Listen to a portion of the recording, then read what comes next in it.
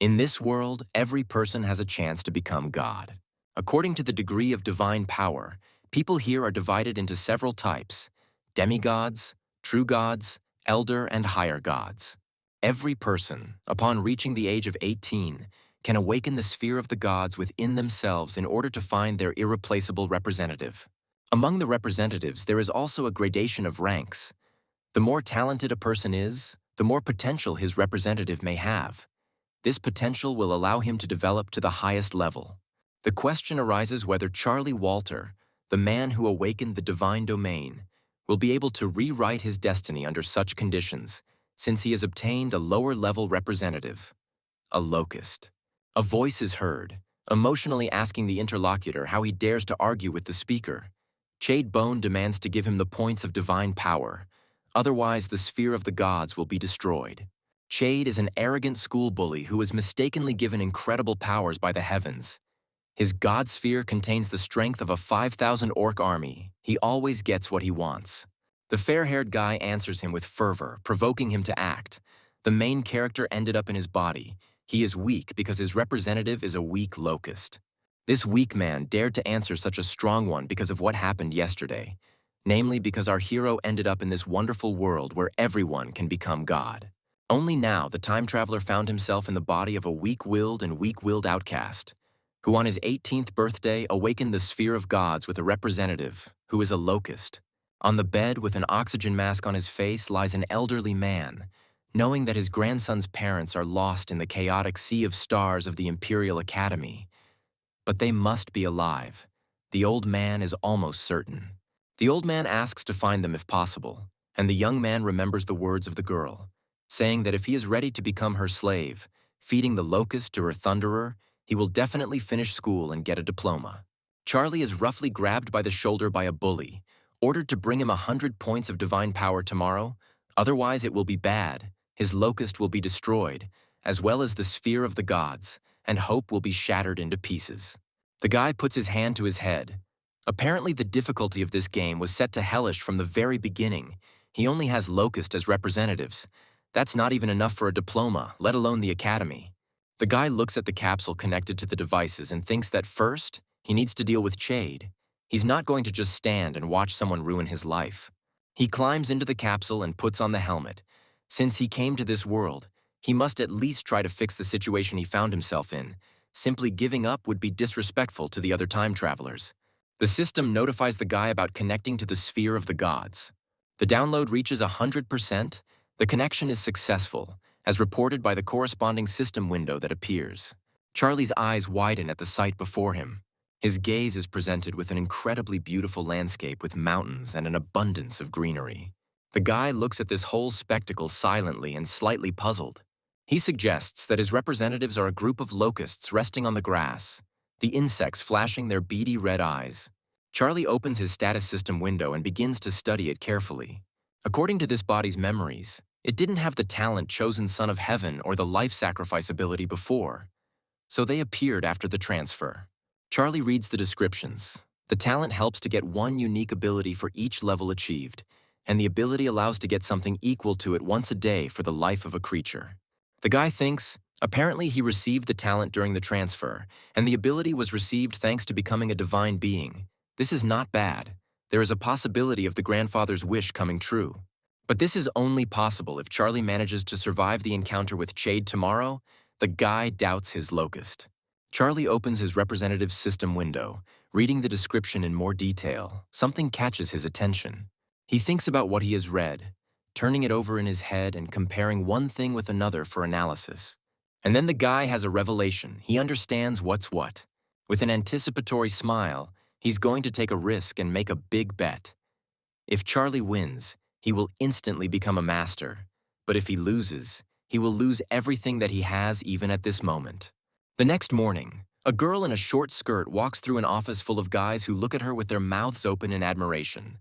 She approaches Charlie's desk and asks if he has thought about her offer and is ready to become her slave. The guy looks at his potential interlocutor sullenly. With her hands on her hips, the girl says that if he accepts her offer, she promises that no one will dare to touch the guy with a finger until the end of the year. After listening to his interlocutor, Charlie, frowning even more, refuses, without even looking at the one who made the offer. The girl puts her hand down on the table in front of her opponent, indignant, asking if he understood what he just said. Without her protection, he would simply be eaten alive. But the guy smiles. Maybe she's right, and they really will manage to devour him before he gets out of here. But he'll still prefer to refuse. Even he has dignity.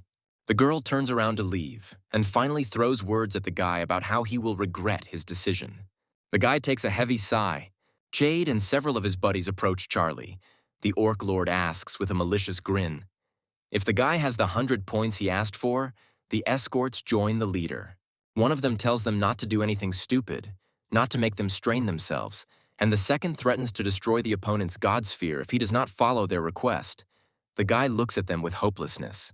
A large hand falls on the boy's shoulder. It belongs to Chade, and Charlie, frowning, asks him to remove it immediately.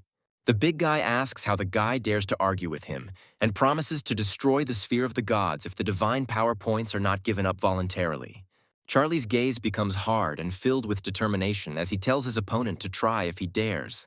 Chade looks at his interlocutor with bewilderment, not understanding what is happening to him today, because before this guy was even afraid to raise his head, and now this and the latter continues to look confidently. The hooligans look towards the girl with pink hair who had approached our hero earlier. Judging by her appearance, it is definitely not about her. Classmates begin to provoke potential participants into a fight.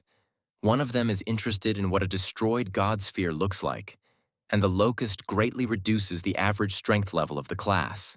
And they also say that the Chade Orc army is among the top 60 representatives in the school. It is interesting to take a look at it.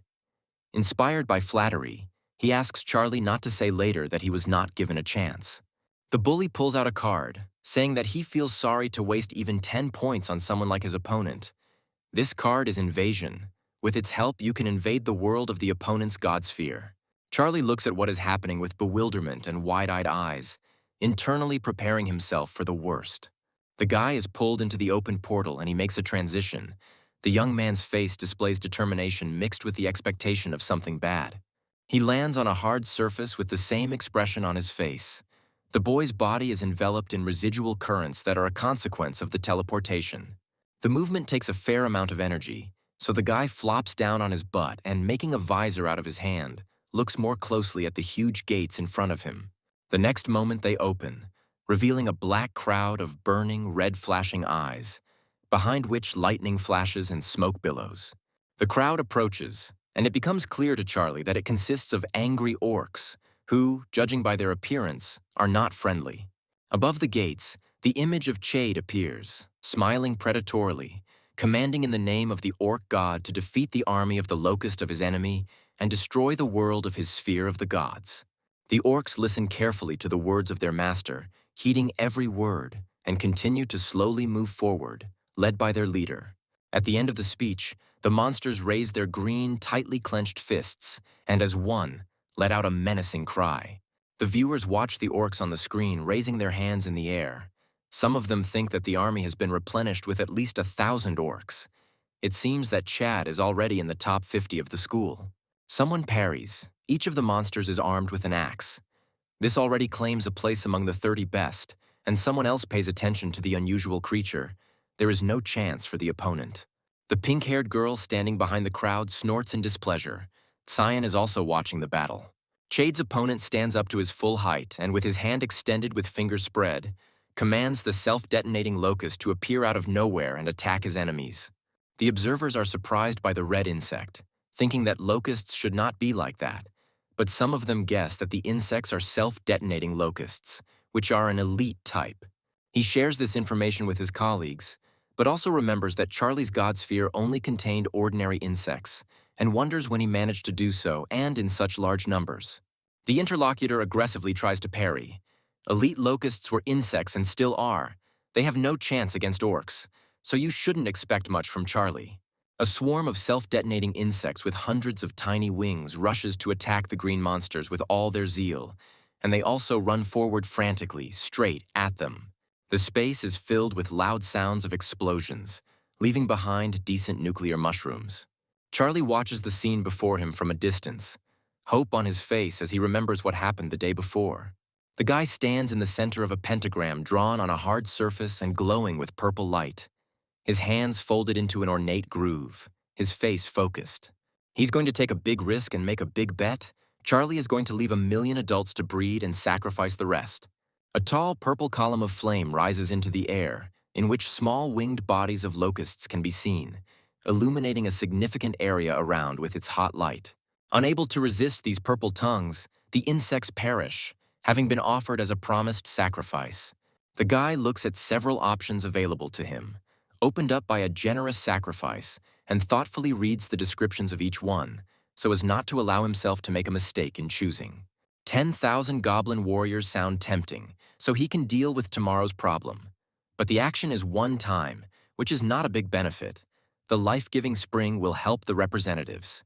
The evolution of the locusts will occur, but it will take time, and the battle will be tomorrow, so this is also not the best option. The third one is more suitable, because the effect is aimed at the representatives and will not disappear later.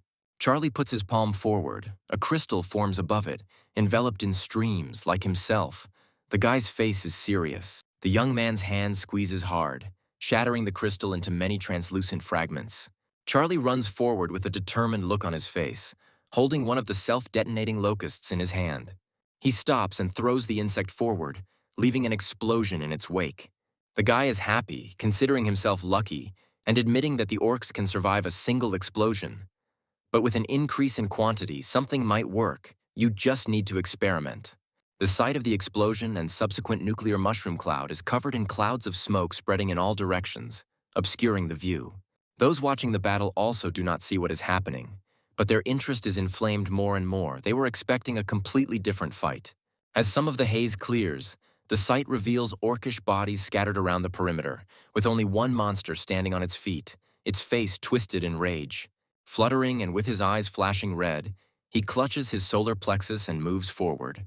Charlie stands in front of the orc, holding his hands in his pockets, and red, almost transparent threads rise up from him, as if tying dozens of insects to himself. A smile touches Kian's lips. The girl speaks out openly, saying that it has become a little more interesting now. The locust, flying away from its owner, heads towards the enemy who remains on his feet, who can only watch indifferently as it approaches, because he can do nothing. Chade's angry, thunderous voice is heard, commanding the surviving orcs to return to their native sphere of the gods as quickly as possible.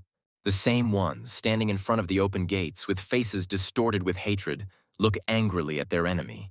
A victorious smile plays on Charlie's face. He enjoys the enemy's escape, but it's too late.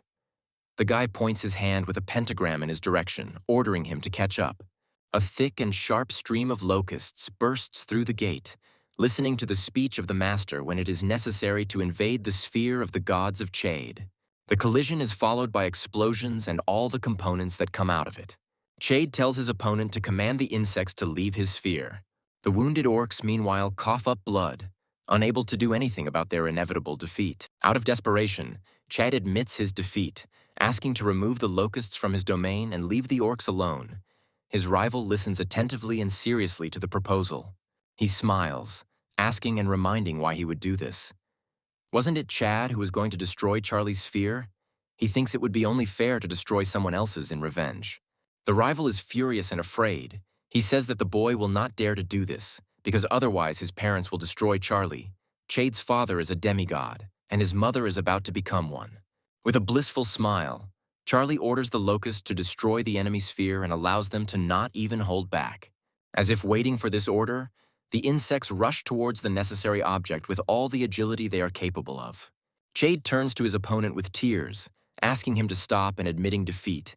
He promises that he will never bother Charlie again and will do anything if he stops. The guy smiles triumphantly, saying that he doesn't need anything from him. He just wants him to suffer the fate that he wanted to bestow on him. Suddenly, Charlie is overtaken by a strong male voice asking the young man to stop. To his right, an image of a man appears, saying that Charlie has won. There is no point in going that far. Chade looks at his savior with tears in his eyes. Rejoicing at the appearance of the teacher, he asks Laramie to stop this madman and stutters about his parents. But the nimble insects continue their attack, driving their bodies into the solid sphere. They find the most vulnerable spots and cracks and attack them precisely. wanting to complete their mission as quickly as possible. Chade continues to scream on the ground about the injustice of this world, continuing to try to beg for help from teacher Laramie, who is hanging in the air, and Charlie is also standing nearby. The man looks at the latter, asking him not to pretend he didn't hear, and he slowly turns his gaze to his interlocutor. Smiling, he says that he heard perfectly well and asks the teacher what he forgot there. The man says that, as a class teacher, he is responsible for his students, so it is only natural that he decided to stop this madness. Then the guy asks another question. Where was the teacher when Chade and the others were bullying Charlie, extorting divine power points? Why didn't he intervene then? The man thinks to himself about the difference between the boys, since Charlie is practically a nobody, and Chade's parents are demigods, and out loud suggests talking about it after Charlie comes to his senses. The guy asks the last question. If he were in the loser's place now, would the teacher intervene in the same way as he did now? The man is silent, and Charlie is not even surprised. He thought so. The guy's face expresses disappointment, although he was convinced of everything he wanted. At the same moment, the Locusts mercilessly attack the sphere of Chad, enveloping it in clouds of nuclear haze and delivering decisive, destructive blows. The owner of this place sits on the ground and weeps around the crumbling monastery, the heart of which has just been destroyed. Standing in front of his teacher, Charlie asks him to leave his domain now, crystal shards flying around. The broadcast ends, and the stunned viewers continue to stare at the blacked-out screen, their mouths open. Chade sits on the floor, leaning against the wall in an exhausted pose, not believing that his classmate actually did this. The office door opens slightly, and teacher Laramie looks inside, telling Charlie to come to him immediately. But no one answers him, and the man enters the classroom, looks around the room and asks where the student he needs is. One of his classmates hesitantly answers that it seems he went home. The man's face is distorted with anger. Clenching his fingers into a fist, he promises in front of the entire class that he will immediately get Charlie expelled. The last one is inside his sphere of gods. Now there is a wasteland, locusts are flying around, and the guy says that it is time to sum up the battle.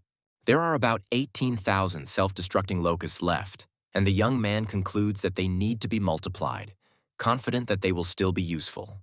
Smiling, Charlie raises his hand into the air, above the palm of which a red fragment appears, which is a fragment of the core of the sphere of Chade.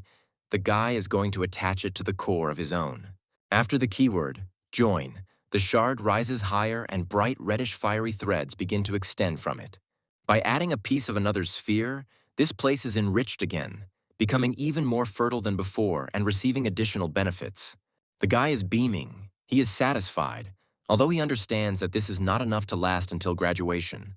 He recalls the words of his former opponent and believes that he won't be able to cope if two demigods come out against him at once.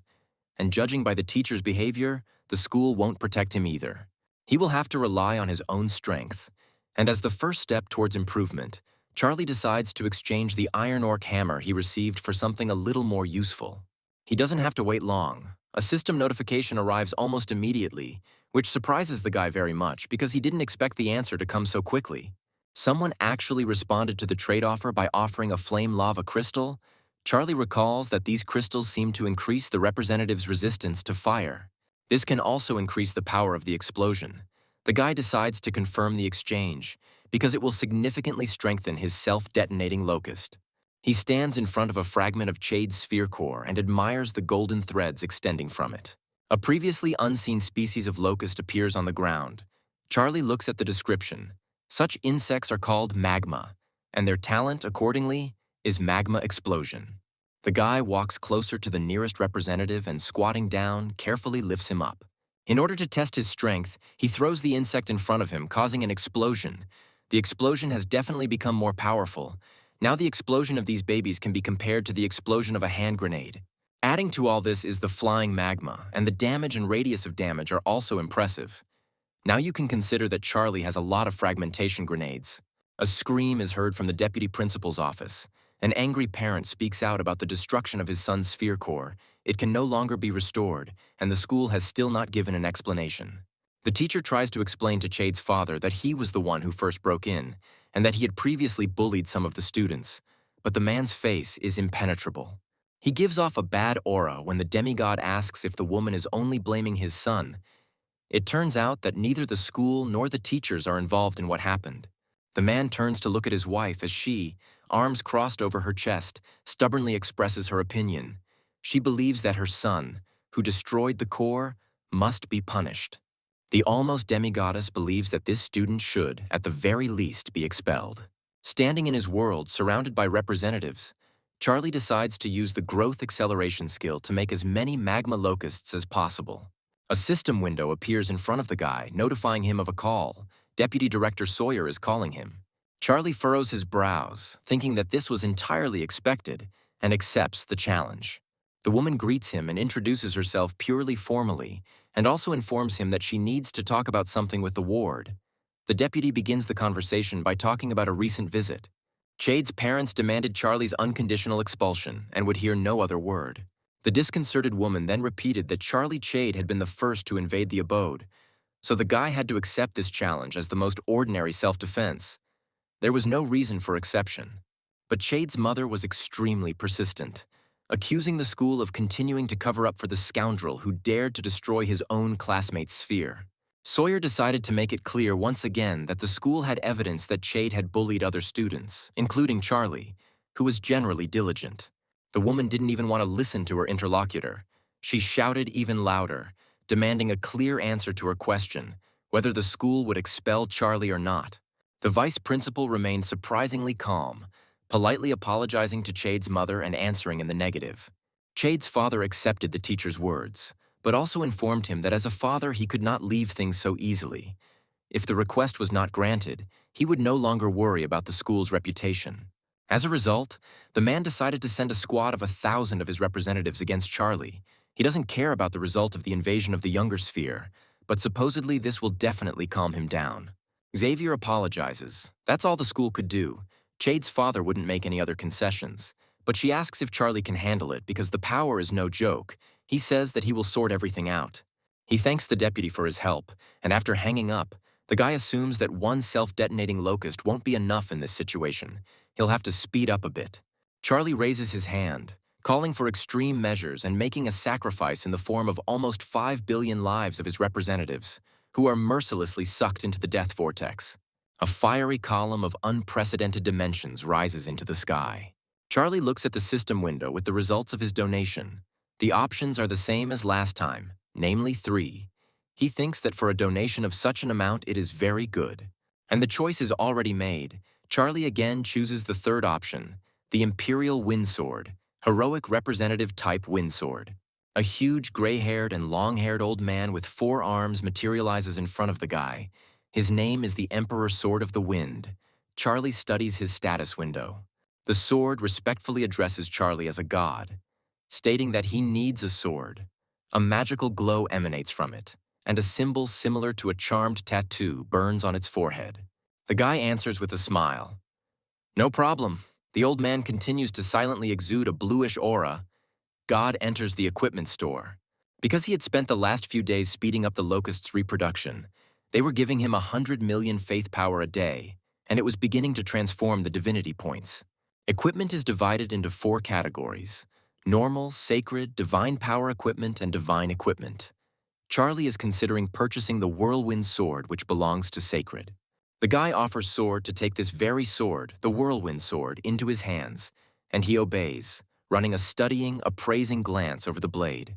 The swordsman immediately prepares to test his new weapon, making a sweeping slashing motion forward, which with its energy and great strength seems to cut through the air itself.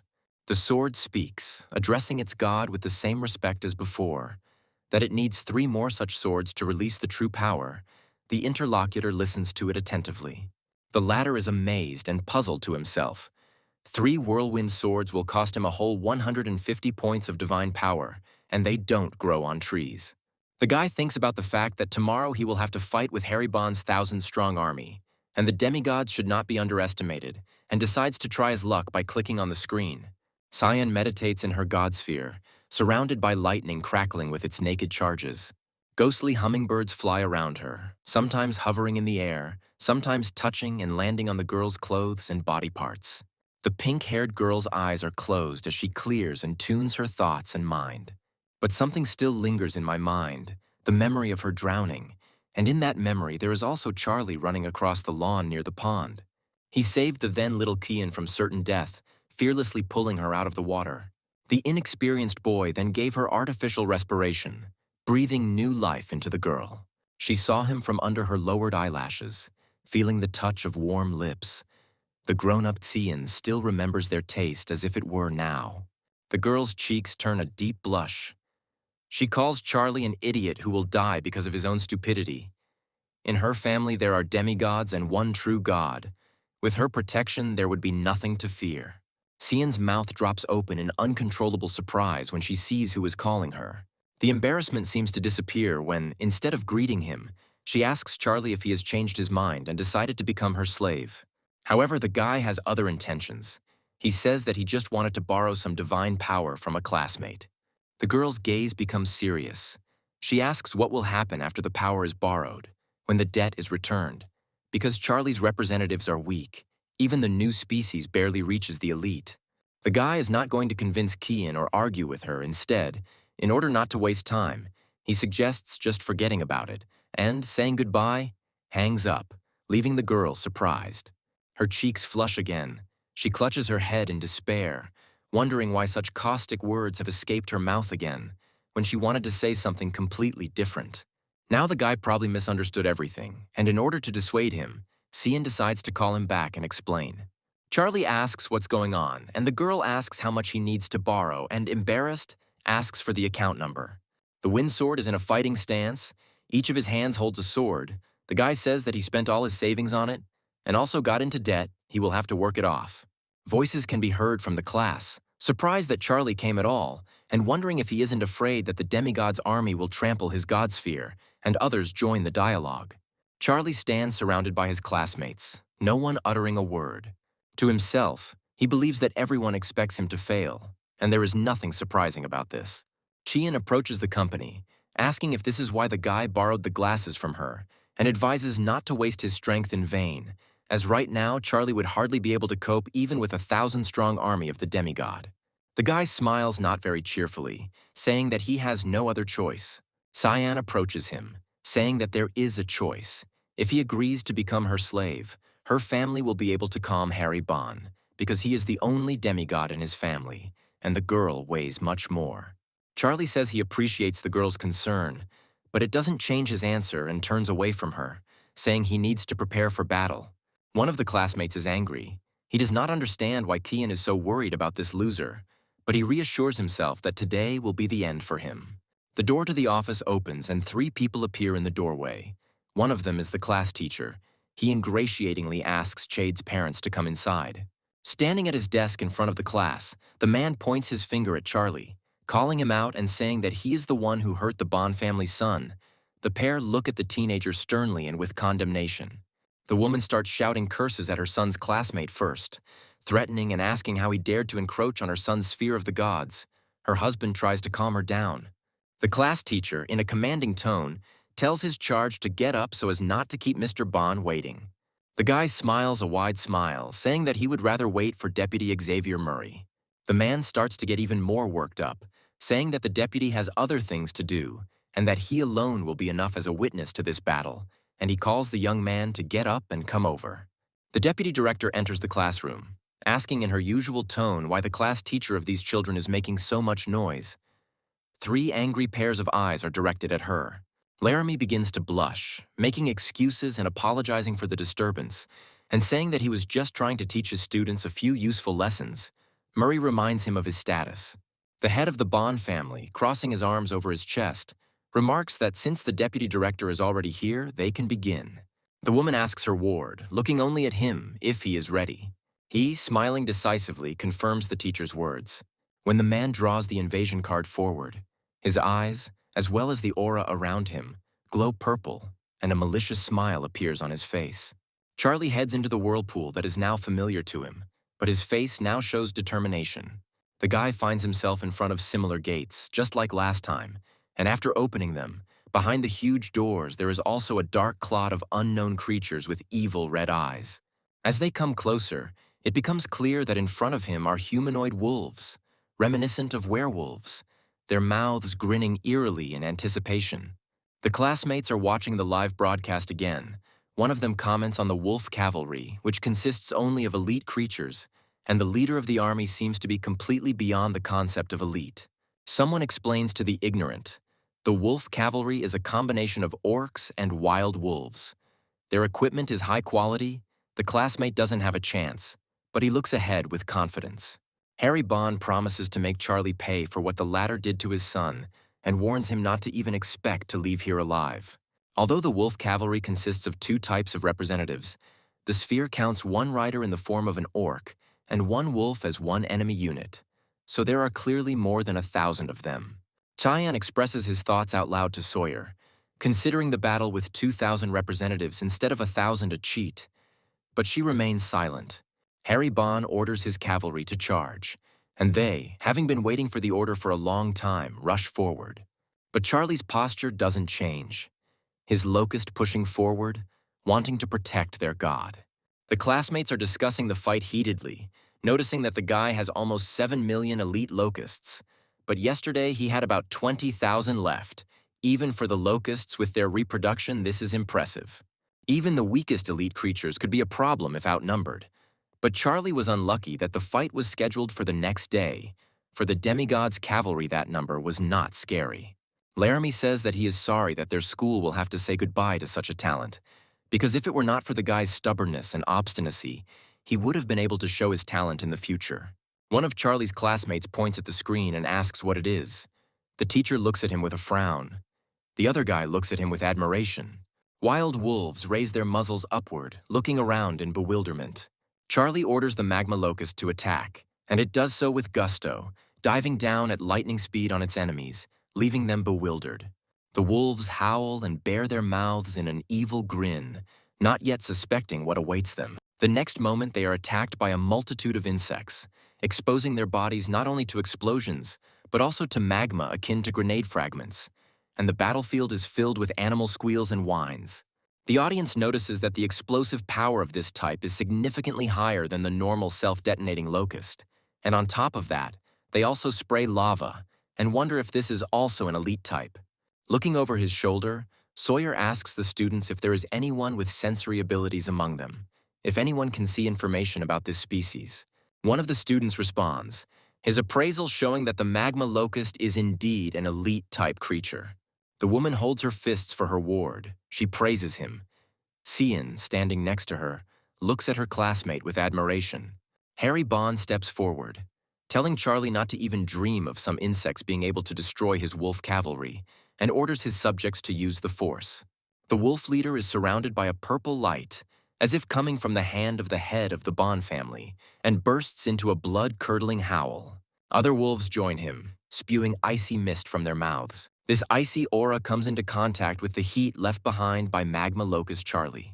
And seconds later, all the fire and heat dies out, leaving behind only physical damage to the surfaces. The observers are not surprised, arguing that the demigod is a demigod. He cannot be defeated by tricks. Their elite has many skills and abilities. Charlie is noticeably inferior now. Harry is going to show his son's classmate his despair, threatening that once he gets his sphere, the boy will be expelled from school. Then there will be no patrons left to protect him from the wrath. The demigod wolf cavalry troops rush into battle and are given the order to destroy the students' core. The wild wolves run past the locust's master, who only watches them with an indifferent gaze. Sawyer Murray, looking down like Cian, says that this is the end for her ward. The girl keeps her thoughts to herself. One of the observers calls everyone else to look at the Charlie sphere, saying that there is someone standing there. The girl with pink hair quickly looks at the screen. The wolves resolutely approach the sphere, but in front of it there really is some kind of silhouette, resembling the body of an obese man with 4 blades. Indeed, if you look closely, you can recognize in the silhouette an elderly man with long hair, and only his face is hard to see. Someone notices that he has the whirlwind swords in his hands, one of which costs 50 points of divine power. In total, Charlie forked out 200. The onlookers are also interested in the creature. Mrs. Sawyer comes to the rescue. She knows that the creature is a representative of the windsword race. Those below the elite type are not born. The woman smiles happily. One of the school children asks if this changes anything. In his opinion, the strength of the head of the Bond family surpasses Charlie, but looking at the woman, he admits that he is wrong. The woman thinks, a puzzled look appears on her face. Of course, her ward is right, but the fluctuations of power emitted by the windsword do not look like elite. He is more like a hero. Harry is running through his head thoughts similar to Murray. He trained for decades, but was only able to raise one hero-type creature. Where could a schoolboy have gotten such a creature from? The man orders his subjects to seize the sword, but not to kill it. He wants to take the creature for himself. He gives the order to destroy the boy's core and bring him the hero. A magical tattoo appears on the hero's forehead and, like his eyes, lights up with a bright light. The long-haired man draws his bushy eyebrows together. He raises his blades up, watching his approaching enemies and preparing to engage in combat. Two orcs on wolves are rapidly approaching, brandishing their barbaric weapons. The man unleashes a strike called the third-level Storm Slash, and the enemy warriors' bodies fall to the ground, cut in two. The wise old man deftly twirls blades in all his hands at once, shining with glowing eyes and combining deadly techniques with skillful movements of a seemingly gigantic body. He uses level 1 Steel Vortex, and several wolves fly up in shock with a distinctive whine. New ones come to the aid of their fallen comrades, but they themselves understand inside that exactly the same fate awaits them. An orc rushes forward, opening his fanged mouth wide and releasing icy breath with a roar, his red eyes blazing with hatred and malice. The enemy's technique causes the mighty old man's lower legs to turn to ice and freeze to the surface, but his face is calm. One of the orcs, uttering a war cry, raises his hand with a sword, thereby giving his wolves the order to attack. The red-eyed monsters, opening their mouths, rush to attack. But Sword, his eyes flashing, raises all four hands up. He has a plan.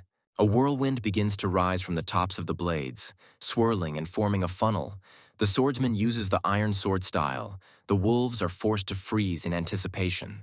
The man directs this stream of pure energy in front of him, bringing it down on his enemies, and they immediately disappear behind this ghostly light. The sword speaks the activation words, and an area for a decent distance around it is covered in an explosion, spreading a shockwave in its wake. Some of Charlie's classmates watching the epic spectacle think that this is too much, while the faces of everyone else express bewilderment. The four-armed elder stands majestically over one of the defeated enemies, his gaze stern and merciless. Harry swears. He orders the wolf cavalry general to raise the place to the ground. The anger in the man's voice is clearly heard. A huge wolf paw takes a step forward, a purple and powerful aura swirling around it. The wolf cavalry general enters the battle, his red eyes gleaming menacingly and his face impenetrable. When Harry hears a voice behind him, he jumps in surprise, and the man is asked if he really thought of breaking his word. A majestic man appears next to him. His gaze is serious. Based on the address of the head of the Bond family, one can conclude that this man is the director. Harry's voice trembles, his hand pointing towards his army as he tells the man he wouldn't dare, and orders the wolf cavalry to retreat, the man hovering nearby. The director looks at Charlie and his great swordsman, standing a little further away. A half-smile appears on the man's lips as he gives a good assessment of his charge's battle.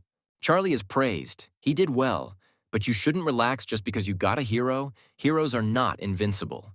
With the current level of strength, it will be difficult to even squeeze into the top 3 of the school. A guy approaches the deputy director. He has a request. A woman is interested in her character. With a determined look, the schoolboy declares that he wants to transfer to another class. His class teacher looks at his charge in bewilderment. The man changes his tune, admitting that he had indeed spent little time with the student before, but now promises to improve in order to make him one of the best. Smiling sweetly, Laramie asks to give him another chance because he can provide the student with all the necessary resources for development, while thinking to himself about his own selfish goals. But Charlie is not going to give in. He once again repeats his request to change classes. The man looks at him discouraged, unable to put a couple of words together. Sawyer joins the conversation. She says that a guy can't just change classes because there are many school rules for this. But despite this, he can try to pass the test that the school will prepare, and if he passes it successfully, he can still realize his desire. Charlie firmly clenches his fist and declares his readiness to take this test, while his classmates standing behind him look at the boy in surprise. Chien suddenly jumps up from her seat and interrupts the conversation, declaring that she is also ready to take the test to change classes. Laramie looks at the girl puzzled and feeling awkward, says that if she is not happy with something, she can contact him directly and not act so thoughtlessly. He offers to stay after class to discuss it, but the girl says that she has no complaints against him, she just wants to change classes. Another student raises his hand, standing up from his seat and declaring that he also wants to change classes. Now standing next to Kian looks at him in surprise. Laramie barely contains his anger, asking why Salt Church wants to leave. He is the class president, and he thanks the teacher and says that he has good reasons for doing so. The guy turns his gaze to Cian, thinking that he will follow her anywhere, and one day she will definitely become his. The deputy director agrees with everything, saying that they will have everything ready by tomorrow, and then turns to leave and asks Laramie to follow her. The clock on the front of the school shows 3 o'clock in the afternoon. A girl follows Charlie as he leaves. She runs after him, asking where the guy got the hero from, but he replies that it has nothing to do with Kian. The girl says that she certainly does, because her classmate owes her 150 points of divine power, and if he doesn't return them to her, he will become her slave, so she has the right to know where the hero came from. The guy calmly says that he will return 5 points as a percentage right now, but he won't tell anything about the hero. It doesn't work that way. He makes a move, hiding in the portal, and the girl shouts a curse after him, looking at the almost closed funnel. Charlie moves to his divine residence. The guy opens the Locust quantity status window, and after checking the numbers, concludes that he won't be able to gather a large army in a couple of days. Tomorrow's test will be difficult for him. The sword approaches the god of this place, informs the owner that the white wolves and riders have hidden in the mines, and asks if he should get rid of them. The guy thinks about it. He guessed about such an outcome and understands that it is impossible to leave enemies alive. But a regular murder would be a great waste. Before the young god can give the order to his subordinate to seize them without killing them, he takes off from the spot, hurrying to fulfill the will. 2 hours later, the tied-up werewolves are already kneeling before the owner of this place, and he looks at them without much enthusiasm. Charlie considers sacrificing the enemy representatives and opens the appropriate system window. He takes the necessary stance, starting the process of sacrifice, and wines begin to swirl around him. There are 3 options to choose from based on the result: a single alpha mechanism, a first-level artifact, a smelting furnace blueprint, and also 1 or 3 observation towers. Charlie doesn't like any of the options. The first one is not bad, but the guy is not sure that he will be able to control it through the locusts. It is unlikely that she will be able to cook anything in the furnace, and from a shallow height, it is unlikely that she will be able to see anything. He remembers that he had about 200 orcs left after defeating Chad, and he wonders what they are doing now. Charlie activates Hawkeye. Green monsters do physical work, they mine ore. Noticing that the huge ghostly eye of their new god is watching them, one of the orcs thanks him for giving the race a wonderful life. The guy remembers that after the victory, he gave them only one order to mine ore, and suggests that the race was originally created for the purpose of mining ore, and Chade forced them to fight. If you look closely at the work of the orcs, you can really see the talent. This can be used in the future, turning them into equipment manufacturers. Then the furnace can come in handy. Upon purchasing and installing it, Charlie tells the orcs that he is gifting them this smelter and hopes that the creatures will live up to his expectations, and they are flattered, expressing recognition and gratitude. A teacher's council is taking place, with Laramie sitting at the head of the table, raising the issue of transferring his students and asking what his colleagues think about it, since the school entrusted it to them. One of them thinks that there is nothing to think about.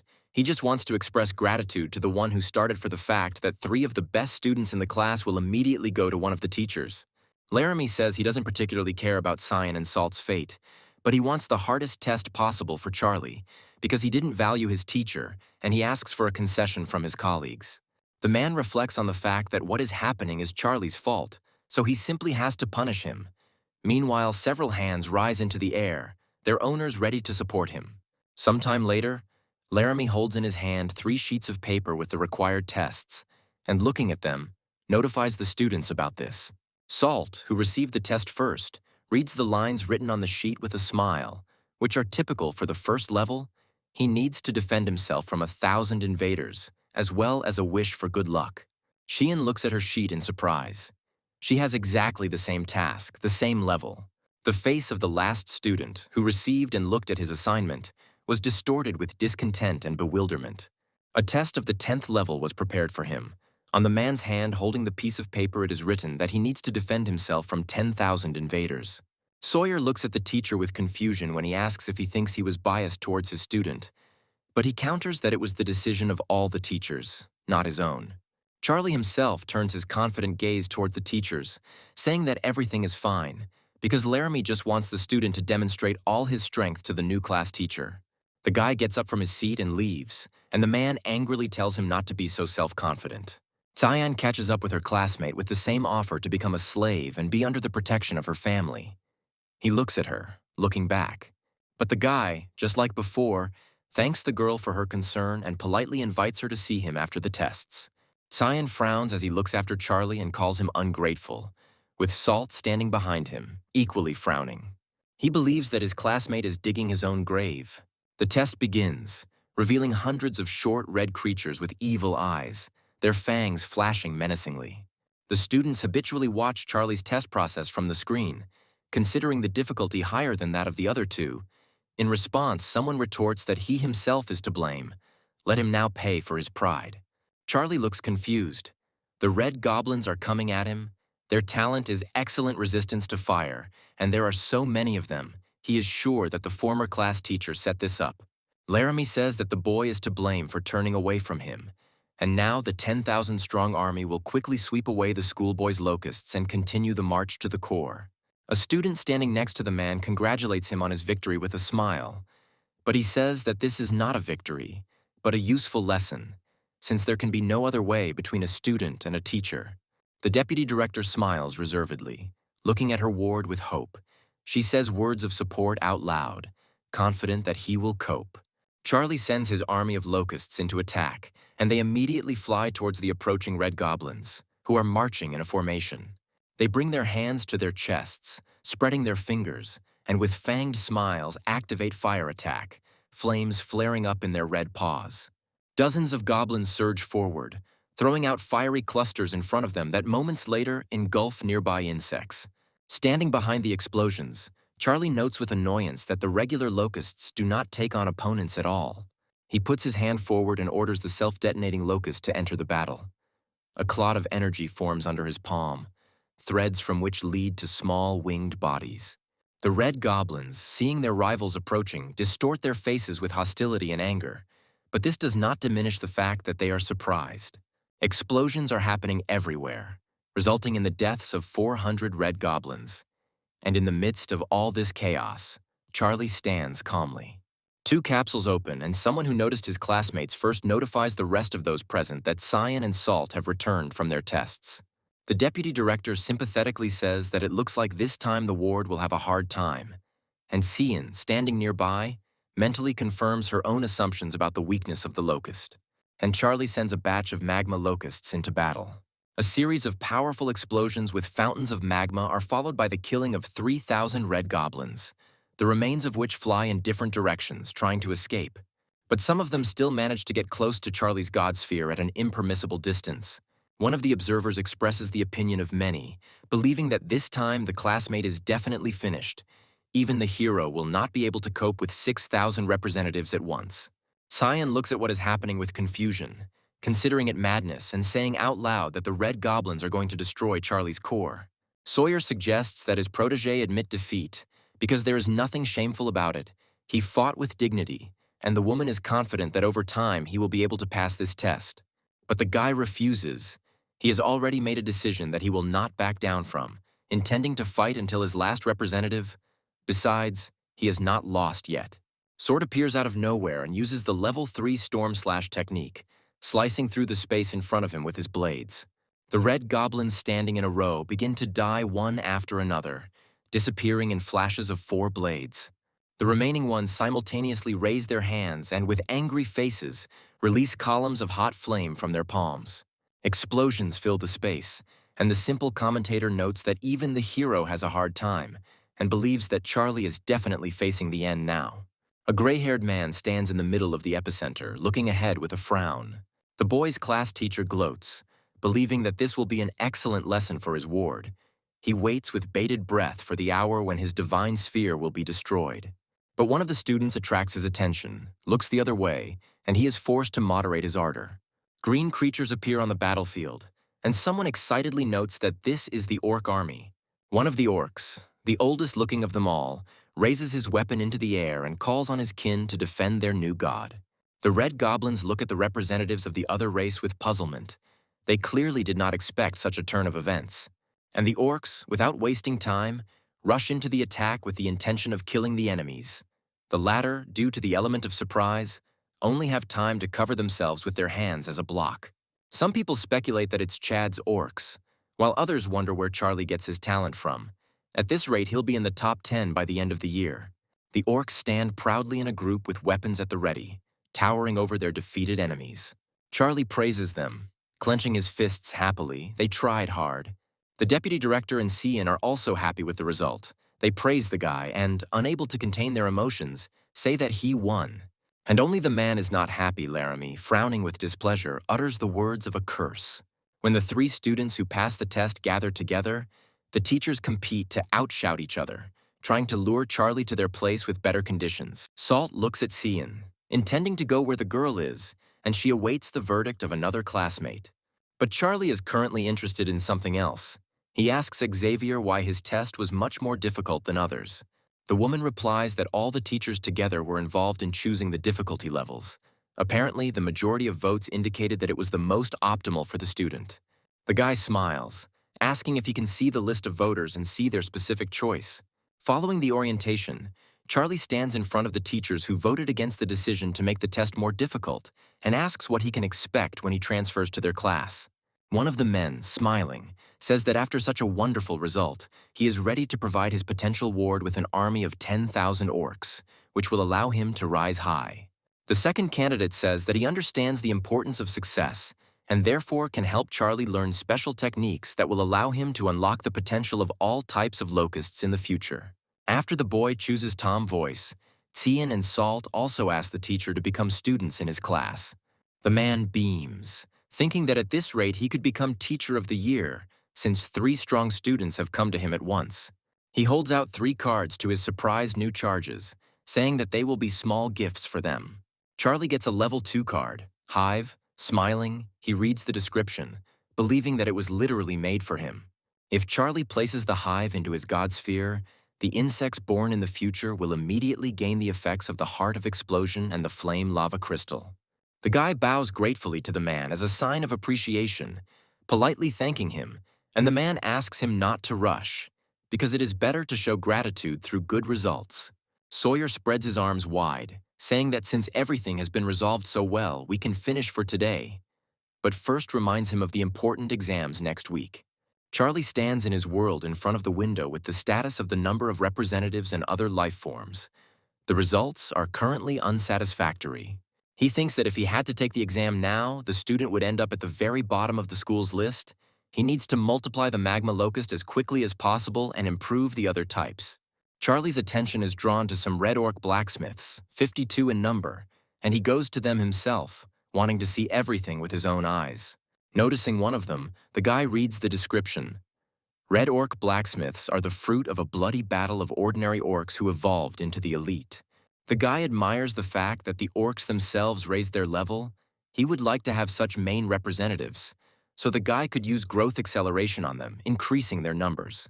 4 days later, Charlie checks the common locust population to perform his favorite sacrifice, and he glows purple, frowning in concentration.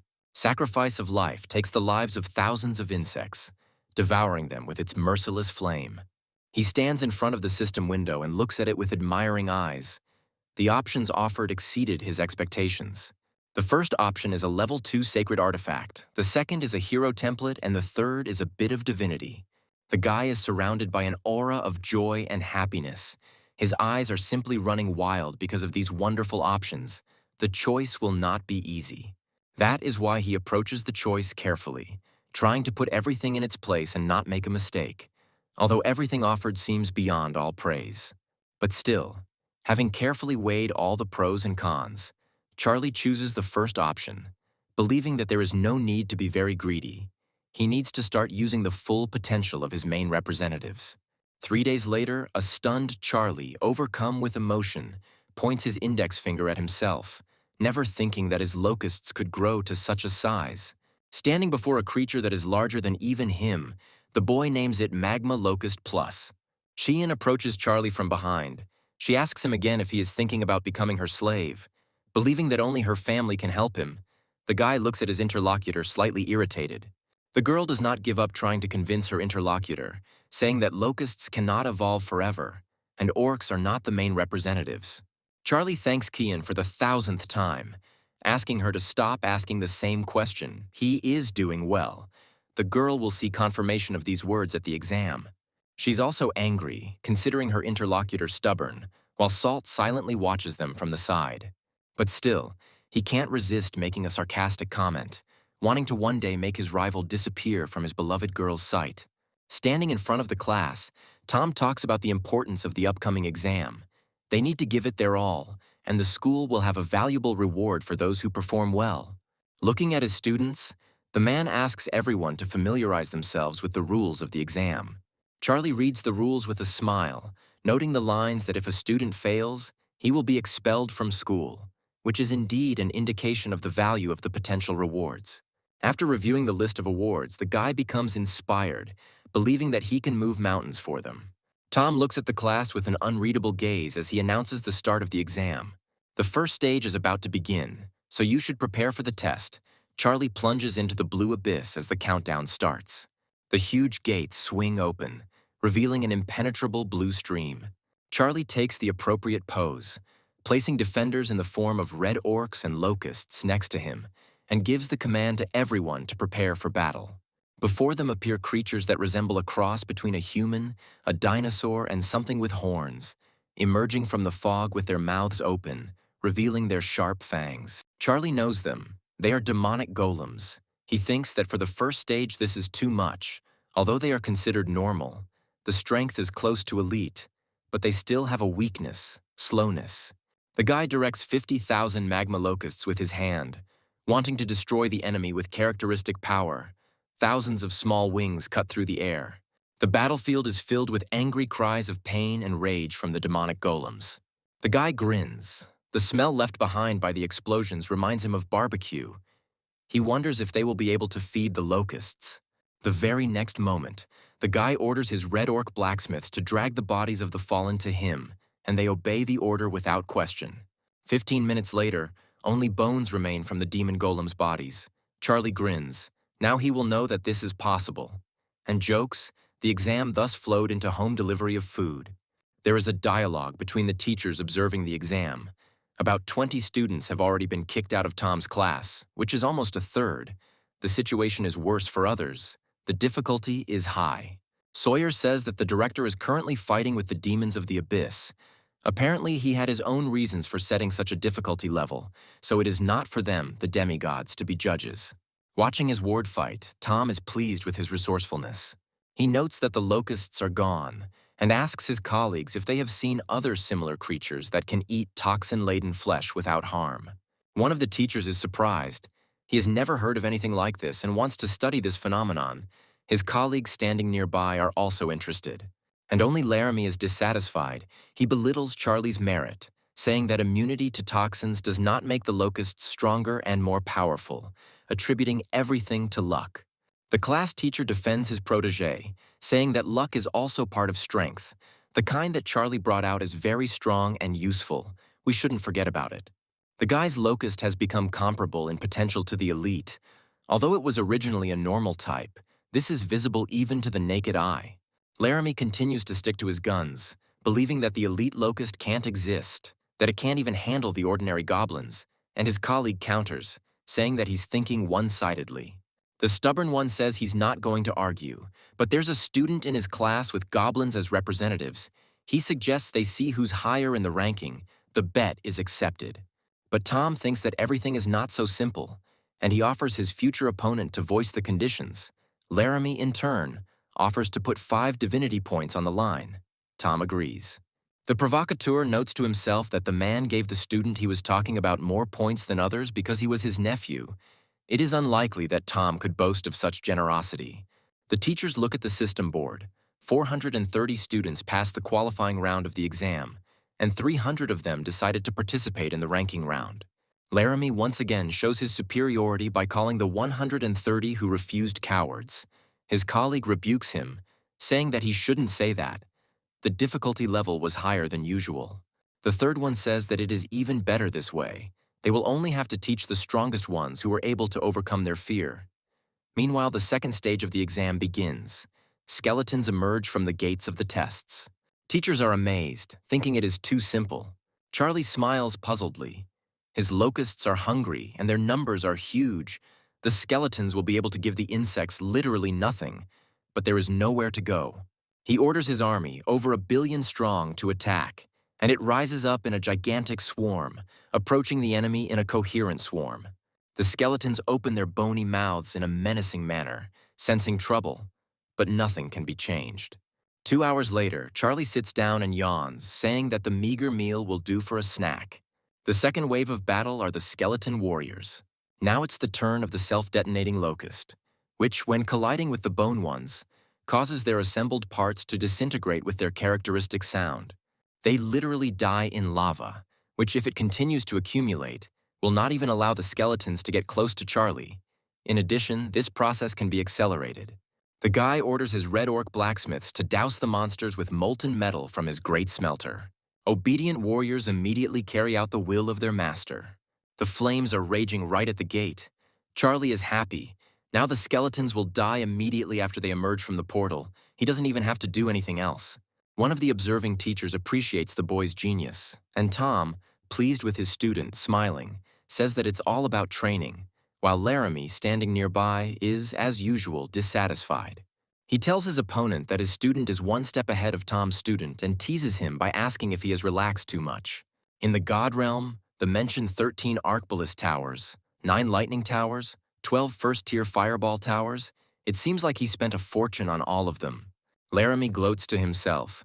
He is sure that no one else has invested so much in their student, so he believes that his nephew is simply obliged to take first place in the exam.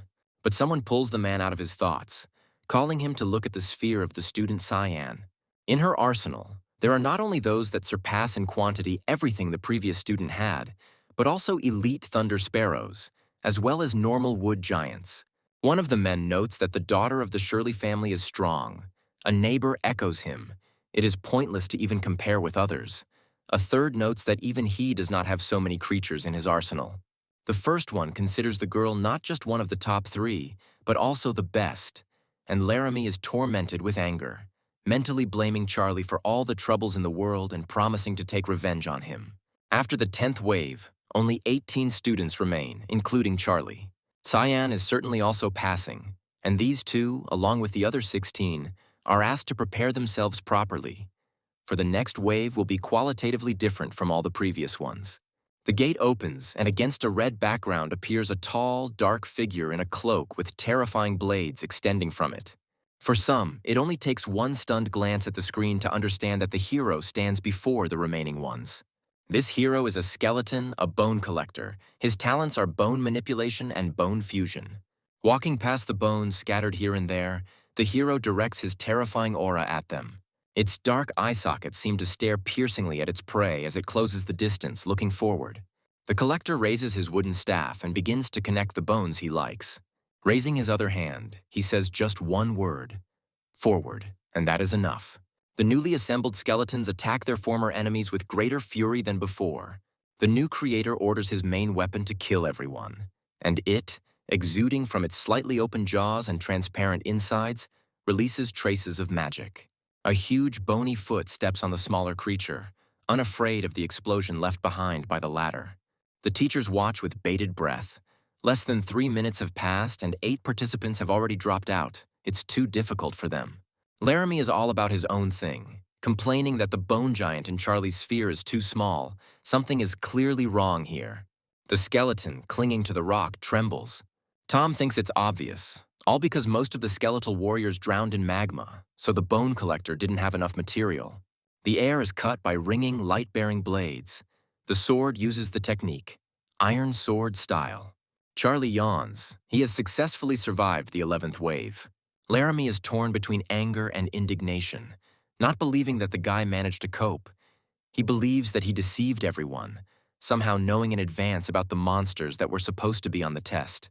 Tom stands up for his student, asking his colleague for evidence, and he loudly declares that the man sided with Charlie and threatens to report him to the appropriate authorities. He says that even without evidence, everything is clear, because everyone saw what Charlie did to the skeleton warriors. No one in their right mind would start cleaning up the bodies, unless, of course, they knew about the collector. Tom asks his colleague to stop talking nonsense, but he doesn't even think of stopping, saying that what he said is the absolute truth, and believing that the school should sort everything out by handing out punishment. Xavier also enters the conversation, saying that this is impossible. The director himself was dealing with the monsters. If anyone thinks otherwise, he is accusing the director himself, and this is a false accusation. These words sober Laramie up a bit. He gets embarrassed, starting to mumble that he hadn't thought about anything like that, and apparently the guy really is lucky, but he still considers what happened unfair. The woman says that the man himself should understand what nonsense he just said, because everyone arranges their sphere the way they want. That is, the results are the merit of the owner of the place. Taking advantage of the moment, Xavier asks if Laramie thinks it is fair for him to sponsor his nephew or for Shirley Xian's family to do so. Tom hears this and moves closer to his opponent, asking if this is the reason he proposed the bet. He didn't know that the student in question was Laramie's nephew, but he doesn't refuse the bet. In the sphere of the gods of Laramie Michael, a huge skeleton stands, looking back with its red eyes at the owner of this place, who veiledly admits his defeat. Behind him lie the fallen bodies of his representatives, the goblins. And finally, the guy openly admits his defeat. Tom notes that Michael failed by giving up, and thus he won the bet. Hoping that his colleague will not back down in front of witnesses, the man asks where his promised glasses are. Passing the corresponding card to his opponent, Laramie asks Tom not to spend the points yet because he will soon get them back. An hour and the 13th wave later, there are 3 participants left, including Charlie and Xian. Now it only remains to understand which of them will take what place. The 14th wave forces Faust Horn, the 3rd participant in the top, to admit defeat. After 2 more waves, Kyan surrenders.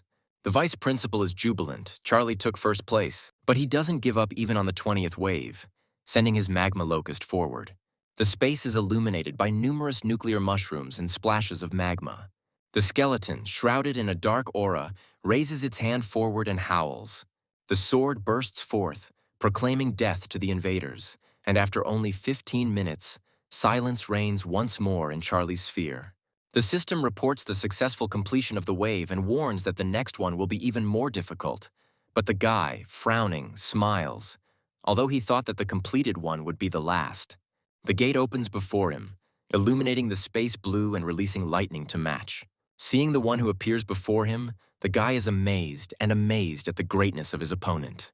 At the gate stands a creature that looks incredibly human. One of the teachers exclaims. He notices the skeleton queen in Charlie's opponent. The others look at the screen in amazement as well. The guy says that he didn't expect to see a creature like Lord, and suggests that he doesn't have enough strength to fight this fury. He raises his hand, admitting defeat. The skeleton mistress rises from her pedestal in indignation. She doesn't want to let go of her victim so easily and raises her hands up, spewing lightning. Her face contorts into a grimace and a growl escapes her toothy maw as she charges forward.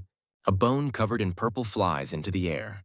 Something flashes past Charlie, causing him to look amazed. An explosion flares up behind the young man, and he turns around, not understanding what is happening here. The gates close with a powerful and distinctive sound. Charlie finds himself in a familiar swirl of blue and blue hues.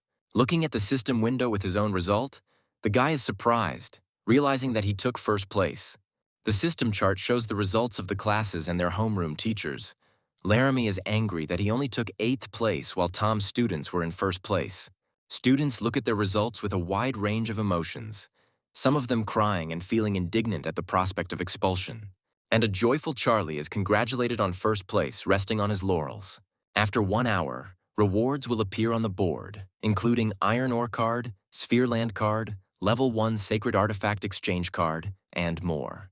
The students are amazed at their number, realizing that they all now belong to only one contender, Charlie. The lucky owner is thinking about how to use all these cards wisely, but his problem is quickly solved. Teacher Tom offers his help to his ward, and the latter, smiling contentedly, is glad that he can be relied on. The cards received as rewards help Charlie to arrange the terrain of his god sphere favorably. The guy looks thoughtfully at the offered weapon and understands that the card can only be exchanged for one. It is not profitable at the moment. It is better to look for something like hammers for orc blacksmiths. And he finds it among the received awards. Warhammer, Purgatory. Only the minimum criterion for use is a heroic type of creature with the fire attribute. The guy thinks that he won't be able to use this weapon now. He needs to wait until the red orcs reach the rank of hero. Tom says that the main exam is a test after which only the strongest survive. He asks the top 3 participants to come to the board. Classmates look back at Charlie. The last ones to come to the board are Cian and Faust. The teacher says that since Charlie has become the strongest among the 3, he will receive 100 class points and will also be able to choose any of the treasures given to the class. After these words, the boy becomes interested in what treasures the teacher mentioned, and soon he is given the opportunity to see them with his own eyes. Looking at the entire list, Charlie chooses the life-giving spring, which can produce water that better nourishes creatures and has a beneficial effect on the environment of the god realm. Tom looks thoughtfully at his protege, believing that he has enormous potential because he did not chase after momentary power, but decided to start with developing his strengths. Charlie takes his seat and hears the voice of one of his classmates from the side, who congratulates him, believing that the guy has risen well. A classmate approaches Charlie and asks him to sell him a divinity point, offering 105 million divine power points for it right now. Charlie looks at his interlocutor with distrust, thinking that something is clearly wrong here. Because he added 5 million on top of the usual cost, he directly asks why he needs it. The interlocutor jokes, pressing the lever of an instant and such an impressive sum, adding that it will be enough to change the representative and change fate. But Charlie resolutely refuses. The guy admits that his grandfather needs divinity. He lacks only one thing to become a true god, and Charlie wins, receiving not only millions, but also the debtor to boot. He thinks about it.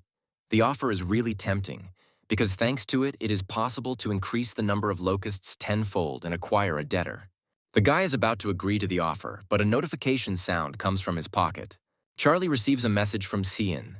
The girl offers to buy 1 point of divinity from him for 150 million. The guy is surprised by such a generous offer, wondering how much money Shirley's family has. Meanwhile, Cian sends another message, asking if Charlie really thought that 1 divinity point was only worth 100 million.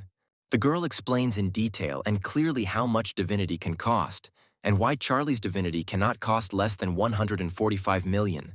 The guy is surprised by her knowledge. He also understands that his classmate tried to deceive him and sends him far away. He is perplexed by the sudden change in the mood of the potential merchant.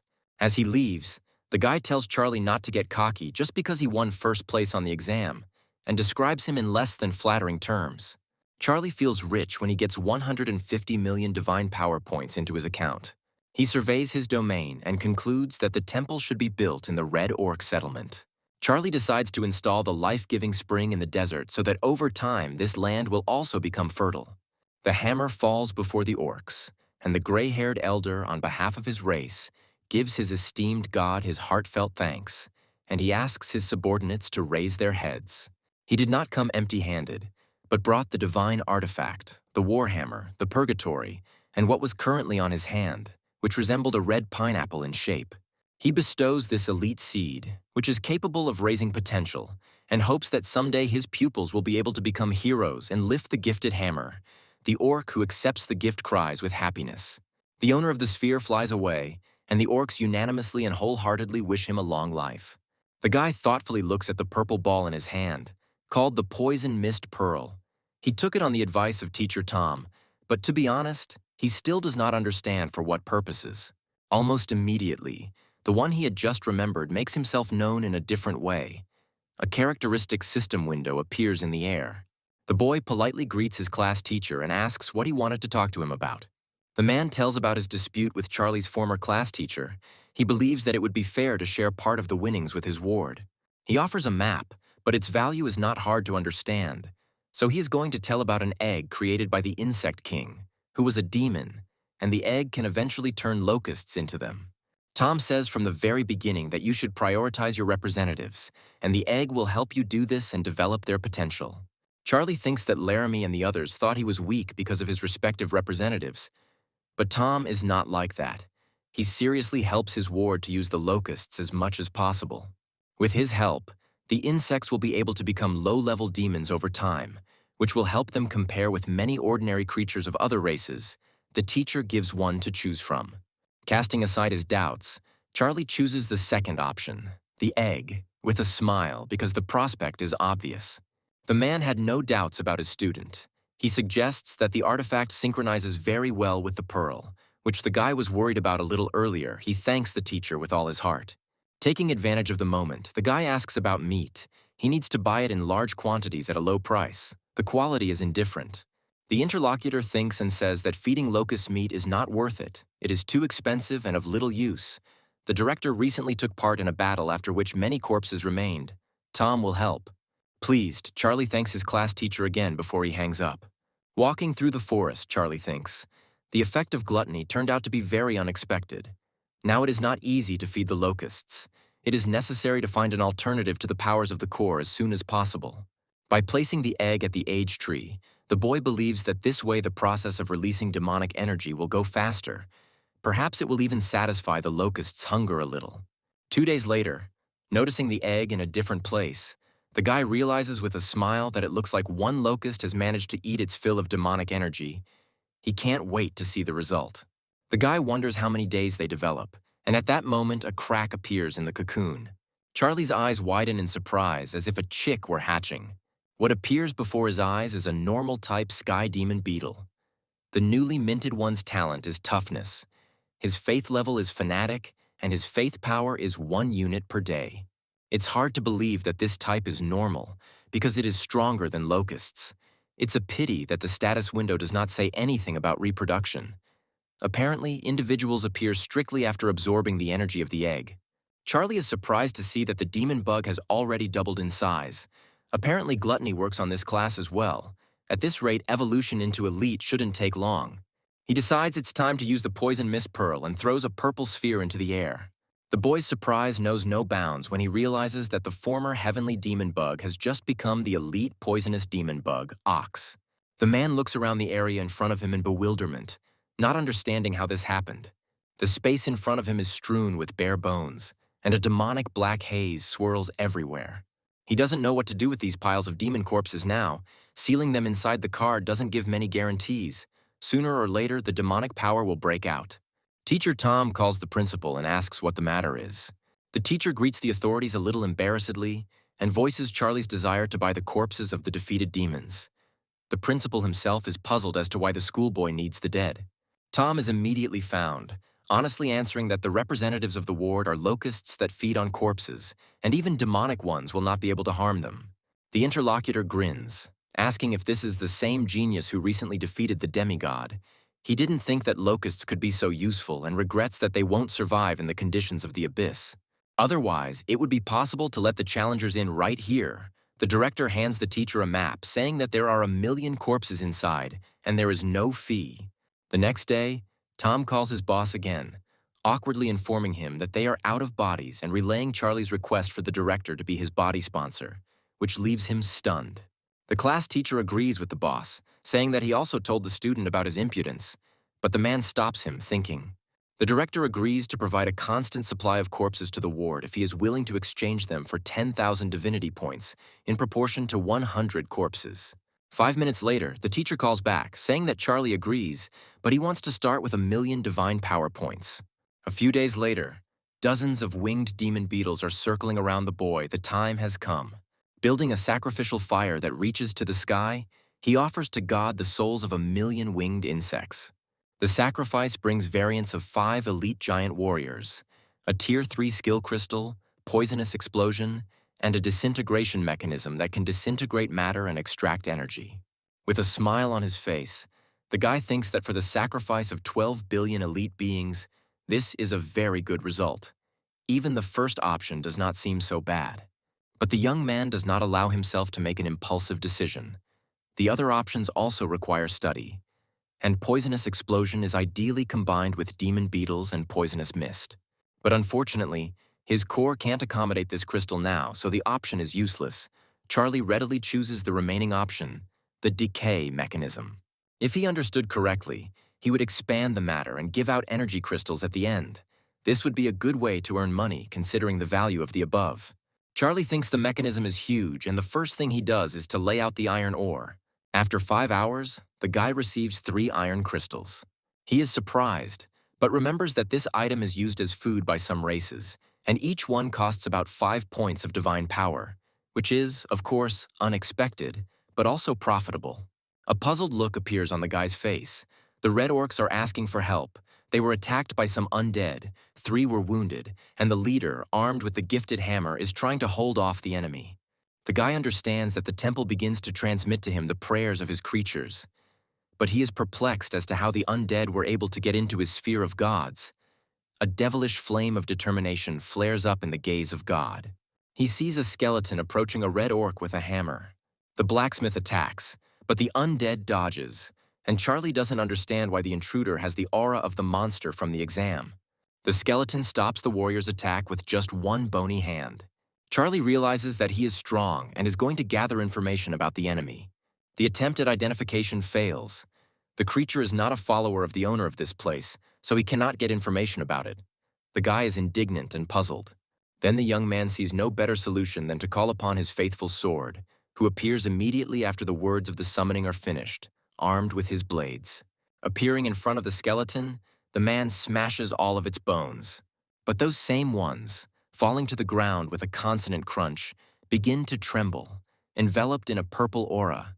The reddish fire of empty eye sockets does not go out for a moment. He rises seconds later, rising to his full height, extra bones swirling around him, rattling menacingly. Charlie comes to the rescue himself, ordering the enemy to obey him and believe in him. Arguing that only in that case the monster will be able to be reborn, the skeleton turns around. But the monster does this only to strike, fortunately. The god of this world came only in the form of his illusion. He calls the skeleton naive.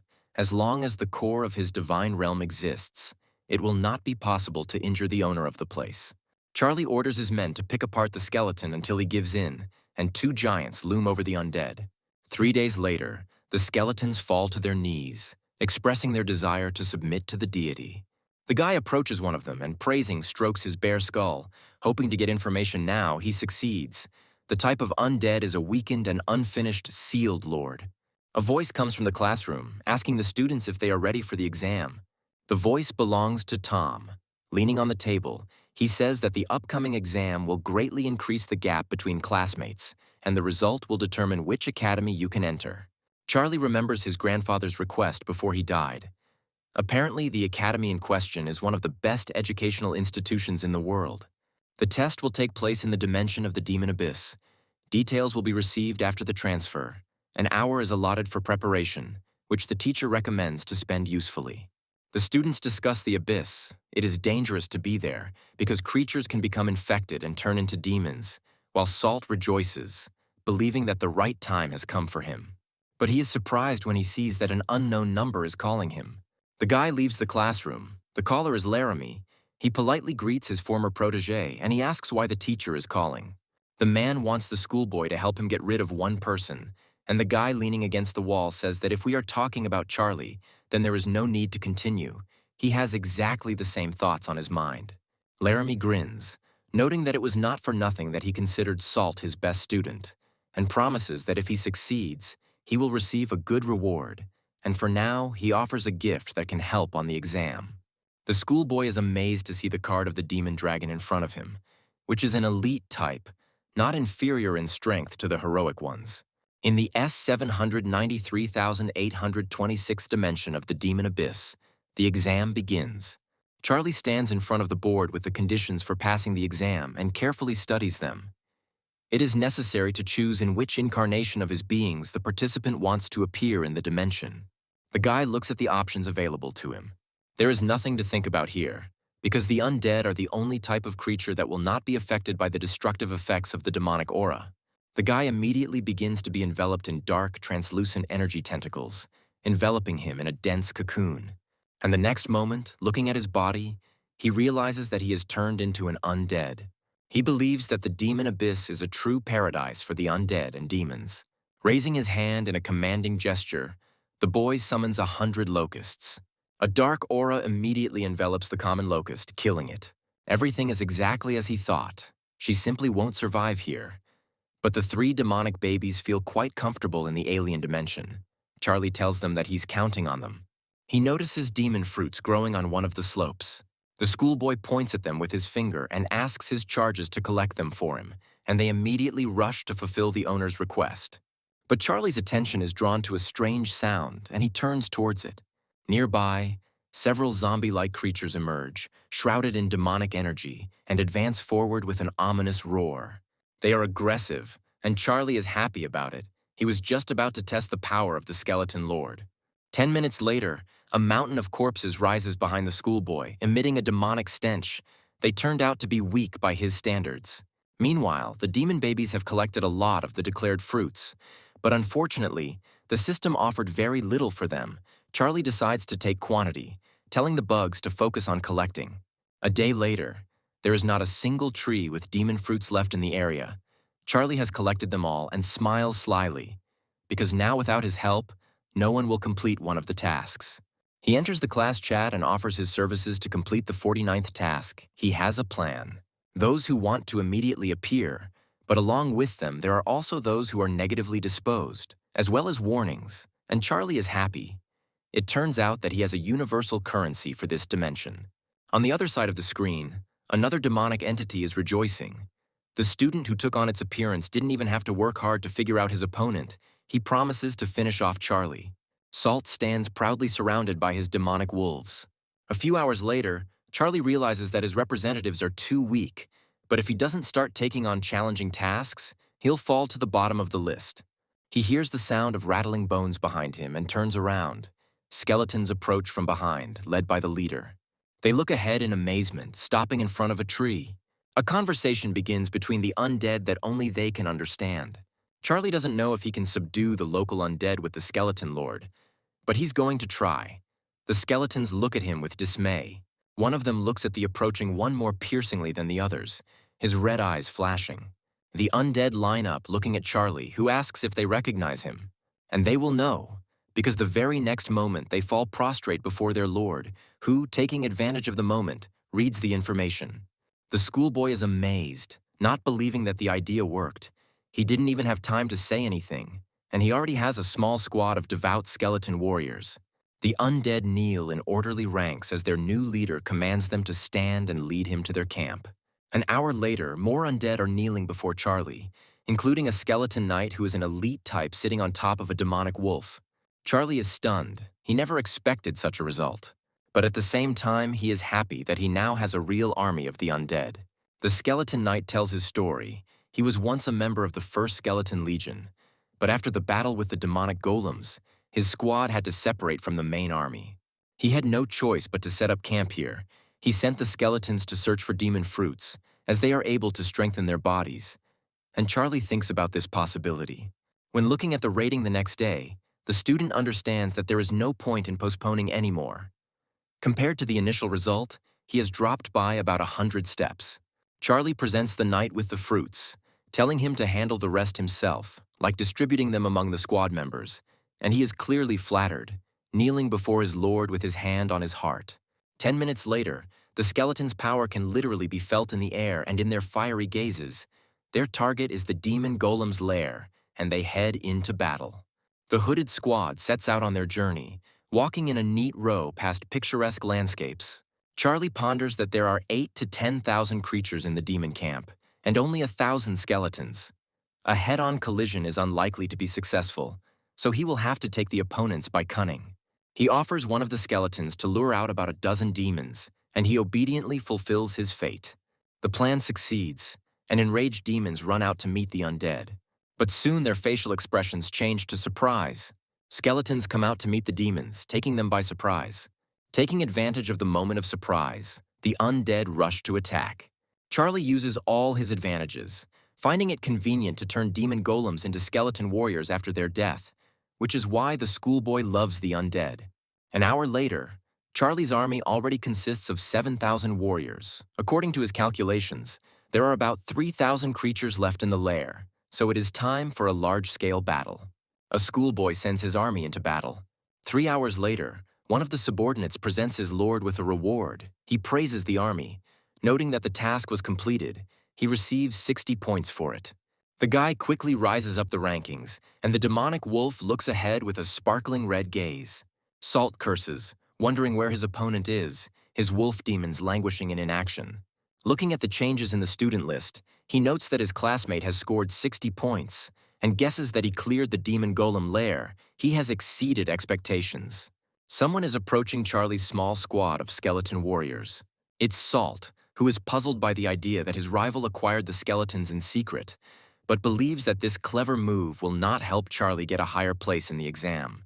Without delay, the boy orders his hellhounds to attack, and they rush to carry out their plan with a menacing roar. Charlie turns around in surprise at the rapidly approaching dogs, but his skeleton warriors rush forward even faster, eager and selflessly rushing to protect their master. The dogs attack, but the undead stand stoically, ready to take the full brunt of the attack, not allowing their lord to be harmed, enveloped in purple energy. Salt is amazed. This is the second day in the abyss, and the opponent already has such a large army. It is scary to imagine what will happen after even more time has passed, so he needs to kill him now. A moment later, a huge golden dragon with its mouth wide open appears before a horde of skeletons. One of the dogs sinks its teeth into the night, biting him in half and knocking a scream out of his bony mouth. Charlie asks Salt, who towers over him in the form of a dragon, why he attacked him and his creatures, since there was never any enmity between them. Words escape from the huge mouth, allowing Charlie to believe that Salt simply doesn't like him, and the dragon rushes to attack. The Lord is thrown back by a moving glowing blade, the blow landing on the stomach area. From all the mouths of the skeletons, only one synchronized word comes out. Lord, they are terrified. And the dragon, turning away from them, flies away, considering it unworthy of him to waste time on such weak creatures. They follow him with the gaze of their dark, empty eye sockets. An inhuman cry of rage erupts from their depths. Charlie, having pulled himself together, tries to finally come to his senses. He is glad that Lord has such a talent as resurrection. He tells his subjects not to stand there like a pillar. They need to gather all the remaining troops and get out of here. Charlie is indignant, being firmly convinced that Salt has dug his own grave with such behavior. The next meeting will be proof of this, and the one in question is thoughtfully studying the list of the dismissed, wondering why the classmate he personally overthrew is still not on it. Then the schoolboy checks another list, and his dragon eye widens in amazement. Confused as to why Charlie is still alive, Salt takes to the air, determined to destroy his classmate, even if it takes all his time. He returns to Charlie's old campsite with his hellhounds, but finds no one there. Then he orders his charges to immediately begin searching, and not to miss a single representative of the undead. They obediently rush in pursuit. Charlie holds up the bone crystal, saying that he will give it to his army, because due to the surprise attack he only has 5,000 skeletons left. They need to be strengthened urgently. The warriors bow their heads in submission, respectfully accepting the gift of their master. Charlie notices that his place in the ranking leaves much to be desired, and understands that with such results he will never be able to enter the Imperial Academy. He finds a task with his eyes, judging by the description of which, if successfully completed, he will be able to significantly expand the army of his undead, and it is also highly valued, which is also good. Charlie stands at the head of his army with an extremely satisfied look. He gives the order to move out. Their goal is the lair of the fallen demons. 2 months later, a meeting is held in the relevant office at the boys' school. The class teachers are discussing the results of their best students. One of the teachers asks Tom what is going on with his student who took first place in the last exam. Instead of Tom, Laramie responds, again beginning to humiliate Charlie, underestimating his results. And Tom skillfully reminds, defending not only Charlie but all the students, that such words are unacceptable. Laramie is impenetrable, asking him what he did wrong, believing that the awards given to others instead of Charlie could have been put to better use, while privately gloating over the guy's potential death. Tom offers to bet his former opponent again, believing that Charlie will take first place again. Laramie asks about the bets and receives in response 10 divinity points. He says that he doesn't have that amount now, but he can bet something equivalent. The man puts his divine healing level 3 on the line, and Tom warns that the man has taken on a high-scoring task that he can complete soon. The man believes that a task with such high numbers can ensure that the student who completes it will be admitted to a prestigious academy, and the place in the ranking will then recede into the background. There is a black aura swirling around the fallen demon's den. Originally, there were about 1,000,000 demons here, but now there are only about 100,000 left. Charlie stands on top of the cliff, thinking that his strategy has worked. He now has about 900,000 skeleton warriors under his command. The time has come. He orders his subordinates to rush into the attack, and they immediately carry out the order, breaking away from their place. The knight mercilessly attacks one of the demons, who, trying to avoid the attack of the ghostly blade, moves back. The handful of remaining demons recoil in horror at the sight of him, and he suggests that they simply surrender to the mercy of their lord.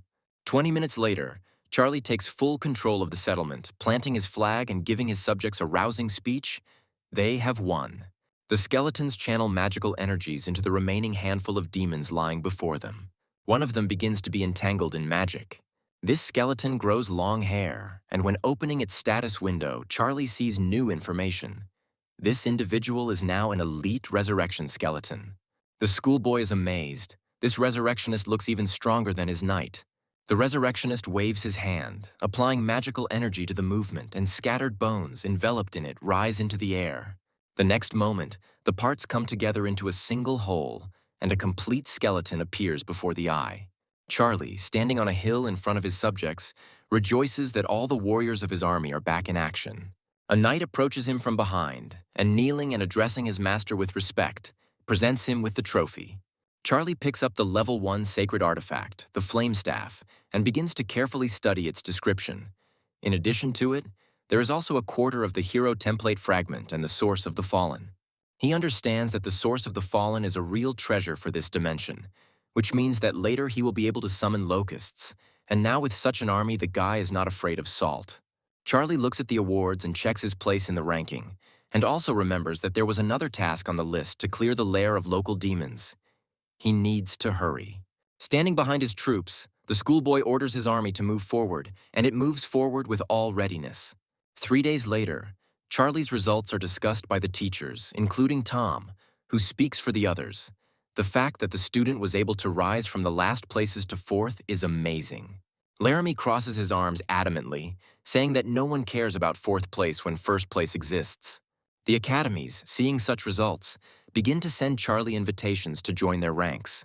Laramie becomes nervous, emotionally asking why Sawyer reported invitations from the academies concerning only one student, and she replies that there have been no others yet. The man says he doesn't believe the academy sent an invitation to the fourth-placed person while ignoring those above them, and the woman reminds him of the rules for sending an invitation. Soon, Cian also fulfills the necessary conditions, and one of the academies sends her an invitation. But Laramie doesn't really care about this. He's only interested in making sure Charlie doesn't become the first. The man contacts Salt, saying that there are only 3 tasks left that he must complete before Charlie at any cost. He replies that he understood, believing that he will be able to complete the task 90 points ahead of his opponent. Charlie stands in front of a board with uncompleted tasks, the minimum cost for which is at least 9/10 of points. He is 130 points short of first place, which means that in order to win the exam, he needs to complete at least 2 more tasks, but they look difficult. On the other hand, Charlie can hardly be called a weakling now because he has a huge army behind him, and first the guy decides to deal with the demon minotaurs. Salt is told to try harder if he doesn't want to let his opponent win. The minotaur demon raises his weapon over his enemies, looking at them menacingly with eyes blazing with madness. But an hour later, the situation has changed little, despite the fact that the demon is confronted by 2 opponents who have united for a time. Salt believes that they are on the verge of death, and suggests that his comrade leave while they are safe. He agrees, because if the 2 of them could not kill the Minotaur, Charlie certainly cannot do it alone. But the eyes of the demonic lion open wide in horror, as does its wide-open fanged mouth. He is stunned with amazement when he sees countless hordes of skeleton warriors in front of him. It's hard to imagine where the undead came from. The schoolboy asks his temporary ally about the next plan. The giant Minotaur, meanwhile, swings his equally impressive weapon at the skeletons, kicking up dust and bones from the previous attack. Leo suggests that the dragon not be afraid, but break through. These are just ordinary dice. Standing on the rise behind his rivals, Charlie says that he won't let them go so easily now, that running is pointless, and with an omniscient finger, he sends the bone collector forward. The knight also offers his services as protection and support to the said one. It towers behind the bone collector so that he can go about his business unhindered. The knight, meanwhile, also acts as an obstacle remover, his furious red eyes blazing. The bone collector begins to cast his spell, his gaze glowing a demonic green. At that very moment, shrouded in a shade to match, a new undead rises from the fallen body, adding its candidacy to the ranks of Charlie's warriors. The lion and the dragon look at each other in fear, not expecting that the skeletons would be able to turn their dead creatures into their warriors. Towering over those wishing to save their lives by running, the giant knight orders them to freeze in place. They, fearing for their own skins, obediently stop, asking what the giant intends to do with them. Charlie appears on the knight's shoulder, calmly greeting his dear classmates.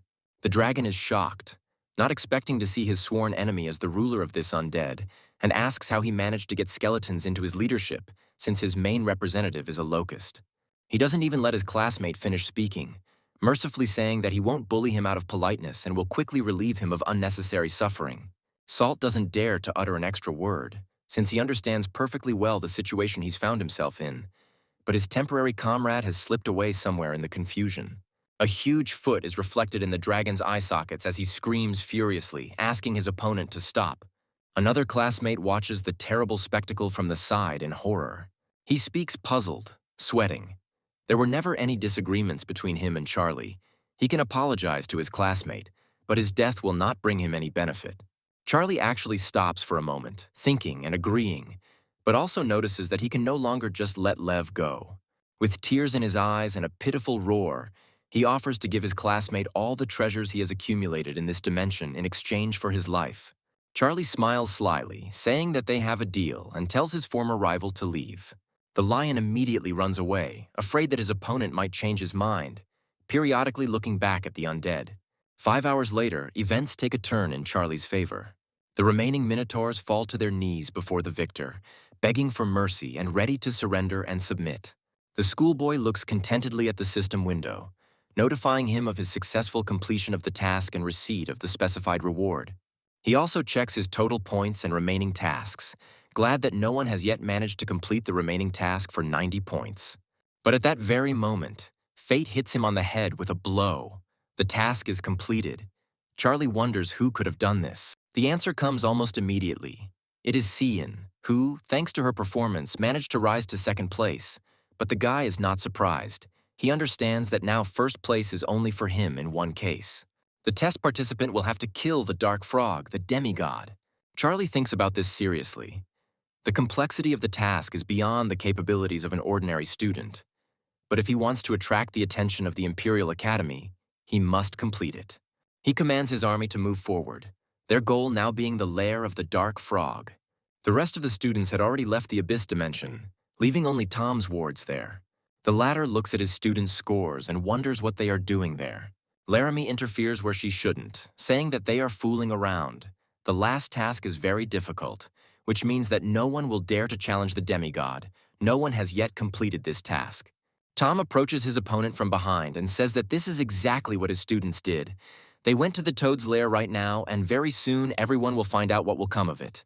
Cian commands his representatives to rush into attack, and the sparrows readily fulfill their mistress's will. They illuminate the space with their lightning, trying to destroy as many frog-shaped opponents as possible. They die from fire and lightning with a furious and hopeless cry, throwing up their paws. But one of the individuals raises its limbs upward, folding them into a simple groove, and the space around it is illuminated by a flash of a spell. She considers Cian reckless and surrounds the space with a protective barrier. The toad threatens to kill the girl and all her followers, for it is improper to attack the tribe of the demigod. Cian's eyes widen. There is no need to go to a fortune teller. Everything is clear without it. Things are bad. The space is illuminated by a pink-violet flash, dangerously approaching the schoolgirl representative. The bird is seriously injured and its feathers turn red with blood. But Cian is not discouraged. She uses the divine tree of purification, and the representative is swirled in a healing golden glow. She heals, recharged and ready to fight again. The space around is illuminated by lightning when their strike occurs. The ball lightning heads straight towards the protective barrier created by Frog. Seeing that the method is effective, Cian orders all the thunder sparrows to use this technique, and the little birds obey God. The sphere, enveloped by multiple blows, stands firm, but it is already clearly visible that it is cracking at the seams. The girl puts in a little more effort, and it is not in vain. The protective sphere is destroyed with a crash, flying apart into small fragments. The tactic worked. The demigod sends his demonic mountain-eating toad to attack. The eyes of Kian, whose form she had taken, widened in surprise. Blood flows from the mouth of the giant toad, and its red-rimmed eyes stare angrily ahead. She tracks down the remaining bird in front of her, which is desperately flapping its wings, trying to avoid a collision. But such a small distance is no obstacle for this toad, for it sticks out its long tongue from its gigantic mouth, wriggling deftly towards the little bird. Cheyenne can do nothing, allowing his opponent to wrap around his small body. With a nasty swallowing sound, she returns her limb to her mouth, contentedly swallowing her prey. The scion inside the creature emits lightning, but the toad is too big. The lightning does not cause much harm to it. If this continues, it will be the end of it. The ringing sound is heard. Charlie is calling the girl. She looks at the system window with displeasure. Considering the time inappropriate, they are actually trying to digest her. But still, the bird girl accepts the call with her wing hand. Charlie compliments the girl's appearance and asks where she is. She irritably replies that it shouldn't bother him. The schoolboy suggests that Cian join forces for a while, believing that otherwise there really will be nothing left of her and her sparrows. The girl answers in her usual manner, wanting to ask why she should agree at all, but she fails to finish the sentence. What is happening makes the little bird come to its senses, and she accepts her classmate's offer, asking only for the body of the demigod for their joint work. He agrees, asking Cyan to order her charges to pick him up and his elite creatures. It just so happens that he is now so far away that he will not be able to reach the battlefield in time. The girl gives the representatives the corresponding order. A puzzled Charlie is amazed at the speed of the birds. As soon as he sees them, he waves his hand at them, drawing attention to himself. The bird allows the guy to sit on its back, and now they are flying through the sky. Charlie asks the Cyan representatives not to forget about his army as well, and moments later, they too are flying on the backs of the birds. As they approach Toad's lair, the storm sparrows begin to charge with static. Having absorbed Cyan, the frog viciously opens its fanged mouth and jumps, wanting to grab its next victim. Flying up to the battle site, Charlie is puzzled. The skeleton warriors are too weak individually, crumbling at every touch of these frogs. But he is glad that the bones do not disappear anywhere. Flying even closer, the schoolboy says that it is time for the bone collector to appear. He immediately finds himself on a huge pile of bones, his bloody eyes sparkling. He begins to chant, clasping his bony hands together in glowing green. Piles of bones rise into the air at the command of their powerful caster, shimmering in color. As a result, a huge skeleton knight rises from the ashes nearby, ready to follow the instructions of his Lord God. The frogs sit in a circle in the lotus position, pointing their front paws and eyes upward. A purple circle appears around them. They perform the spell, Swamp Path, Land of Frogs. The Bone Knight steps forward, his gigantic movement shaking the air and causing anything on the ground to fly. Charlie happily orders the Skeleton Resurrectionist and Minotaur Shaman to attack. They obediently rush forward with their improvised means at the ready. Their attacks have a powerful effect on the frog hordes. The summoner orders new soldiers to rise up who will soon join Charlie's already large army. Skeletons obediently rise from the bodies of slain frogs, enveloped in magical light and demonic glow. But a new obstacle arises before them in the form of a new batch of fighting amphibians, bearing their terrible, drooling mouths with the sharpest fangs. But the storm sparrows come to the aid of the undead, or rather fly in, releasing bright bolts of lightning from their bodies. With battle cries, they unleash powerful attacks on the frog bodies, frying them in an instant. The demigod stands on his hind legs, admitting that he underestimated the humans and deciding to become a little more serious. An aura that has never been seen before appears around the frog. He calls on dark magic for help. The sky becomes covered with clouds, and a black and red sphere forms there. Charlie continues to soar on the sparrow provided to him, but now he is all ears. He looks at what happened below, considering the spell terrifying. The demigod instantly killed all the skeleton warriors. The schoolboy is at a loss, not understanding what to do now. He will apply all his strength, but in vain. There is no sign of victory yet, But then it strikes him like a bolt of lightning when a respectful voice appears in his head, expressing a desire to fight, and the next moment several more echo it. Sitting on the bird, legs crossed, the schoolboy immediately understands that this is the Windsword and his Red Orc blacksmiths. He believes that his creatures showed up in time. Since the new ones are not working, he will have to use the power of the old ones. The huge stone gates open, illuminating the space with their blue and lightning-like light. From the resulting passage, Sword appears, armed with his favorite blades, his bright mystical tattoo already glowing, announcing his combat readiness. Following the man, orcs appear no less ready for battle, passionately wanting to destroy the enemies of their master. They follow behind the swordsman, and the latter, in fact running first, seems to lead his comrades into attack. The sky lights up red and other voices appear in Charlie's head. The Locusts ask God to sacrifice them for his victory, and it is as if a bucket of ice water is poured on him. A huge purple pillar, burning with the appropriate flame, rises into the air, performing the sacrifice of life. Charlie is surprised when he sees the reward. He didn't think it would be so timely. It seems like heaven is really looking out for him. Before the student's eyes appears a card showing the sacred flame of hope, which is a special item that dispels darkness and negative effects from creatures, as well as strengthening them, thanks to the sacrifice. Charlie holds the torch high, intending to dispel the darkness in his path. The frog's eyes become stunned.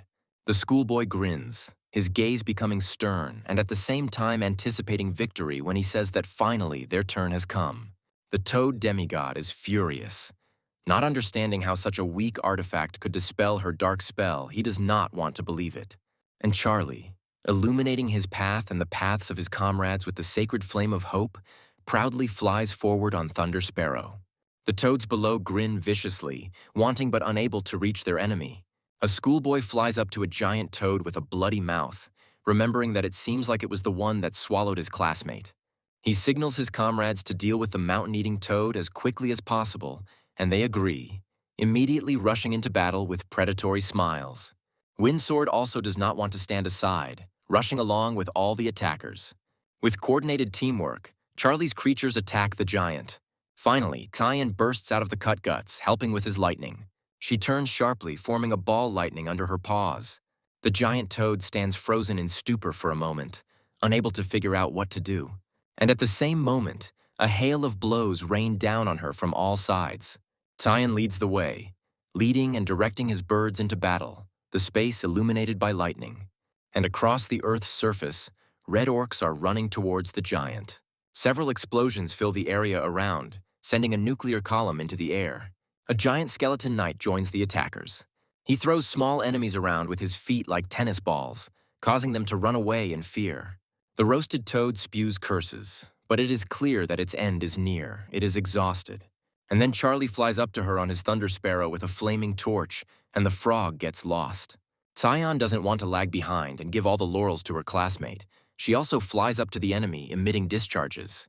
They roast the frog's body, illuminating the space with their power, and a wild cry bursts out from the amphibian's guts. After the attack is over, the frog falls to the ground, exhausted. Smoke rises from it into the sky, and a corresponding smell spreads throughout the area. Tyon turns to Charlie, saying that the deal is still in effect. As she said earlier, she only needs the frog's body. The classmate can take the rest for himself. The schoolboy, together with the sword, for safety, approaches the frog lying on the ground and angrily looking at the aliens. Her words are at odds with her condition. She asks to let her go, giving her anything in return. But Charlie mercilessly says that after her death, everything she owns will pass into his hands. The man raises his sword over the spread-eagled carcass. The sharp blade of the sword mercilessly and lightning-fast rushes down, depriving the amphibian of its last moments. Half an hour later, Charlie and Kian stand in front of a huge pile of jewels. The girl in the form of a bird calms her classmate, asking him not to worry. She is not going to covet this prey. Charlie asks if she's sure. He doesn't mind if the girl takes a few artifacts, but she persistently refuses. She knows how to keep her word. A schoolboy places a crown on the bird girl's head, telling her to consider it interest on her debt. She, embarrassed, but pretending that this is not so, turns away and with an arrogant look says that, so be it, she will accept the given percentage. Tom praises Charlie, The school administration and representatives of some academies want to meet with the student upon his return. The man promises to collect the bones of his ward's skeletons himself. Upon returning, Cyan and Charlie follow Tom, who warns his charges to be extremely polite and courteous, as everyone gathered is a true god, and it is better not to joke with them. The students enter the required room and, looking at those gathered, one of them wonders if they will notice the unique talent and ability of life sacrifice. The committee members start with the girl, asking about the family and body of the taken demigod, which Cyan is rumored to want to use to create a lord-type being, and asking about the amount of divinity. His neighbor is amazed to himself that Cyan, not being a demigod, wants to create such a powerful being. It is stunning, this man, like his colleagues at school, demigods, but could not do it. The girl confirms the speaker's words and names the amount of her divinity points. The man is again surprised by the answer. Her family had to spend millions of divine power. The man says that Cyan fully meets the requirements of all three academies, and once she creates a lord, she can safely apply to any of the academies. The girl thanks the committee member. Now the man, narrowing his eyes, moves on to her classmate. He says that the members of the commission have already had time to familiarize themselves with the students' results, and asks about his main representatives, and he agrees with what was said. The man immediately puts a dash in the column of representative of the sphere of gods. The man then asks about the number of divinity points. Charlie also agrees. Another cross appears in the questionnaire. The last question is about obtaining the skeleton lord and the heroic-type creature, Windsword. The guy is secretly glad that the commission doesn't know about his unique ability. It's to his advantage. Because he would like to keep this information secret, he says out loud that he doesn't want to answer. The man doesn't mind this, but in that case, Charlie definitely doesn't fit their criteria even though he took first place in the last two exams. But that can be fixed. To do this, he needs to maintain his leadership during the next exams. And Sawyer looks at the guy with disappointment when he says in an apologetic tone that it seems the committee members did not appreciate him as he deserved. But the guy is not discouraged, resolutely promising that he will still show what he is capable of at the entrance exams. The man who is interviewing him does not at all reveal from his appearance the emotions he must be experiencing when he says the following words. When he says that he wishes him luck, Tom touches his ward's shoulder in an encouraging gesture, saying that the higher academies have high demands, but there are also lower-level academies that should be more lenient, but the guy refuses.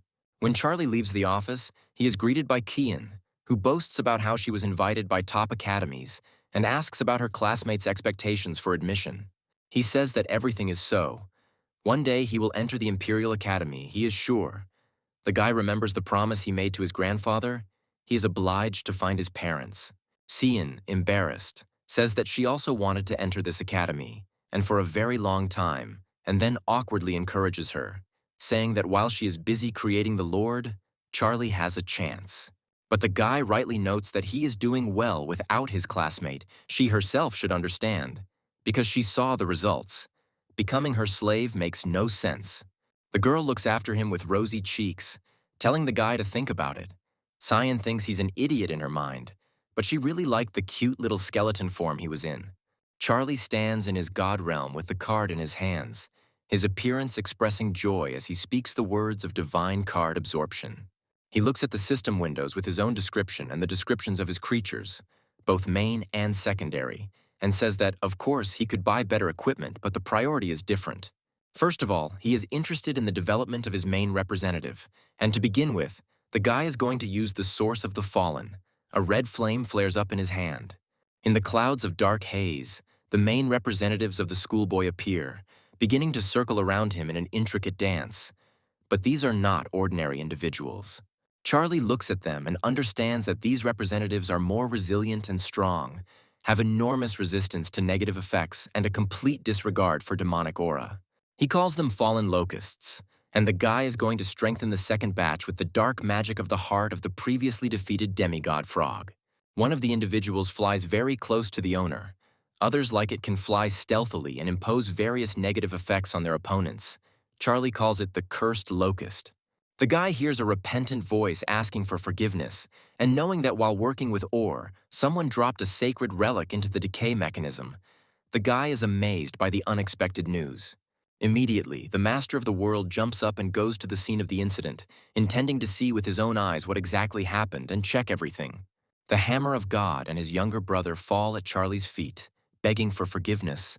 The elder one, with tears in his eyes, asks the master to spare their lives for not keeping an eye on the artifact. The younger one joins the older one, and Charlie looks at the orcs with a puzzled expression, saying that for the first time he will forgive them, but let what happened be a lesson for them. There's a loud noise behind Charlie, and he turns around. Pillars of flame erupting from the disintegration engine, almost spitting lava. A system window appears in front of God, displaying 2 flame crystals, a gold crystal, and a sacred artifact source that can be used for upgrading and repairing. The guy is surprised to read the word fix. It seemed to him that gluttony was broken, and he wonders if it can really be fixed. Charlie looks at gluttony and the source of the sacred artifact, which are already located on the system window. The system notifies that normal creatures can evolve into elite creatures after restoring their energy almost 1,000 times. The guy is surprised again. He thought that the indicator was exactly at 1,000, and now it has decreased by 1. That is, if you continue to improve gluttony, you can fix it and use it to its full potential. But this would require 1,000 sacred artifacts, which is too much, so he goes online to see what other users have to say about it. The results of the search are inconsolable. Someone is advised to abandon the idea. Nothing sensible will come of it. Charlie comes to the conclusion independently and slowly fills in the necessary scale. But he still decides to respond to the request left, saying that he might be able to help, and asks that if you are interested, you write him a private message. The guy is surprised by the speed of the response. Almost immediately, the person who left the request calls him, asking if Charlie can really help fix his divine weapon. He replies that the guarantees are not 100%, but it is worth a try. There are no other options, considering that during all this time no one has responded, offering to send unnecessary things for verification. The stranger warns that he has anti-fraud, so it won't be possible to deceive, and asks what kind of things are needed. If not higher than the 4th level, he can send them now. Charlie is amazed. Judging by the level of artifacts, this man is rich, but he does not need such high things. The guy replies that the 1st level will be enough. The guy falls to the ground from the size of the package, surprised that his interlocutor managed to deliver so many artifacts so quickly. With the number of items exceeding 100, a wild thought appears in the boy's head to disconnect from the connection and run away, but it disappears as quickly as it arose.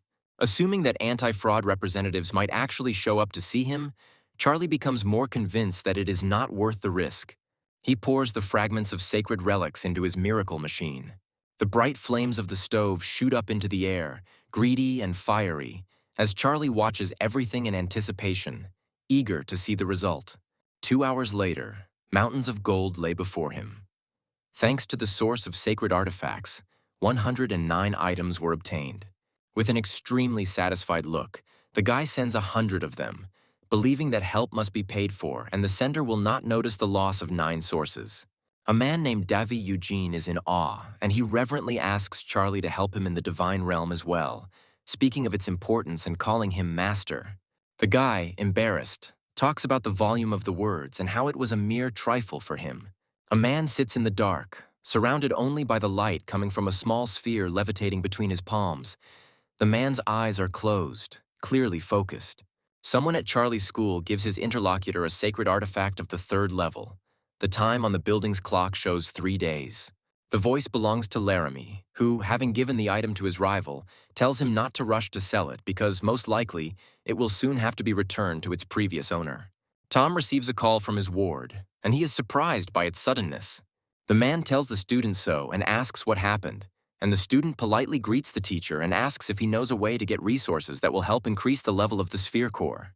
Tom says that you won't find anything like this on the internet. Such rare resources are bought up almost instantly by large corporations. Nothing reaches mortals. But there is an offer. The teacher offers to help defeat the opponent. Then he can share his supplies. Charlie agrees. Tom says that there is another way, but it is not for everyone, and tells about the bloody arena. As a reward, they give fragments of the core, but the arena gathers completely different personalities, even representatives of other civilizations, and this can reduce your progress, so you need to think carefully. The guy thinks that he just wanted to test the strength of his new representatives. Considering the arena a great opportunity for this, he tells the teacher that it is not a problem. The next day, Charlie comes to the bloody arena. Going inside, He is amazed by the scale of the place, and an employee hands the newcomer a mask that hides personal information from the gods. The guy and his assistant approach the receptionist's desk, who, looking at the new guy, hands him a form and asks him to fill it out. While the student is filling it out, the guide tells about the division of the local gods. There are only 3 of them: divine beings, demigods, and true gods. The level of the opponent is chosen by the participant himself. There is no limit on the number of creatures used. Defeat can only be recognized when 50% of them are lost, but it happens that participants are imprisoned until the complete loss of creatures. A system window appears in front of Charlie, notifying him that a suitable opponent has already been selected for him. The guy is surprised at the speed of the search. He barely had time to fill out the questionnaire. But the guy doesn't even have time to really be surprised, as the emotion is replaced by a deeper one, and he begins to be transported to an unknown place. He finds himself on a solid surface, landing surprisingly well, still surrounded by the remnants of the displacement currents, and groups himself, preparing for anything. His opponent calls Charlie not the most flattering names and says, although he cannot read the information, he is sure that he is dealing with a newbie. A grin appears on the unsightly face with front teeth like a rodent, the owner of which is called the Rat, and promises to take care of the schoolboy as a newbie so that he loses quickly. The audience also understands that Charlie is a newbie, and they guess that this is his first fight. They feel sorry for him, because the Rats of the Rat are merciless. But there are also those who do not agree with the experiences. Charlie's gaze becomes intense and focused, and from the words of the audience, he understands that the opponent he has been given is not so simple. The system urgently asks the participant to summon their creatures. The battle will begin in 3 minutes. The schoolboy's opponent raises his hand, laughing and assuming that he has not yet seen so many creatures from his opponent. He, supposedly understanding the confusion, offers to surrender without resistance. And he promises to let his opponent go immediately after he destroys all of his creatures. And a group of red-eyed rats with dark skin appears in front of the speaker, their gazes embittered. Charlie raises both hands at once, asking if he's trying to scare him with numbers, and a horde of his representatives soars into the air. The opponent laughs. He thinks that locusts are no match for his rats. He again suggests that the schoolboy surrender, promising that in this case he will definitely take care of him. The system notifies about the beginning of the battle, and the opponents look at each other with determined and self-confident looks in their own victory. Neither of them wants to give in to the other. Chris gives the order to his ratmen to the gun, and they, readying their crossbows, take aim at the enemy. The next command sends dozens of nimble rat crossbow bolts into the air. Charlie's gaze becomes stern as he asks his fallen Locust-type representatives to provide protection. They obediently and just as quickly line up in a row, forming even rows and putting a magic shield in front of them. Chris orders his creatures not to stop and continue shooting, and they again raise dozens of crossbows to the ready. Charlie looks forward with determination, challenging the cursed locust to make its next move and disorient the enemy. One of the winged individuals flies unnoticed behind the backs of the enemies standing in rows. A pink translucent sphere forms around her, and an unpleasant sound is heard in the area. It hits hundreds of rat receptors, causing them to become disoriented.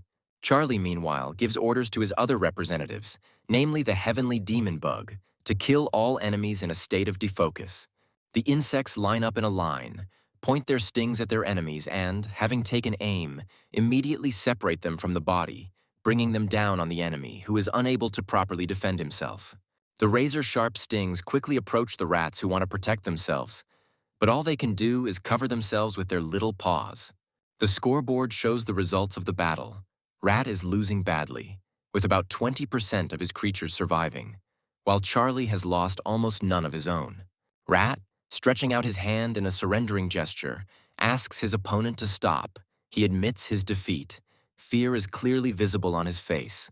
2 opponents stand in the arena with their troops facing each other. The hall freezes in anticipation of the verdict. A large translucent crystal appears above the mountain of Charlie's fallen enemies, refracting the light from the spotlight, and a weak stream of dark energy, similar to demonic, swirls around it. The schoolboy approaches the crystal closer, realizing that it is a fragment of the divine core. Having approached to a sufficient distance, the guy touches the stone, believing that it is similar to his ability. Life sacrifice, the fight ends, and Charlie becomes the unconditional winner. An assistant approaches the guy, congratulating him on his confident victory despite the fact that the fight was the first, and asks if he is happy to receive the long-awaited award. The assistant suggests that since the guy hasn't lost even 1% of his creatures, he's probably eager to meet the next opponent, promising a reward 10% higher. He smiles, agreeing and saying that he needs many such fragments. On the 32nd day, Charlie wins again, losing about 100 million of his elite and even super elite locusts. But for 89 victories, he received many fragments. Now you can upgrade the core to the 7th level, but each time the requirements become more and more. For the next level, you need as much as was asked for all the previous ones together. The assistant notes that with Charlie's current level of strength, he could even try to compete with a demigod. He asks if he will receive even more fragments in this case, to which he receives the answer that he will receive a reward 10 times greater than what he received previously. Since victory was won in all previous battles, all of this will be multiplied, producing a shard 90 times larger than a normal core shard. Charlie pauses and thinks hard about these words.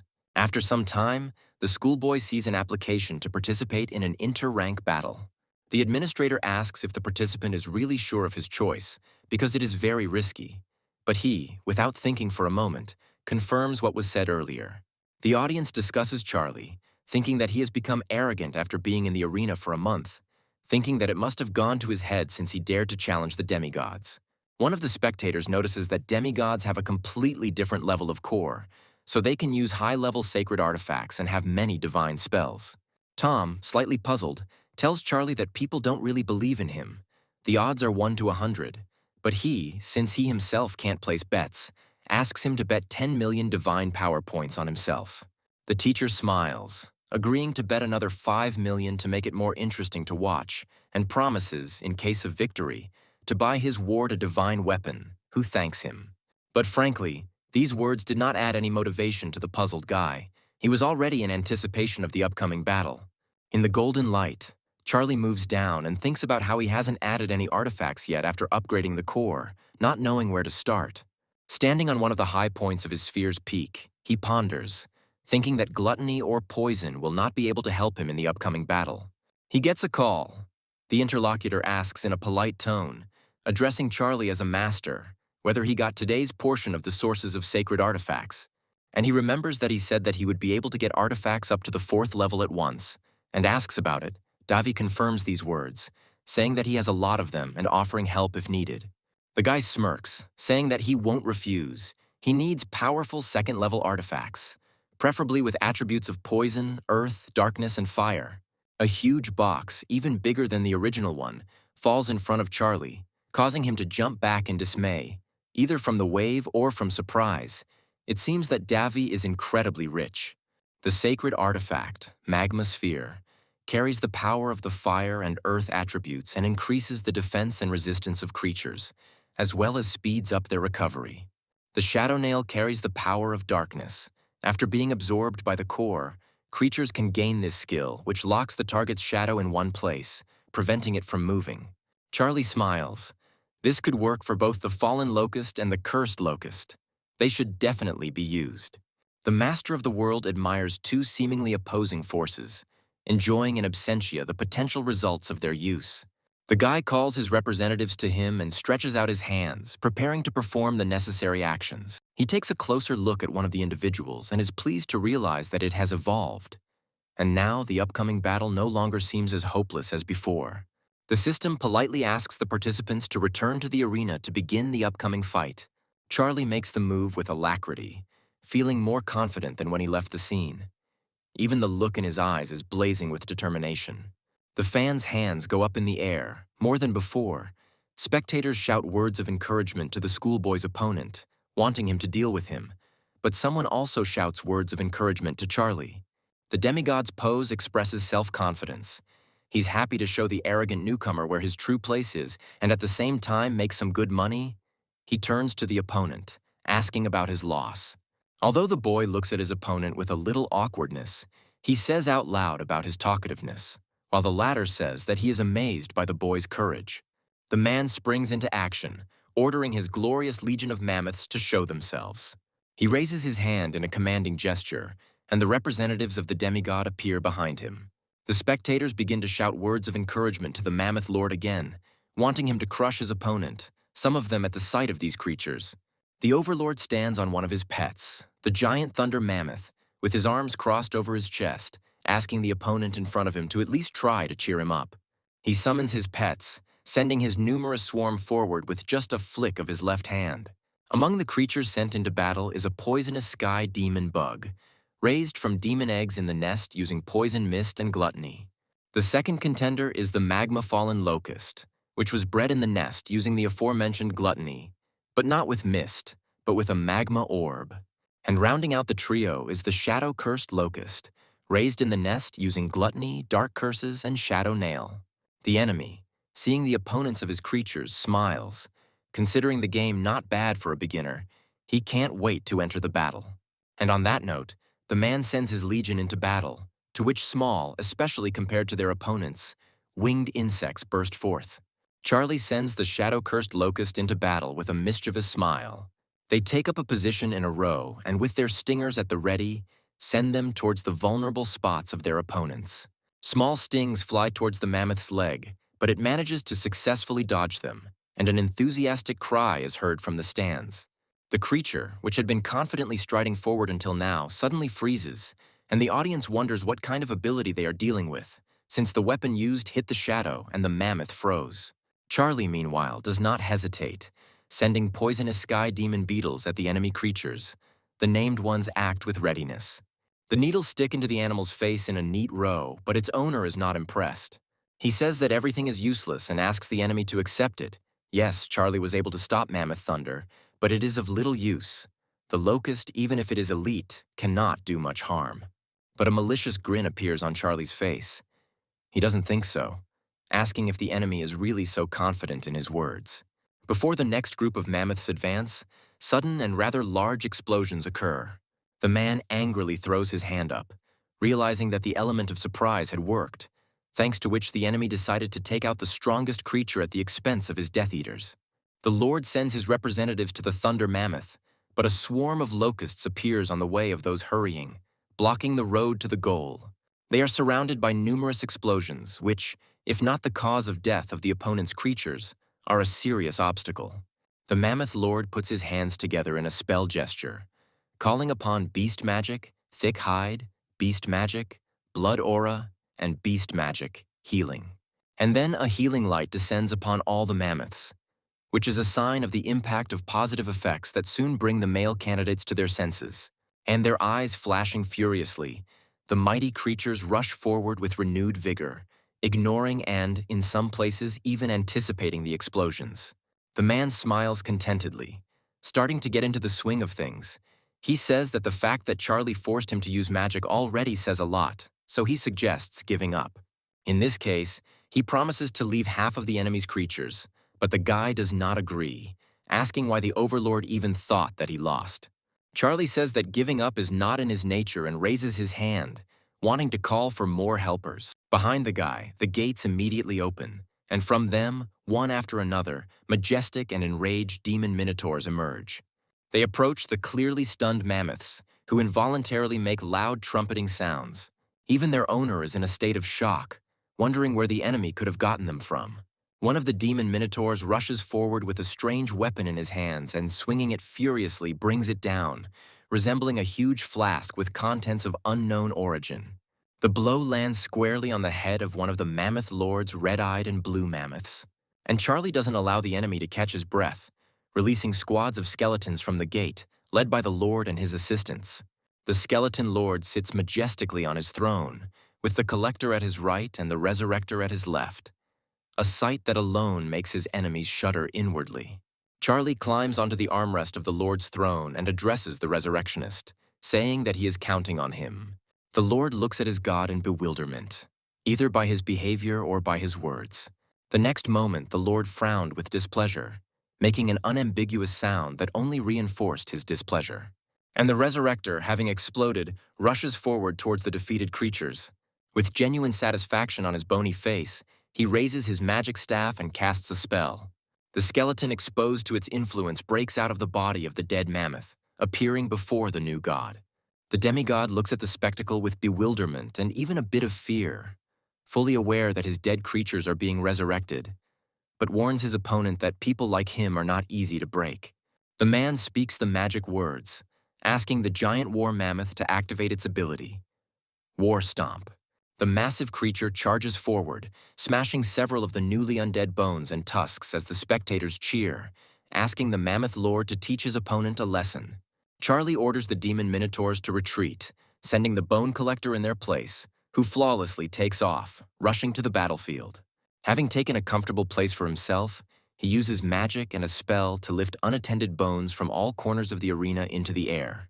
The hard parts fuse into a huge skeleton knight, rising almost to the limit. His leg alone is many times larger than the Lord's mammoths, and his stomping sends solid splashes flying in all directions. With his head raised high, the demigod stares at the gigantic undead with wide eyes, unable to believe how someone like Charlie could have a heroic-type creature, and one that strong at that. But the man does not think of despairing. He resolutely puts his hand forward, holding it with the other, and resorts to gigantism. The already large mammoth nearby begins to rapidly increase in size, as if almost catching up with the huge skeleton knight. He rushes towards him at full speed, sparks flying from under his massive legs, his red eyes burning with anger. The knight manages to grab the mammoth by its tusks, thereby preventing it from causing serious damage to himself. The huge, bony mouth opens wide, and a furious cry escapes from it. The knight changes his grip, getting a better grip on one of the large tusks with his hands, and, crouching, throws the creature over himself. He easily puts the representative of the Lord of Mammoths on his shoulder blades and comes as close to him as possible. But suddenly a huge animal carcass jumps up from its place. The knight does not lose his head, putting his fist forward to strike, and from such tension lightning begins to fly in all directions. But the mammoth heroically intercepts the bony hand with its powerful trunk, and because of this clash of forces, waves begin to spread in all directions. Now the mammoth puts his opponent on his shoulder blades, roughly throwing him aside. The knight falls flat, inertia throwing his long legs into the air. The mammoth runs up to the skeleton and rears up next to it, wanting to crush all its bones. It freezes, awaiting its fate. But the knight feels a surge of strength, and just like the creature a little earlier, soars upward, pushing off the surface with his feet with force. He strikes the mammoth in the head, and from the force of it, it squints unpleasantly, leaning to the side. Charlie leans forward, trying to inspire his charge with words, and tells him to deal the final blow to the Overlord's creature. And the skeleton knight, leaning forward, listens to him. Desperately swinging his arm, he brings his fist down on the head of his enemy. Then he makes the previously used interception movement and grabs the huge tusk with his hands. However, the knight climbs onto the mammoth from above and with a strong movement furiously breaks this protruding and pointed bone. A loud growl erupts from the mouth of the one below. The face of the mammoth lord shows genuine fear. He asks the representative not to give up and to stand up. The skeleton knight, meanwhile, lowers himself a little and reaches his hands towards the other tusk. He tears it off just as mercilessly, with exactly the same crunch as before, and tears appear in the eyes of the large animal. The skull of the bony one expresses malice and superiority. Charlie looks at his pet with admiration, believing that it was not in vain that he instructed the collector to improve his skills. He knew that the skeleton could cope, but he did not think that he would exceed expectations so much. And the giant skeleton knight doesn't even think about stopping. He approaches the seemingly defeated enemy again and kicks him, sending him flying. The massive giant carcass doesn't just fly far away, it slides across the arena, rolling right up to the feet of its master, who recoils in horror, afraid that he might be hit.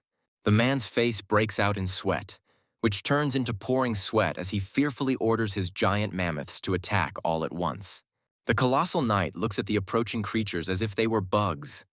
Their size really means nothing compared to him. He only needs to step on it with his foot for the host's enemy representatives to be thrown back by the shockwave. The skeleton knight easily deals with each of his subsequent opponents without even putting in much effort, and they fly off in literally all directions. The mammoths continue to advance in a new batch, and the giant crouches, changing tactics and beginning to crush them with his hands. This, to some extent, plays into the creature's hands. Frowning angrily, they begin to attack the knight's legs, surrounding him from all sides. One of the mammoths strikes with commendable ferocity, and this has a significant effect in the Overlord's favor. The Colossus's bone breaking with a characteristic crunch. The giant falls to the ground, and the mammoths begin to press even more furiously. Their owner orders them to press until the collector himself appears, and not even to think of letting him escape. Charlie orders the Minotaur demons to cover the collector so that he can escape unhindered, and the massive man-beasts rush forward at the behest of their god. They approach the mammoths from behind, starting to shower their powerful backs with their weapons. The resurrectionist joins the fray, uttering the words of his main spell and crossing his bone arms in a not very intricate pass. From the fallen bodies rise mammoth skeletons, rushing towards the battlefield and raising arena dust with their stomping. There is a clash between two initially identical races, only now one of them is undead. This confrontation heats up the interest of the audience no less than any other. But it is difficult for them to discern the events of what is happening in the rising pile of dust, which forces them to rise from their seats. The audience, and especially the fans, are in shock.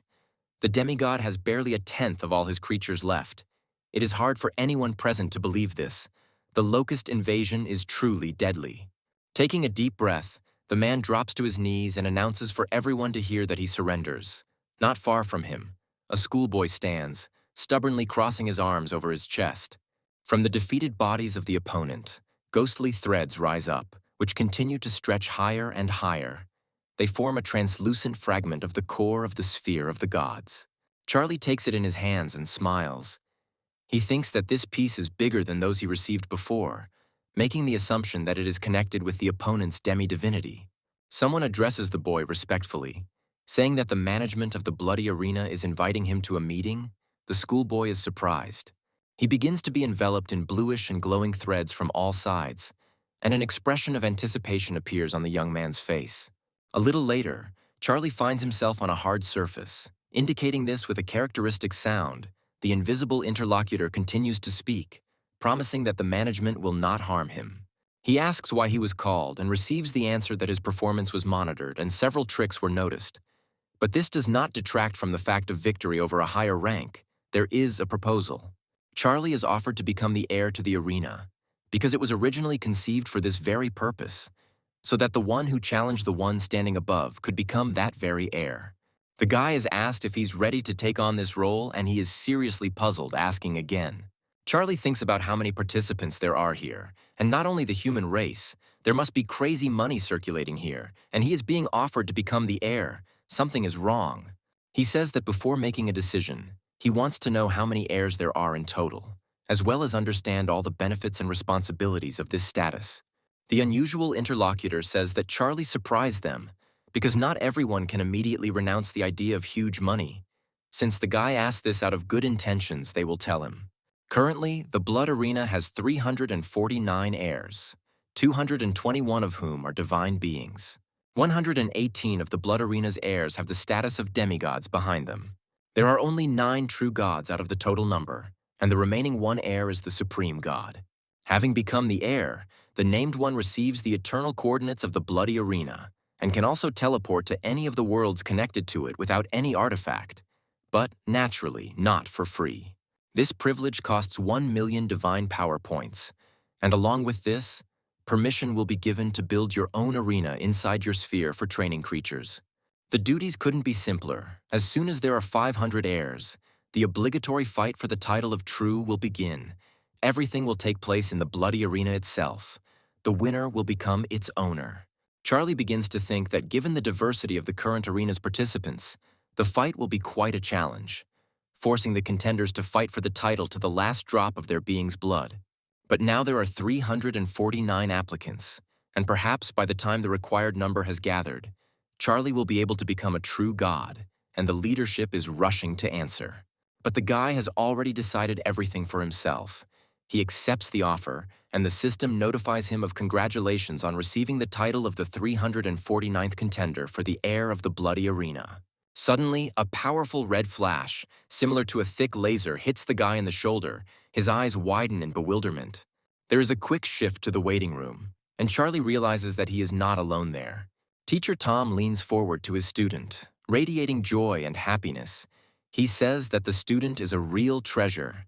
Now they are both rich, but he does not understand what he is talking about. The man approaches Charlie with a sympathetic look and places something into the confused student's hand. Seeing the amount on the smartphone screen, the schoolboy's eyes widened. He never expected this. The man warns his ward that spending this amount is not as difficult as it seems at first glance. But first, it is still worth buying powerful artifacts. The schoolboy spreads his arms out to the sides as he clarifies what the man means. He is only a divine being for now, so he will hardly be able to use any of them. Tom tells him not to worry. The teacher will take care of everything himself. He knows one store where the ward can also find a good and suitable artifact.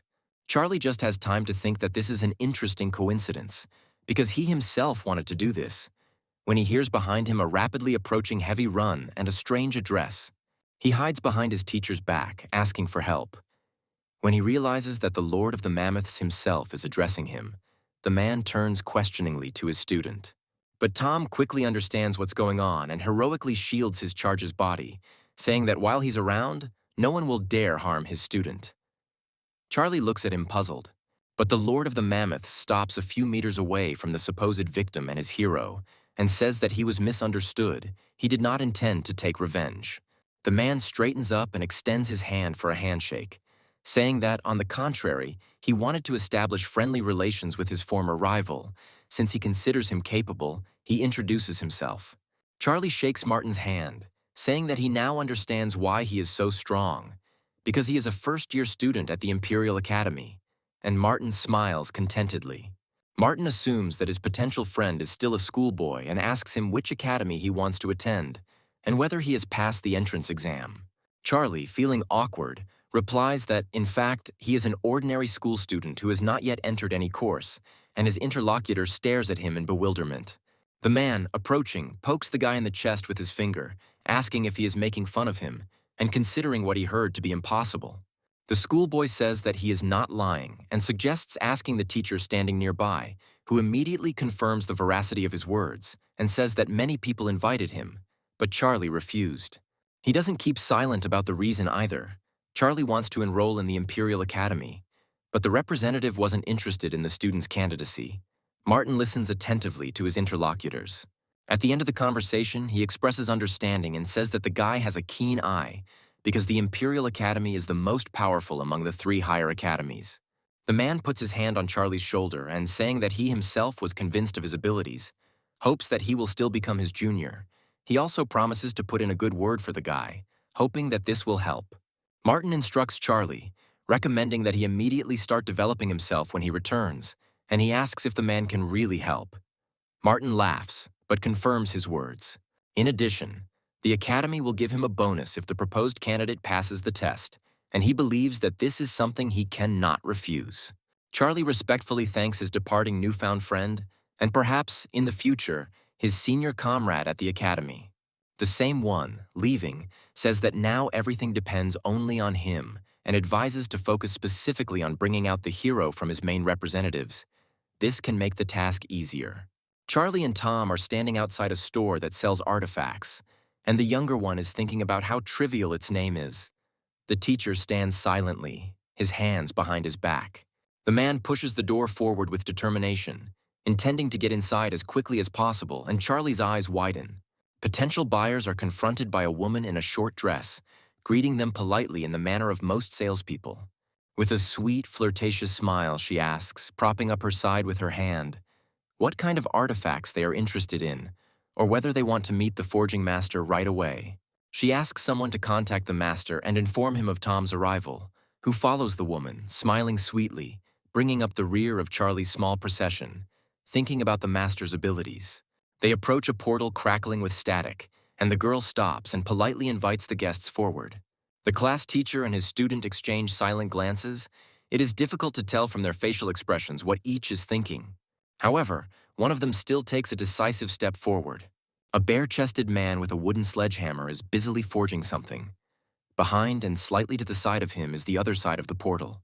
Charlie comes out of the portal and, seeing the big guy, looks at him in surprise, and he, sensing Tom, expresses his hope that the man did not come here empty-handed. Without moving far from the portal, the schoolboy looks at the blacksmith with concern, with an awkward smile, thinking about getting out of here before it's too late. The class teacher clears his throat, introducing his protege to Master Tony. Charlie continues to look just as worried, although he allows himself a nervous smile. The blacksmith's gaze also becomes puzzled. He's going to, for starters, explain the rules of his shop. Everyone is welcome here, but there are no discounts for apprentices and students. Charlie is indignant to himself, believing that any store has at least a minimal discount for students, because it is not so easy for them to earn money. The guy saved up a large sum with blood and sweat. Tom says that Tony has a sharp tongue, but his heart is kind, and he also creates beautiful artifacts. The blacksmith smiles, joking that in all the long years of knowing him, he did not know that the teacher could be so kind. The master reacts to his interlocutor's words with displeasure. He is not pleased that Tom said this in front of the student, even though he himself is sharp-tongued. Tony turns and leads Charlie behind him, pulling back the curtain, inviting the boy to come in to see the artifacts that will be displayed. Upon entering, the schoolboy sees a room filled with a variety of artifacts that shine with their grandeur even in the dim light. Tony, gesturing vaguely at the pile of artifacts, says that each of them has its own mark, which indicates that each item is handmade, and Charlie is surprised by it. Walking around the hall, Teacher Tom asks his protege what he liked from all this variety, and the guy continues to look around silently and thoughtfully. He thinks that first of all, he needs to prepare for the Imperial Academy's trials, and for that he will need the poison jar, but it costs 4 divinity points.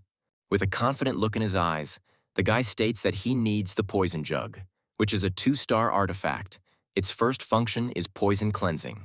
It allows you to place 100,000 insects inside for a purification ceremony. The insects will fight each other, and the last one to survive will evolve, possibly into a hero. Tom notes to himself that artifacts with 2 stars are not very strong, but this jug is ideal for his ward, because the second function of the artifact is attracting insects. Tony says that this jug will cost the student 4 divinity points, or 580 million divine power, and asks if he can afford that price. Tom approaches his old friend and grabs his hand, asking for a discount or to add some extra artifact, because if he doesn't do it, the man will still find a way to get even. The blacksmith agrees, saying that for 600 million he will add another very useful artifact, the Eye of Identification, and immediately demonstrates it. Charlie and Tom happily turn around to go home now that they've finished shopping. The boy is holding bags in his hands, and the blacksmith stands behind them, looking dumbfounded, asking them to stop. He catches up with the buyers and says that he recently received fragments of technology from an ancient civilization, thanks to which the blacksmith was able to create an artifact that would suit the guy perfectly. The class teacher, getting ahead of his student, snatches the above-mentioned artifact from the hands of the blacksmith and carefully examines it. A small gilded sphere with intricate patterns playfully glitters in the sun, and a man with a squinted eye is interested in something. He pounces on Tony, accusing him of wanting to deceive him. There is not even a trace of magical energy in this ball, and it seems like there are no functions at all. The blacksmith asks his friend to listen to him. If he understood correctly, the ancients called this sphere the Hungry Wolf, because this artifact is capable of improving itself by absorbing others. At the same time, it inherits the functions and effects of those that it absorbed. Dozens of civilizations declared a hunt for these artifacts in order to eradicate such a powerful object. Tony noticed that Charlie knows a lot about artifacts, so he decided to offer him the Hungry Wolf. The man is ready to give up this powerful item for just 1 billion points of divine power. The guy becomes wary. For an artifact, for the right to own which entire civilizations were destroyed, the price sounds very meager. It looks very much like the blacksmith is trying to deceive him. But the master warns that this wolf has its shortcomings. Only part of the necessary material was used in its creation. Then the man explains in detail the differences between the artifact and the originals. Tom, hearing this, repeats the words about worthlessness, and the blacksmith, pointing a finger at his friend, says that he will still allow himself to be insulted. But insulting the things he created is something completely different. Charlie says that he is ready to buy the artifact for 400 million, but the teacher tries to dissuade him, believing that this amount is too large. Money does not grow on trees. But the schoolboy believes that even with its shortcomings, the Hungry Wolf is a very useful artifact because it can absorb the abilities of others, albeit with limitations. He continues by saying that he admires Tony and wants to support him because the blacksmith, having only fragments in his hands, was able to recreate one of the most powerful artifacts of civilizations. However, 400 million is all that the schoolboy has at the moment, and he is not sure that Tony will agree to part with his brainchild for this pittance, he clarifies. Is this really so? Or is this the student's way of getting a discount? And the guy confirms, and the flattered blacksmith agrees, smilingly saying that trust cannot be bought with money. They make an exchange, and the schoolboy sincerely thanks the master of his new artifact. Charlie sits in his house in the center of a glowing pentagram drawn on the floor in the lotus position, with a jug and other acquired artifacts in front of him, and his eyes closed. He performs some kind of magical ritual, cutting his finger and sprinkling a few drops on his new objects. Blood flows from all sides, forming a dense clot. The result satisfies the young man. A satisfied smile appears on his lips. The poisonous jug has recognized him as its owner. A golden insect rises from one of the artifacts. From the jug itself, a frog jumps out, enveloped in magical energy, the threads of which still connect them, making them one whole. The translucent amphibian opens its mouth wide, continuing to exude magic, and Charlie points a finger at it, cheerfully noting that it's time to begin. But the expression on his face soon turns to bewilderment. The boy doesn't understand why the hungry wolf didn't react in any way. The schoolboy assumes that he wants more blood. A bright glow appears around, vaguely reminiscent of the northern lights. It envelops the entire space within the schoolboy's reach. He is surprised. The wolf is glowing golden. Voluminous threads rise upward, resembling blue, sharp, and greedy tongues of flame. And soon a puppy appears above them. He slowly descends, and soon his paws touch the floor with a corresponding sound, emitting a small mist around himself. Charlie leans towards the creature, noting to himself that this hungry wolf looks more like a puppy, and the puppy looks at its new owner with the curiosity inherent in dogs. But then the muzzle takes on a concentrated expression, and the wolf barks several times, which in translation means that he wants to be refreshed by artifacts. The guy thinks he just summoned the puppy, and the effect of gluttony has already affected him, and he wonders where he could get food for the little one because he is broke. The schoolboy gets an idea. He throws a small purple shard to the side, and Volchok sharply turns his head in the direction of the thrown object. The next moment, the creature hurries to the fragment and, jumping into the air, deftly grabs it with its teeth, while the owner watches the actions of his ward. The puppy, wagging his tail contentedly, holds the acquired object in his paws, and Charlie thinks about his creatures, wanting to see what they are doing. The first thing the divine being does is to monitor the occupation of its main representatives. Charlie's second most important task is to check the red orc blacksmiths who are working diligently in their beloved mines. Then comes the turn of the demon minotaurs, who are enthusiastically studying something. An ancient book with some drawings is spread out in front of them. The satisfied owner notes that they have no shortage of motivation. Windsword, one of the most powerful beings, Charlie learns the science of meditation, surrounded by streams of magical energy, probably in order to improve his concentration and skill in battle. Skeletons absorb fragments of crystals that strengthen them, most likely in order to become stronger in the future and not disappoint their master. Charlie reflects that thanks to the Davi sacred artifact sources, he was able to repair the law of gluttony, raising the artifact to the 3rd level. But he didn't think about such power. The guy beams at the mere thought that if he continues to improve the artifact, very soon absolutely all locusts will be able to evolve to elite with enough food. A week later, the guy is levitating in the air, surrounded by a giant swarm of his core representatives, and it's time for a new sacrifice. He raises his hand into the air, preparing to sacrifice 13 billion beings. There is literally a hurricane going on all around, swirling into a great blue funnel. After finishing, the guy stands in front of the awards window and understands that, despite the fact that he could have donated no less before, today's result is truly impressive. Reading through all the possible options, the student's choice falls on the last one. He's amused by the words about the humanoid form. In his opinion, it even sounds funny. He can't wait to try it out. Seconds later, the sphere of enlightenment appears in Charlie's hands. It hovers above his outstretched palm, shimmering with a sparkling blue light. The guy is intrigued. He grabs the ball with his hand and, holding on tightly, mercilessly smashes it to pieces. A tall column with a tone to match rises into the air, piercing the sky with lightning speed and just as mercilessly. It doesn't take much intelligence to understand that creatures exposed to his magical light are subject to certain effects.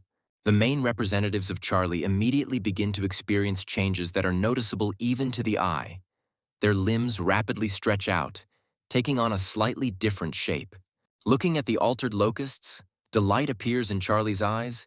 He cannot contain it inside, admiringly declaring that it is incredible. The creatures are truly becoming humanized and are no longer ordinary insects, but super elite locust people. In addition to the humanoid body, they now have the beginnings of intelligence. But that's not all. The happy owner rejoices with such a great power of faith, he cannot look at his official brain children without delight. But he can't rejoice for long. The phone rings and the guy is called by his class teacher. The man says that they received a call from the Imperial Academy, expressing their willingness to conduct a second interview. This will happen tomorrow, so they can't afford to lose face. Charlie is happy. The next day, Charlie is approached by a classmate, asking about his sphere's affairs and offering help with resources from his family's demigods. The boy turns to his classmate with a smile, asking about the fragments of the divine cores. He needs them right now to move from the 7th level up to the 10th. He replies that it can be obtained, but even taking into account their good relations, it will cost a decent amount. The minimum order amount starts from 400 million. Charlie expresses his understanding out loud, but silently remarks that if he had that amount of money now, he wouldn't have to bother with the core any longer. The boy smiles brightly, saying that there is another option. This amount can be replaced with 1,000 super elite undead. The interlocutor listens to the proposal to the end and only speaks then. He returns the smile to his classmate, accepting the voiced offer. For him, it is not something out of the ordinary. The guy is puzzled, realizing to himself that he sold too cheaply. He should have asked not for 1,000 skeleton knights, but for an exchange for the bone collector. Tom enters the office, informing Charlie that a representative of the Imperial Academy is already waiting for him in the teacher's room, and that he needs to hurry. The schoolboy obeys and follows the indicated route. And when the door to the teacher's room opens, the representative sitting in front of him has a look of surprise on his face. He did not expect to see Charlie again. The man is perplexed as to how someone he had recently rejected managed to obtain an internal recommendation in such a short period of time. But he is not too upset. The test will be difficult. The mustachioed man with an unpleasant look, according to etiquette, says that today he will test the student on behalf of his academy and asks if he has any questions. The young man denies. The mission is to invade a border town of one of the few civilizations that has a well-thought-out system of hierarchy and career, which will be reflected in Charlie. Once the system recognizes the intruder as a demon destroyer, the most powerful masters of the city will declare a hunt for him and will not rest until they find and eliminate the source of the danger.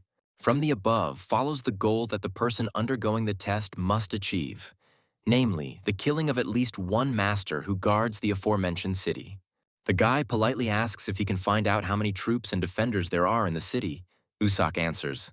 Despite the fact that the city is small and located almost on the outskirts, it is home to about 10 million people, of which more than 10% are masters, and there are only 5 defenders. With only an hour to prepare, Charlie approaches Tom and asks to exchange his class points for 3 first-level sacred artifacts. The man agrees, offering to choose for himself. Sometime later, the schoolboy stands next to his divine core, blown by its magical streams of energy threads. He takes a shard from his inventory and, bringing it close to a similar but greater object, inserts it inside like a puzzle, upgrading the divine core to level 10. He still continues to stand in front of the huge crystal, absorbing its light, happy that he will now be able to load 3 more sacred artifacts into the core. The first-level sacred artifact, Poison Glands, allows some of the major representatives to have a chance to gain the attribute, Poison and/or Poison Glands. The first-tier sacred artifact, Earth Core, allows some of the core representatives to have a certain probability of gaining the Earth attribute and additional protection. A level 1 sacred artifact, the Goblin Shortbow, is both a sacred artifact and a divine weapon, allowing representatives to summon it, and the owner can do the same. The system notifies you about the completion of the download, which is successful. In Charlie's sphere, beams of light flare up and rise into the air in several places at once, dividing into multiple rays, and his main representatives enthusiastically echo and get lost in them. Most demon bug creatures gain poison glands. Half of the fallen locusts gain stronger defenses, and almost all locust humans can now use the goblin bow. An hour later, the schoolboy stands in front of the man from the academy, who is waving his sausage-like fingers around a red sphere. As soon as Charlie touches it, a teleportation will occur. The guy doesn't even hesitate, decisively approaching the teleporting object and covering the smooth, cool surface with his warm palm. The sphere immediately flares up with a brighter light. The same waves begin to emanate from it, passing through the young man's body but enveloping him. His eyes widen from the unexpectedness of the sensations he experiences. As promised, he and the main representatives are teleported to the outskirts of the required city. The guy deftly lands, touching the ground with his hand and knee. The Locust is nearby. The system warns that Charlie is a violator. If he does not leave this world now, he will be recognized as a demon destroyer and destroyed. But there is no time to think about everything. It happens almost immediately. Since Charlie supposedly refused to leave this world, he is recognized as the Demon King of Locusts, and his level is assessed. The system opens his status window, and the guy is amazed at what he sees. The student is also curious if he can view information about the two newly appeared heroes among the Locust Man species, and he selects the appropriate option. The creature's system status window raises questions for him. The level indicated is 60, and the guy is interested in what this means, because it is difficult to judge levels without comparison and explanation. One of his humanoid representatives flies up to the schoolboy and informs the owner that they are being attacked by local creatures. The guy summons one of his largest specimens, wanting to go to the scene as soon as possible to assess the enemy's strength. One of the local adventurers, sword in hand, looks at the horde of locusts swarming above him, wondering where such a huge number of demons could come from. His comrade swings at the locusts, saying that Thorn should be happy that they were in the right place at the right time. The more demons, the higher the reward, and they need the money now. A ghost-like entity floats through the air, holding a crystal in its hand-like appendages that appears to be a fragment of the divine core. She swims up to the girl in light robes, who is the Sage of Water, and hands over the shard, who smiles brightly, thanking her little assistant. There is another girl standing nearby. Only her clothes are red-orange tones, and flames are flying out of her scepter. She is cursing at the locusts, threatening to destroy them. She is a fire mage. One of the adventurers, looking back slightly, asks his colleagues not to lose their vigilance and to watch their surroundings. 4 young men stoically endure the onslaught of locusts, 2 of whom are now destroying demons, allowing their friends to rest. Charlie flies up to the scene from behind on his giant body, becoming an unwitting witness to this scene. He turns to the Eye of Identification for help. A small individual sits almost under his ear, ready to faithfully carry out the master's orders. Through the skill, Charlie gains information about a guy in golden armor with a sword in his hand. His name is Thorn. He's a dragon blood warrior in his second incarnation and uses a divine weapon. The guy notices that all 4 have the same emblems. The only difference is that Thorn's is silver and everyone else's are bronze. This leads to a very primitive conclusion. This man named Thorn may be none other than the leader of the quartet. The said one curses, noticing that there are too many demons. He gives the order to his fellow adventurers to prepare for retreat. Still sitting on the Locust, Charlie suggests that his charges first test the abilities of potential opponents. The humanized locusts rush towards them and fall to the ground. The adventurers recoil in horror, considering the specimen to be at least of the 3rd rank. They need to retreat. The locusts stand firm in front of the fearful humans, and Thorn tells his comrades to leave, declaring that he will try to buy them at least a little time. He swings his sword at the enemy using giant slash. On the chitinous body, this blow only leaves a scratch without causing serious damage. The guy looks at the confused locust and realizes that it is too strong. It seems that he doesn't have a single chance. The humanoid quickly comes to his senses, kicking the shoulder and thereby knocking the sword out of the human hand. The guy is thrown to the side, and he squints in pain. Meanwhile, another individual pursues the rest of the team, promising that they will not leave, and the people look around in fear and confusion at the one they believe to be a demon. As a result, all the adventurers end up tied up. The guys' faces are angry, and the girls are rather upset and surprised. In the schoolboy standing in front of them, they see none other than a real demon, laughing maliciously right in their faces.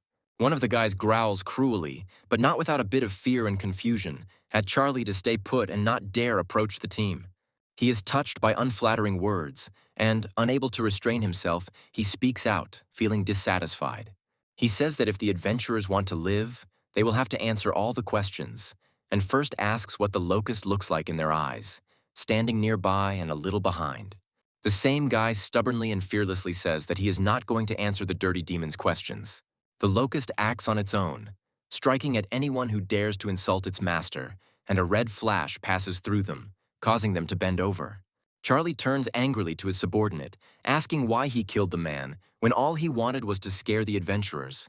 The tied-up girls scream in fear and press even closer to each other, recoiling further from the corpse of their former comrade, among other things. Charlie tells them to be quiet and decides to use the curse Locust, which obediently appears nearby. Thorn glares at his opponent, asking what he wants from them. Charlie leans towards the prisoner and repeats his question again about how he looks in their eyes, and he becomes scared.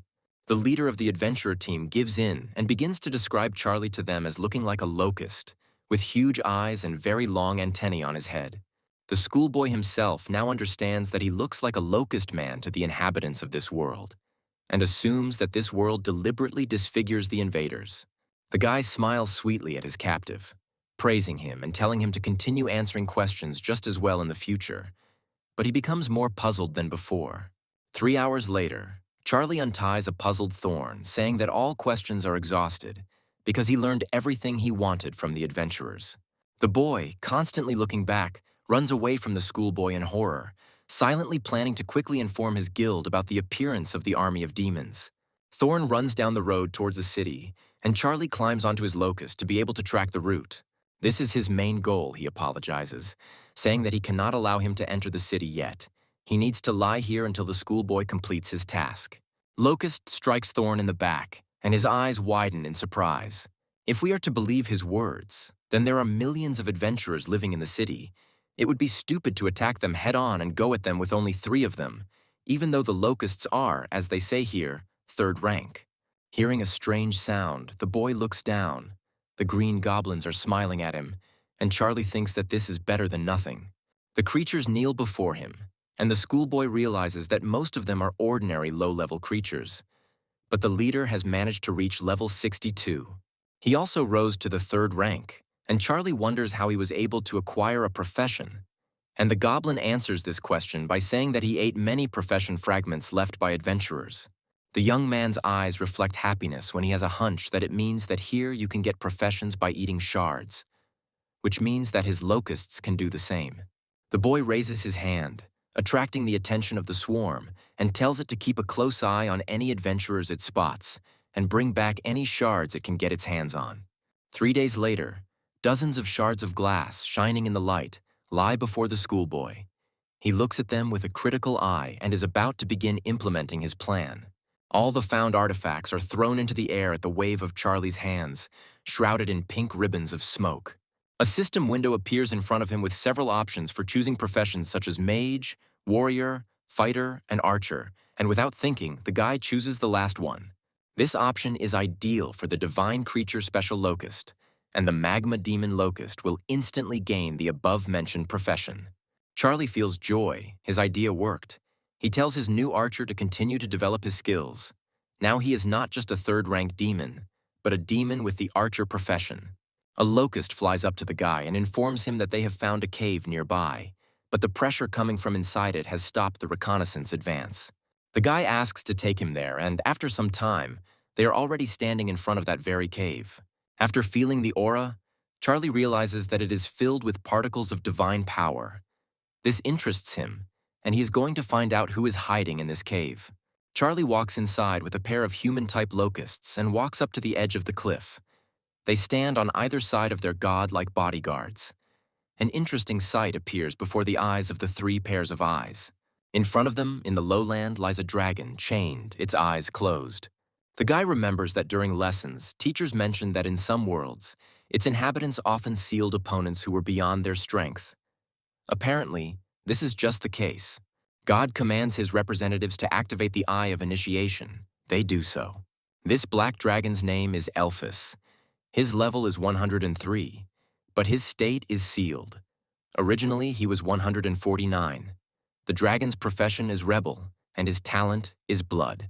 The creature's skill is Breath of Darkness, and at this stage, nothing else is available, and the dragon, as if sensing that its description has been fully studied, opens its amber eyes. The locust makes an inarticulate sound and, as if enchanted, looks into the bottomless abyss of huge and bright eyes, and then performs a completely strange action. She moves closer to the cliff, towards the giant, and Charlie tries to stop his subordinates with his voice. They turn around, puzzled and enveloped in a red aura. It becomes clear that it is not easy for them to control themselves. They are literally torn apart, unable to choose. A voice comes out of the dragon's mouth, asking how dare a man interrupt his meal and threatening to devour not only his flesh, but his soul as well. The boy manages to regain control of his representatives and tells them to run as the dragon opens its huge mouth. The powerful attack not only causes flames to appear in the cave, but explosions to erupt, filling the space with suffocating smoke. Charlie didn't run far, because as soon as the smoke cleared, he appeared from behind the stone wall and cheerfully asked the monster if he had finished. The dragon opens its mouth again, wanting to hit the enemy with its powerful clot of energy, asking how dare the man tease him, and promising that it will never forgive this. Charlie runs away again, confused, realizing that he will have to run even further this time, because the clot looks more destructive. Indeed, it takes twice as long, but after it has passed, the guy approaches the now puzzled dragon and says that he came here not to insult, but to help. The giant says that he immediately recognized the trick in the man who came to him, so he had better leave here immediately, otherwise he will truly be eaten. But Charlie does not even think of moving. He raises his bow to the ready, asking if the monster really thinks he can do this, and offers, if so, to test what he is capable of. The schoolboy places an arrow on the bowstring and, taking aim, releases it, calling out the full name of the black dragon and his profession, a smile playing on the boy's lips. But the arrow flies off the mighty scaly skin, as if from a ricochet. Elphys echoes this action. His armor is invincible. Such attacks cannot even scratch him. But the schoolboy does not despair, getting ready to try again, this time fishing out a sword from his inventory, and already rushing with it at full speed towards his formidable opponent, his face no less formidable. He delivers a wide horizontal strike along the monster's belly, leaving behind an equally wide, bright flash. But even this does not cause much harm to the mighty skin. It is difficult to even consider the blow as a scratch. After it, only dust remains. Charlie doesn't give up and attacks from above, pouring magic into the weapon. He considers the dragon stubborn. Apparently, they really won't be able to talk normally until a wound is inflicted. Releasing 10,000 points of divine power, the boy makes several cross strikes in the air. The dragon opens its huge mouth. Finally, Charlie's actions are crowned with success because he manages to inflict at least one wound, the most striking proof of which is the splashes of blood.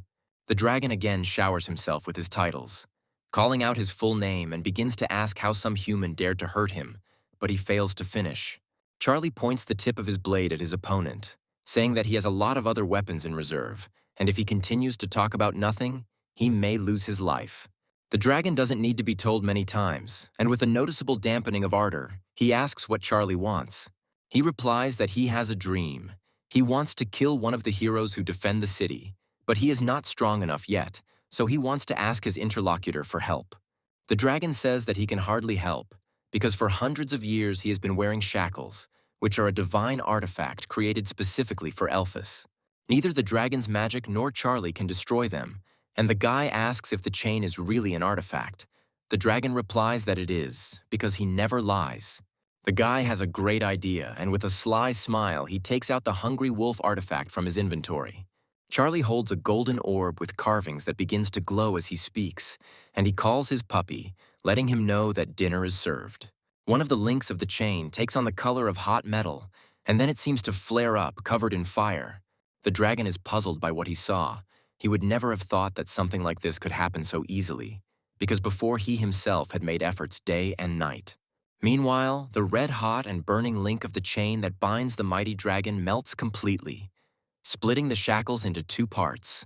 The dragon cries out impatiently, unable to believe that the man's plan worked, and he literally commands him to destroy all the other chains. Charlie's gaze becomes extremely serious as he asks his interlocutor to repeat what he said. The monster says that now is not the time for questions, and without a second thought, he repeats his order. Charlie remains impartial, saying that he showed all sincerity and destroyed one of the chains that had kept the dragon free for hundreds of years. He asks what he decided to respond with then. The dragon, who is eager to fully restore his former power, asks what the guy wants, and, remembering, makes a promise to kill the hero for him. He longs for freedom. Charlie smiles slyly, pretending to look thoughtful. He says that he has changed his mind, respectfully addressing the monster. Now he wants him to serve him for 100 years after saving him. The dragon is outraged by this condition, and in a rage, he says that he will never bow down to anyone. Frowning, the guy reminds that he can either save the monster or kill it. If it doesn't obey him right now, it will become another step on the path to perfection. He has heard that dragons are walking treasures and wonders how good a weapon his bones would make. The dragon is puzzled. He is not pleased with this thought. It may come true. After thinking a little more, Elphys decides to submit and, taking an official oath to her future liberator, asks to remove the remaining shackles from him. He doesn't want to feel the weight of those terrible chains on himself for another second, especially when light appears in the pitch darkness.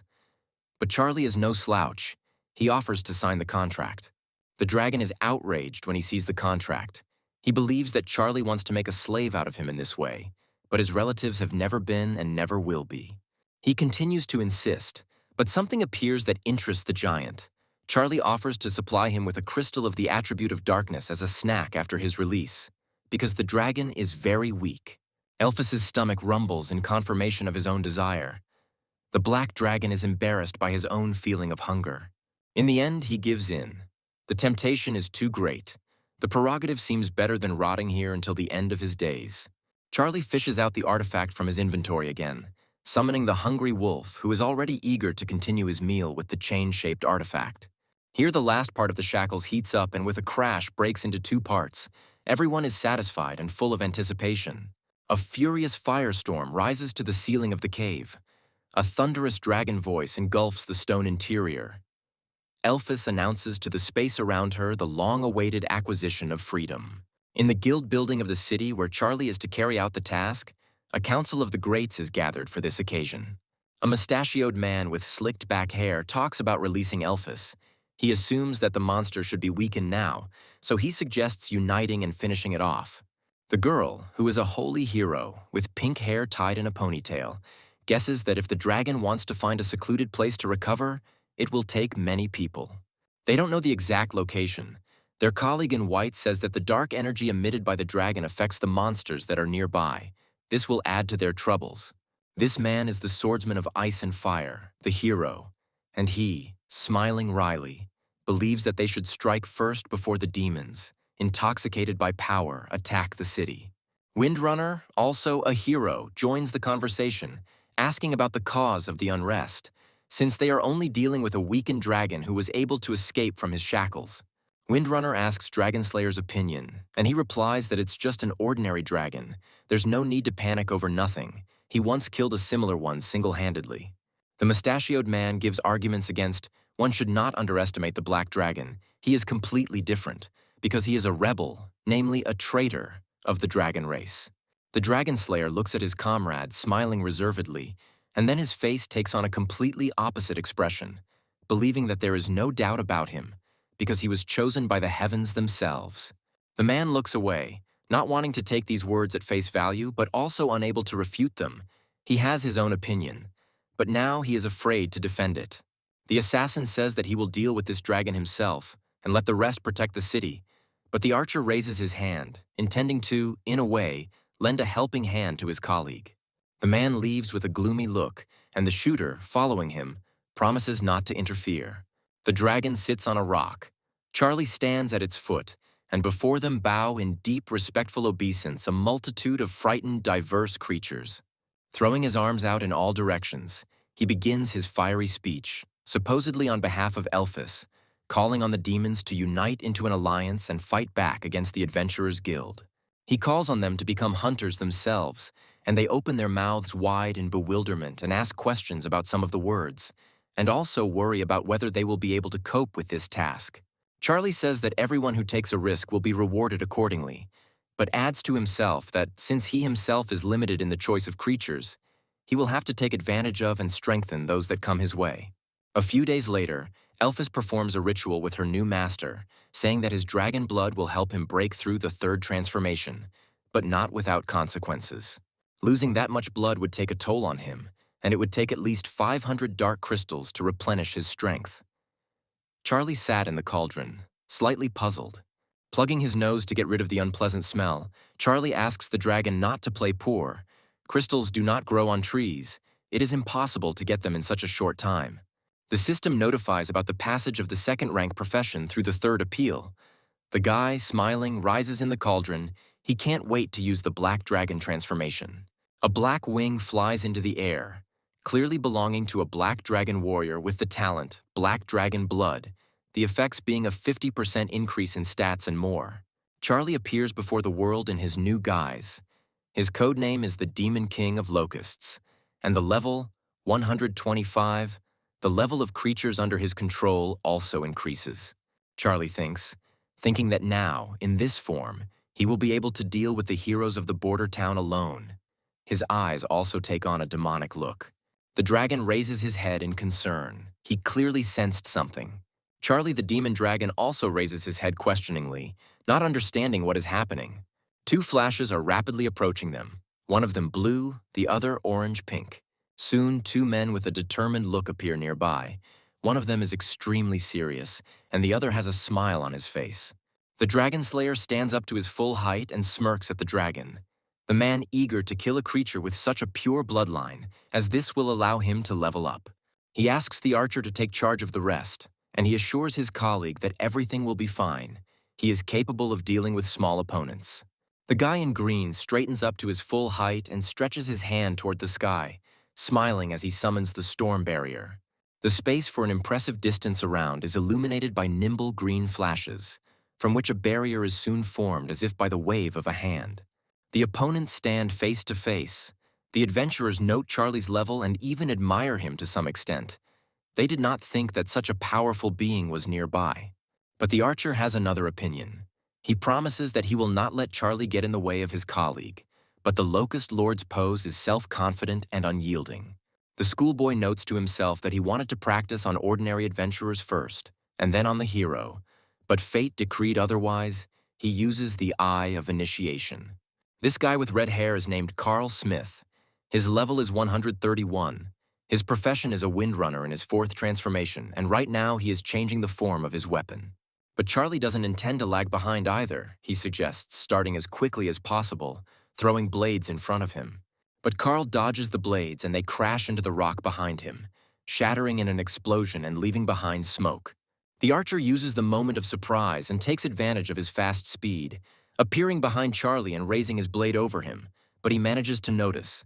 But this doesn't help much, because the next moment the adventurer finds himself on the other side, wounding his side, and at the same moment the blow comes from the other side, as if there were two of him. Sensing something was wrong and turning back, the schoolboy orders his main representatives to destroy the green barrier. And at this moment, several souls of dragons of different colors seem to come out of the dragon slayer's body. He uses the hero's nobility, Dragon Slayer field. They rush straight at their black brother in the flesh, clearly not with friendly intentions, and he spreads his wings wide and screams terrifyingly at the top of his voice. A battle ensues between the dragons.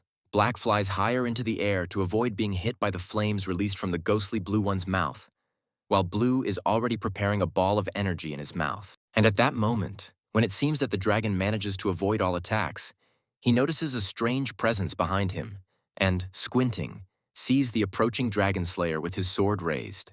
He delivers a powerful blow to the wing, and the dragon announces this to the surrounding area with its roar of pain. He finds support in the rock, clinging to it with his strong claws. The adventurer angered him because it was too easy. But the man doesn't give his victim a chance to catch his breath, soon finding himself on the scaly body, his foot finding firm support. Standing on the fallen, powerful body with a huge sword at the ready, the slayer orders the dragon spirits to take the soul of the black dragon to the city and asks Carl if he needs help. The redhead refuses with a smile, saying that he can handle it himself, and when he finishes, which will happen soon, he will catch up with his colleague. The soul's huge ghostly paws dig into the black dragon's flesh and rush to fulfill the master's order, and he slowly follows them. Charlie orders his locusts to destroy Carl's barrier at all costs, and they circle above him in the air. She flies up to the green ghostly wall, making various attempts to destroy it. Finally, One of the individuals manages to leave a few scratches on the surface, and, inspired by success, it continues its efforts. Soon, the barrier actually breaks down and begins to crumble onto the stunned creator. Hordes of locusts, pleased with themselves, swarm from above. The moment of surprise allows Charlie to catch his breath a little. He puts his hand to his wildly pounding heart, his charges standing behind him like a wall. Carl, smiling, but not as joyfully as before, cuts up the small bodies, amazed by their endless number. But the kids are no pushovers either. Having successfully completed the task of eliminating the barrier, they can now attack their master's enemy with all their strength, leaving multiple blows on the body. Carl begins to feel doubtful. He is no longer so confident in himself, believing that at this rate he will run out of steam if he continues in the same spirit, and intending to end it as soon as possible. But events are clearly not in his favor. Genuine fear appears on the young man's face as the locusts surround him, spreading their nets. They cover the body completely, crushing with the force of their many paws, forcing the dagger with which Carl had previously killed their comrades to drop from his hand. A few moments later, only a gnawed skull and bones fall to the ground. A system notification appears in front of Charlie with the face of Mustache from the Imperial Academy, who congratulates the guy and says that a portal leading back will now open. But the guy refuses, saying that he can't go back right now, he still has unfinished business here. The man asks with a nasty smile if the guy really wants to free the captured black dragon, and he confirms these words, since an agreement was made between them. Usak asks him to think carefully about this.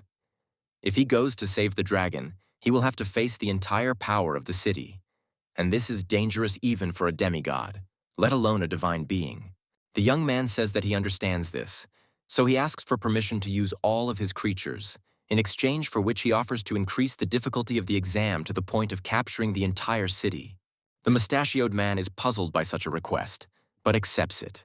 But the change in conditions also means that Charlie will appear to this world in his true form, so he has no right to fail. A pink sphere appears in front of the guy, from which creatures emerge. The first thing Charlie notices is one of the strongest. The Windsword Emperor is level 140 in this world. The man's eyes are glowing with a ghostly light and determination. Red Orc, Divine Hammer, which is the heroic form of the creature, has a level of 113 here. The Demon Minotaur Shaman also has a heroic form and is level 135. And the trio Skeleton Lord Bone Collector Resurrectionist have levels, respectively, 132, 75, 86. They are also heroes. Charlie thinks, there really are a lot of adventurers in the city. Even though its creatures are strong, there are few of them. Apparently the Demon Alliance will have to contribute to what is happening. Charlie tells his Locust to carry his word to all the demons. It flies away, and the guy invites Sword and Shaman of the Minotaurs to follow him. The demons have a small council. Wolf notices that the black dragon, for whom the alliance was convened, was killed. He now sees no point in going to certain death. He finds it ridiculous to follow Charlie's orders, also finding it easier to simply kill him and take away all the promised crystals he has. The wolf continues to say something, but before he can finish, his head flies off his shoulders with one sure blow. The eyes of the other demons standing nearby widen in shock. They see Charlie, who mockingly recounts their cunning plan. But the next moment, the guy's gaze becomes extremely serious when he suggests that these demons who decided to rebel are tired of living. One of the goblins points a finger at the guy, saying that they served the great rebel before he appeared, and that he is a nobody, so he has no right to ask for such a thing. Charlie doesn't intend to listen to these words any longer. He stretches out his hand, from which streams of energy spread out in purple waves, like ripples on water.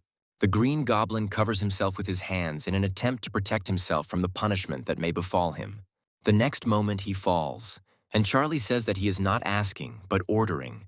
The relatives of the fallen look at him with apprehension, fearing the same fate. And as if to confirm these thoughts, Charlie decisively declares that death will await those who do not obey him immediately. Fearing such an outcome, the demons fall to the ground, repeating in one voice that they are awaiting the order of their new master, who proudly rises above them. Charlie walks ahead, and behind him are hordes of demons. Their goal is the border town. The black dragon, on display for all to see, is once again in chains, and will soon face an unenviable fate. The dragon slayer sits on the throne and sips wine.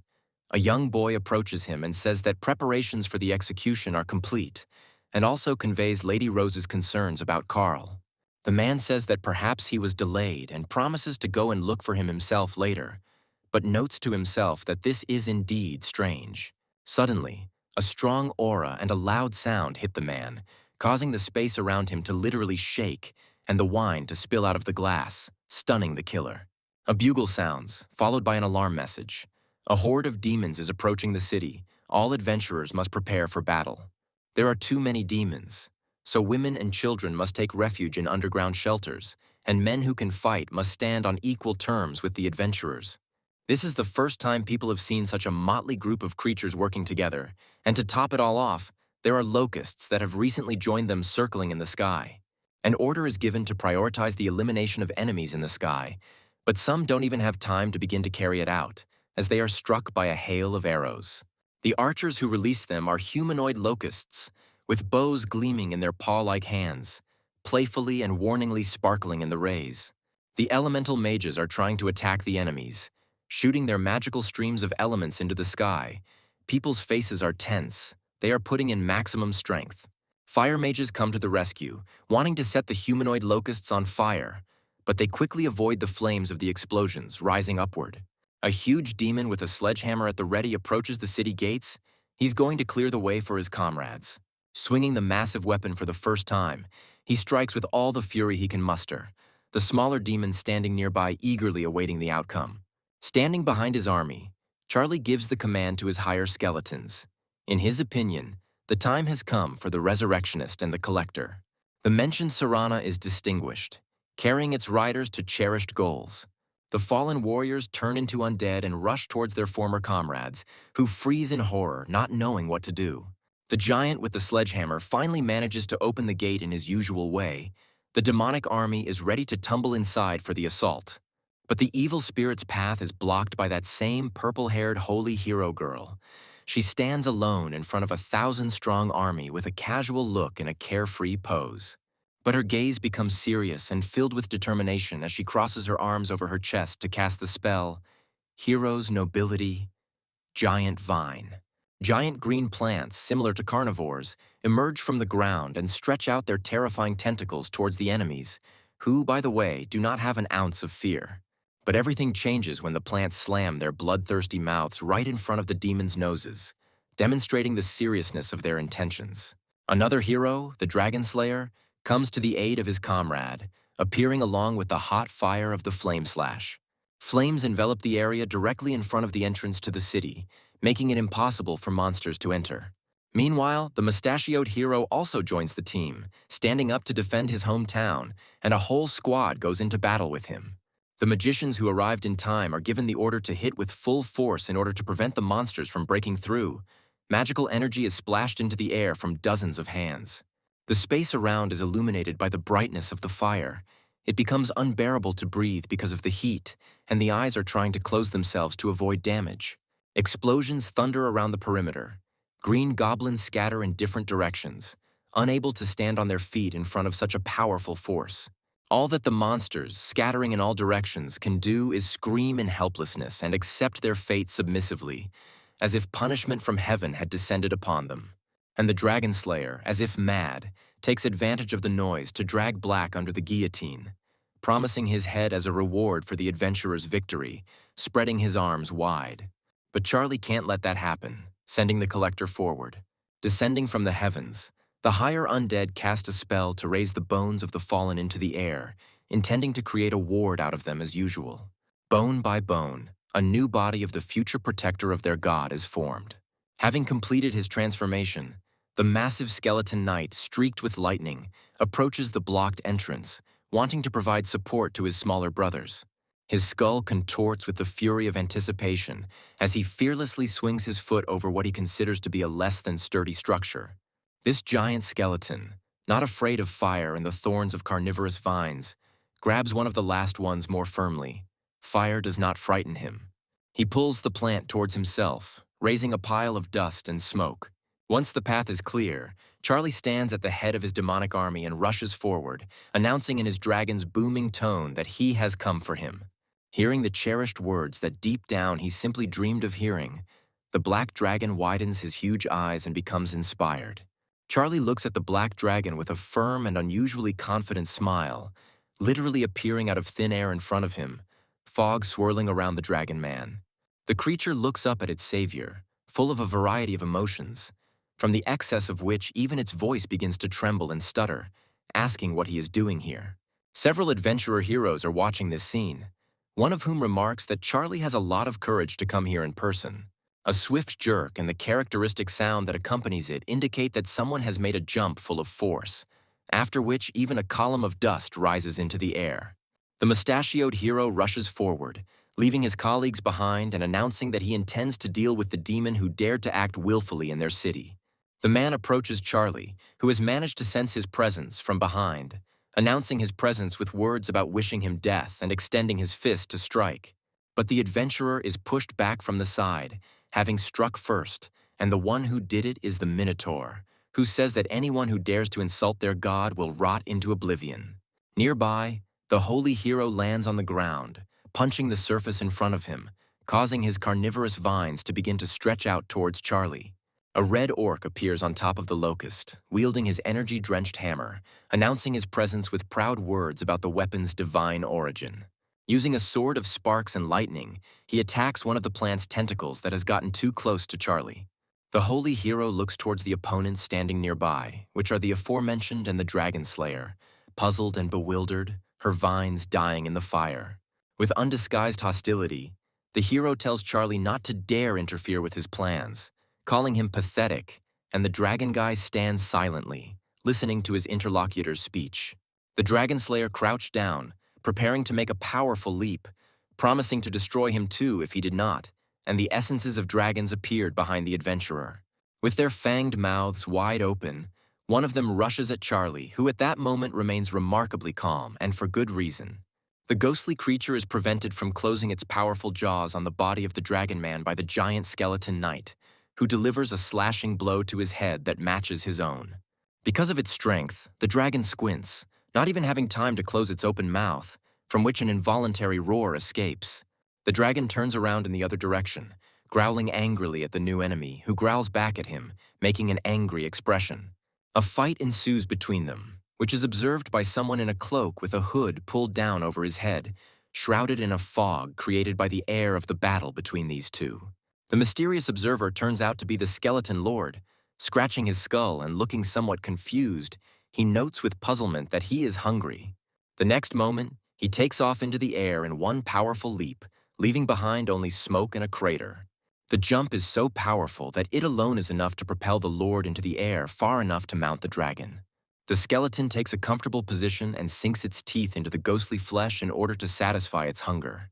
A powerful roar from the wounded giant creature bursts out of its mouth and envelops the space around for many meters, and the undead do not even think of letting go. The Dragon Slayer appears above them, raising his sword over the bone one. He asks the latter how he dares to bite into his dragon and threatens to kill him. The lord turns around to look at the approaching one. The adventurer makes a sweeping movement in front of the skeleton lord, who recoils, covering himself with his hand. The swordsman still manages to hook the lord, and due to the force of the blow, the bones of his hands are torn off. The undead falls to the ground, and the adventurer continues to advance. But the lord is not as simple as he may seem at first glance. His limbs are put back into place, guided by magical power, and now he is whole again, as before. Leaping forward with a sly smile, the skeleton lord leaps, leaving his dumbfounded opponent behind and empty-handed. The undead do not run away or make a strategic retreat. Instead, they sink their teeth into the dragon spirit again, while the owner standing below stares up in shock, wondering what kind of monster is in front of him. Charlie at that time sends his wolf cub forward, who looks ahead with happy eyes at the abundance of dishes, and the boy rushes again to the chained dragon. Elphys makes a solemn vow to her savior standing before him to remember his gesture of goodwill forever. Charlie, throwing several dark crystals into the dragon's mouth to help it recover from its wounds, says that if the dragon wants to thank him, it would be better if he added a few more centuries to his contract. Charlie turns around at the strange sound, his face expressing mild surprise. The holy hero's plants thrust their vines into one of the red orcs. Blood spurts from his wounds. He closes his eyes and winces in intense pain. Charlie sends his main representatives to help the wounded man, ordering them to provide support to the Divine Hammer. The guy notes to himself with annoyance that the situation is slowly becoming critical. If they don't leave this city soon, the Divine Being will soon lose his army. Elphys leans over his shoulder, respectfully saying that she wants to show him her favor in return, so she decided to bestow her name on him. Today, Charlie will become the Great Rebel. The black dragon casts some kind of spell, and purple rays burst out from its eye sockets, enveloping the schoolboy in their light. The creature begins to read aloud the spell necessary for its plan, and pink tongues burst out in Charlie's direction, and the guy himself begins to feel certain metamorphoses. Thus, he gains a new talent, Rebel, the effects of which for some reason are currently unknown. The pink haze gradually releases, and the Divine Being moves. From somewhere, a sword filled with energy appears in his hands, and its owner rushes at the Dragon Slayer standing nearby, who has turned his entire body towards him. The adventurer is overwhelmed by the onslaught that occurs when the two blades cross, and Charlie's strength reaches a new level. Blood spurts out of the man's mouth. His eyes take on an angry, but at the same time stunned expression. The Dragon Slayer does not understand where the demon got so much power from. And while he is trying to withstand this powerful onslaught, someone is sneaking up behind the adventurer hero. With a malicious laugh, the skeleton lord plunges his bony hand into the man's body, piercing him through, while his face reflects fear mixed with surprise. From the fallen body, the undead lord summons a skeleton knight. The summoned creature gains the hero type and is a mutant, as well as a blood skeleton. Charlie, meanwhile, is fighting the holy hero and is currently pushing him away with a strong kick. The woman winces and flies away. The impact is so strong that it continues to roll even after landing on a hard surface. Finally stopping, the woman assumes a half-sitting position and, stuttering, says that he killed him. The dragon schoolboy approaches his rival along with the red orc, saying that she is next. Charlie allows the Divine Hammer to pay the woman back twice for what she did to him, and he thanks his respected god for allowing him to do so. He steps forward, starting to advance on the holy hero, and she falls to the floor again, recoiling in fear and covering herself with her hands. And the next moment a powerful blow occurs, knocking a fountain out of its victim. Charlie, sword in hand, watches the battle unfolding below him from the air, the yellow-green sparks that are the result of the collision reaching even to him. Below, there is a fight between his sword and one of the heroic adventurers in white robes, who delivers a sweeping blow with his weapon, and the opponent skillfully repels it, blocking. But Charlie doesn't want to wait any longer. He needs the fastest possible victory, and he dives on the adventurer, who has managed to sense someone else's presence, whose face expresses bewilderment. The guy in white clothes barely manages to deflect a fairly strong blow as the enemy appears behind him, describing a beautiful arc in the air. The guy curses. The sword twists, delivering several quick blows that cut through the air, one of which is decisive. It reaches its target. The adventurer cries out, leaning back. Defeated, the hero adventurer falls to the ground, hitting his head and hanging out his tongue. It's Usadi's turn, who turns around sharply, casting a frightened glance at what's happening right next to him. 3 minotaurs are rapidly approaching him, and the man screams, fleeing. It's over. They can't be defeated. He needs to run. But something he sees ahead makes him change his plans and brake sharply. The path of the mustache hero is blocked by a skeleton knight in armor similar to the one that one of his comrades always wears. The sword thrown over his shoulder also seems suspiciously familiar. And while the adventurer is surprised and trying to understand what's going on, a shaman minotaur appears behind him, raising a huge log over the enemy's head. Just one blow is enough to send splashes into the air. A flag is raised into the air, confirming Charlie's victory. The commander speaks to his loyal subjects, announcing the victory won in this difficult battle. All that remains is to clear the rest of the city in exchange for the promised crystals. The green goblins joyfully throw their hands up in the air, supporting the speaker with their own shouts. Charlie squats on the roof of the house, holding out a bag to Elphys, expressing hope that his new friend will soon regain his former strength, with the Minotaur and the Divine Hammer standing behind him. When the black dragon smiles, tears appear in his eyes. He promises that now, without any doubt, he will follow his savior, also calling him a friend. A system window appears next to Charlie with a representative of the academy displayed on it, who congratulates the guy on successfully passing the exam and notes that he did the impossible. The portal home is already prepared, and the schoolboy has 3 hours to sort the loot. He thanks and asks if it is possible to open a permanent portal here from his sphere. He is even ready to give away all the loot he has acquired here. The man expresses understanding and asks about Charlie's knowledge of the risks. Creating a portal is not a problem. It is a matter of a possible invasion. But the schoolboy says that he understands everything perfectly well and assures that he has thought everything through well. The interlocutor says that everything will be done within 10 days, and an alarm system for intruders will also be installed.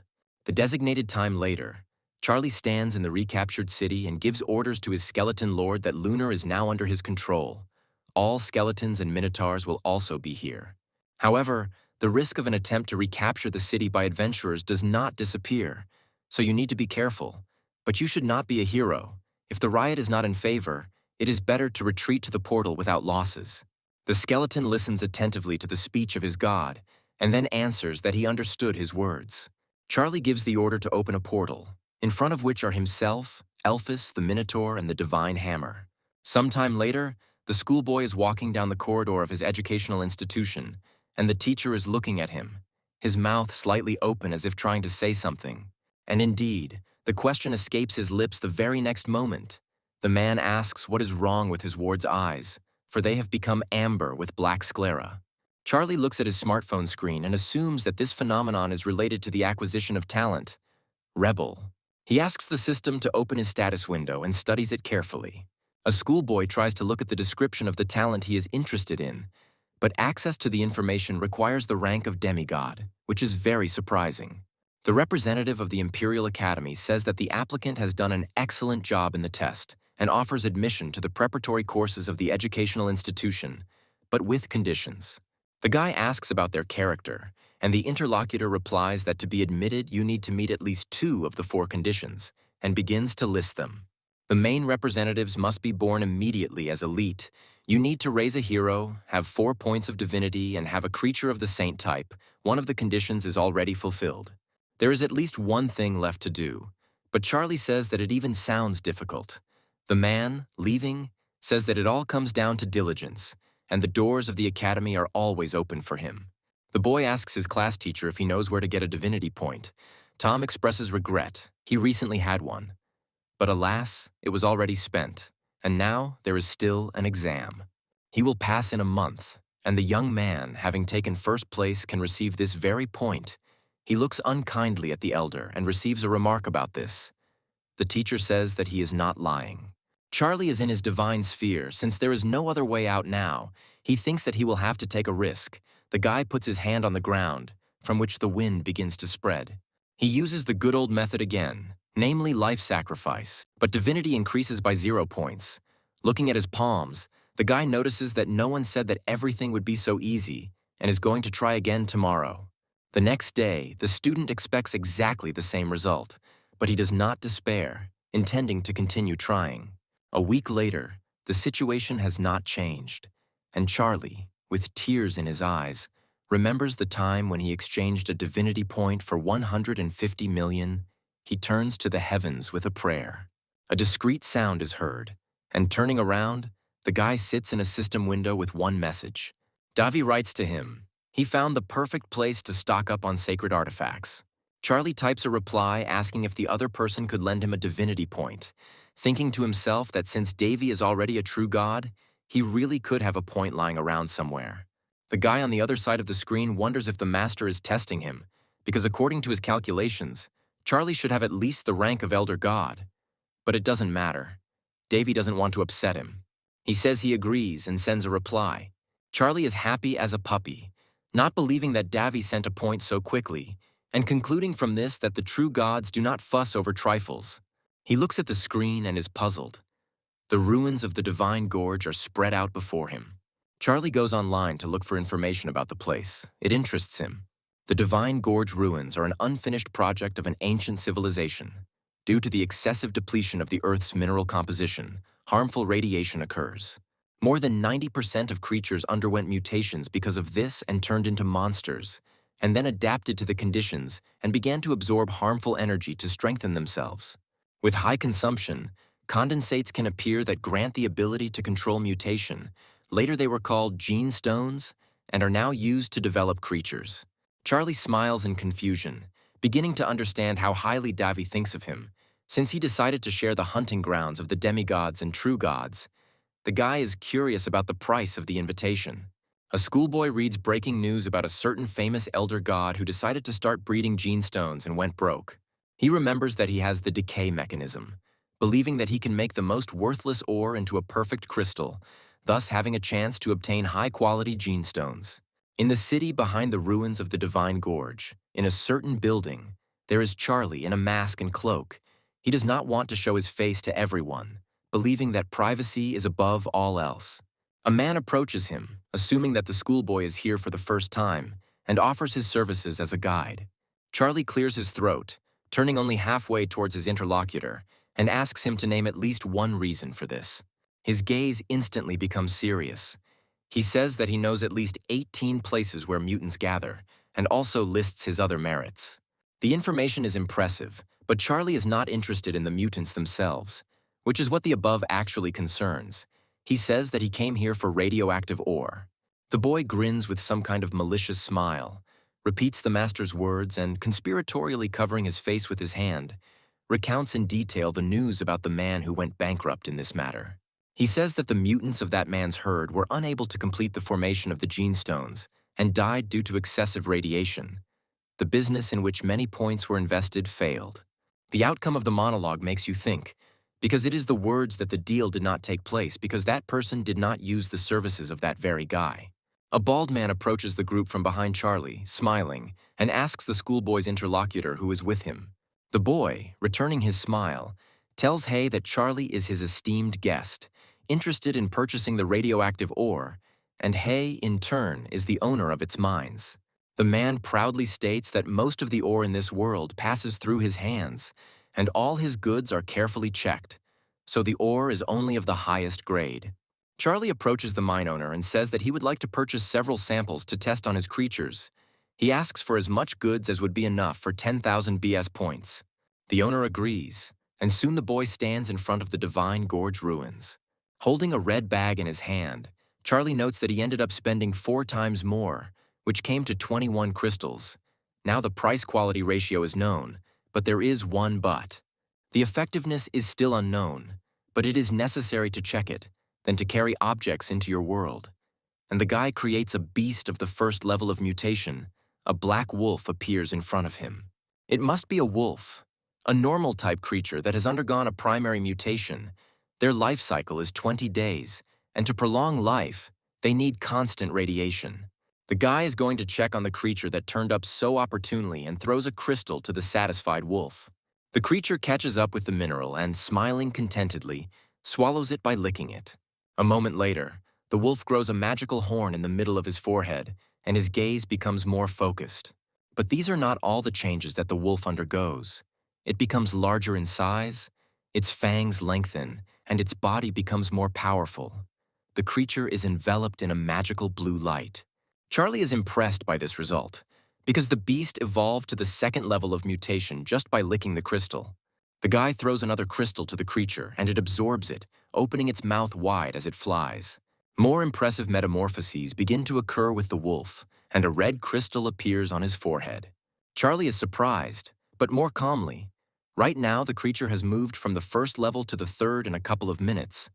Thoughts are already starting to arise in his head about what will happen to his creatures. But a small explosion shakes the air, announcing the death of the wolf. Looking at this sight, the guy smiles sheepishly.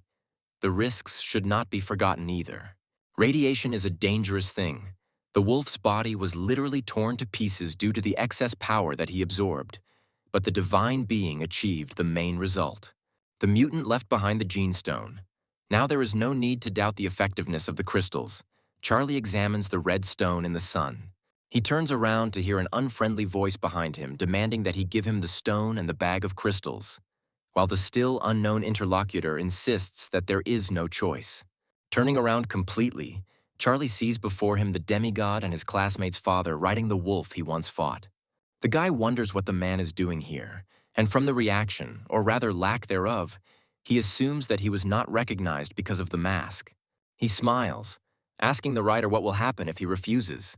The man raises his hand, twisting the portal of the abyss above it, from which 3 wolves are already appearing, and advises not to ask obvious questions. Several wolves run towards the guy, raising clouds of dust with their run. The guy bites the skin of his right finger until it bleeds. With this action, the schoolboy initiates the black dragon transformation. The youthful body begins to change before our eyes, shrouded in a pinkish color. The wolves stop, frozen, horrified by the monster that appears before them. And Charlie doesn't give them a head start, cutting and scattering the creatures' bodies with multicolored flashes. The demigod thrusts his hand forward, commanding his wolf cavalry to attack, activating the blessing of Wolf's fury. A new batch of creatures rushes straight at Charlie, who stands meekly. But at the very last moment, the Dragon Man jumps up, leaving the enemy creatures with nothing. The animals' eyes widen in surprise at what is happening in front of them. Charlie hovers in the air, asking his opponent about his intentions and saying that if he is trying to wear him down, his tactics are as old as time. A smile of superiority appears on the boy's lips when he looks at the demigod and his minions. He calls his classmate's father a fool and informs him that this strategy will not work on him. The man says he never even thought that some weakling, instead of begging for mercy, would start insulting him. The demigod raises his hand and commands Charlie to descend from the heavens to the earth, using the divine magic heaven's shackles. The divine being feels the power of the demigod. A certain pressure affects his entire being, disorienting him. Under its influence, Charlie involuntarily falls to the ground, wondering where the demigods got so many trump cards from, and wolves run up to him, surrounding him. The man orders his creatures to pounce on the boy and tear him to shreds, and they attack, forcing the boy to retreat. Something catches Charlie's eye. He notices a sign that says no entry, and a plan begins to form in his head. The divine being runs straight in that direction, leading the creatures carried away by the chase behind him. The demigod is also carried away by the premonition of an imminent victory and urges his representatives on, ordering them to speed up even more and catch up.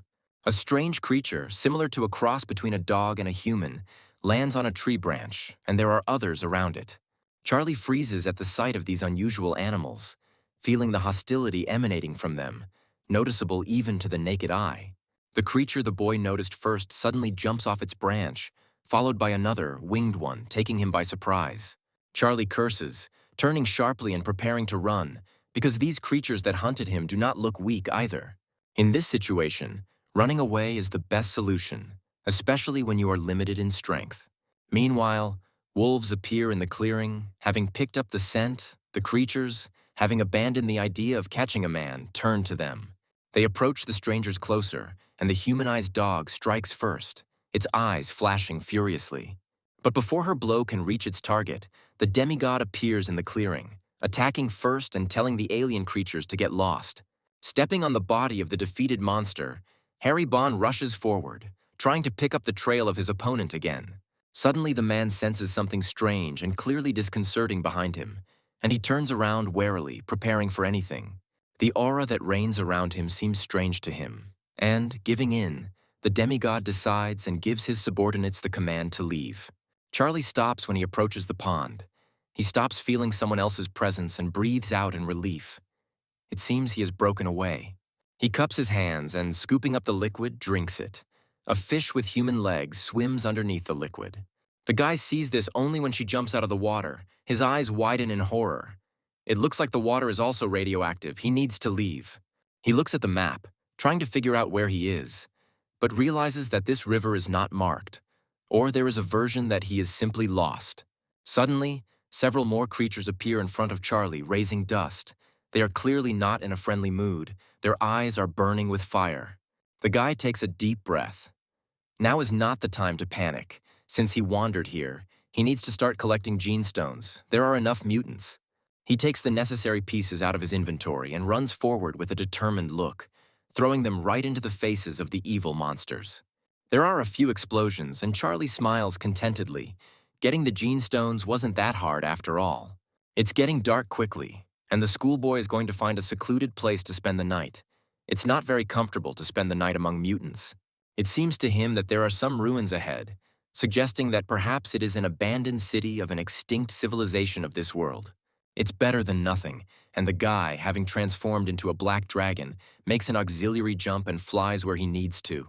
After a few minutes of flight, it becomes clear that the mysterious place turns out to be some old abandoned castle. Having assumed his normal form, the young man carefully wanders through the streets. It is unlikely that anyone has already taken a fancy to this place, but one must be on guard with mutants. The guy's gaze is drawn to a pile of something white to the side, and he turns his head to see some papers. He turns sharply in the other direction, his gaze becoming focused, his attention drawn to some kind of excitement of strange energy. He follows her call and, feeling that she is very close, stops under the shadow of the nearest arch. The energy becomes almost tangible. There are people standing a little further away who have caught Charlie's attention, and he wonders what they are doing. Someone says that their master lost a lot of divine power points, but gave them the opportunity to perform this ritual. They have no right to make a mistake. There are only two choices: success or death. A man takes out a glowing stone. The time has almost come. It is time to begin. The full moon shines in the night sky, becoming as silent an observer of this mysterious ritual as Harvey. People stand in a circle around a large, glowing pentagram, with glowing stones lying in some places. Suddenly, a bright flash flares up, lifting you up to the very heavens and getting lost in their darkness, and giving birth to a stable column of light. The pentagram seems to cover this area of the city with its ghostly green light, and joyful voices are heard all around. One of the cultists is more joyful than the others, announcing that they have finally loosened the seal left by the previous civilization. Charlie remembers that this was not done for no reason, but in order to avoid some risk, apparently the master of these people was a dark horse. He makes his way closer, trying to be unnoticed, and is glad that not everyone can get into the world of the Divine Gorge ruins. The system notifies about the beginning of the unlocking of the source of the mutation of the ruins of the Divine Gorge. Nearby mutants react.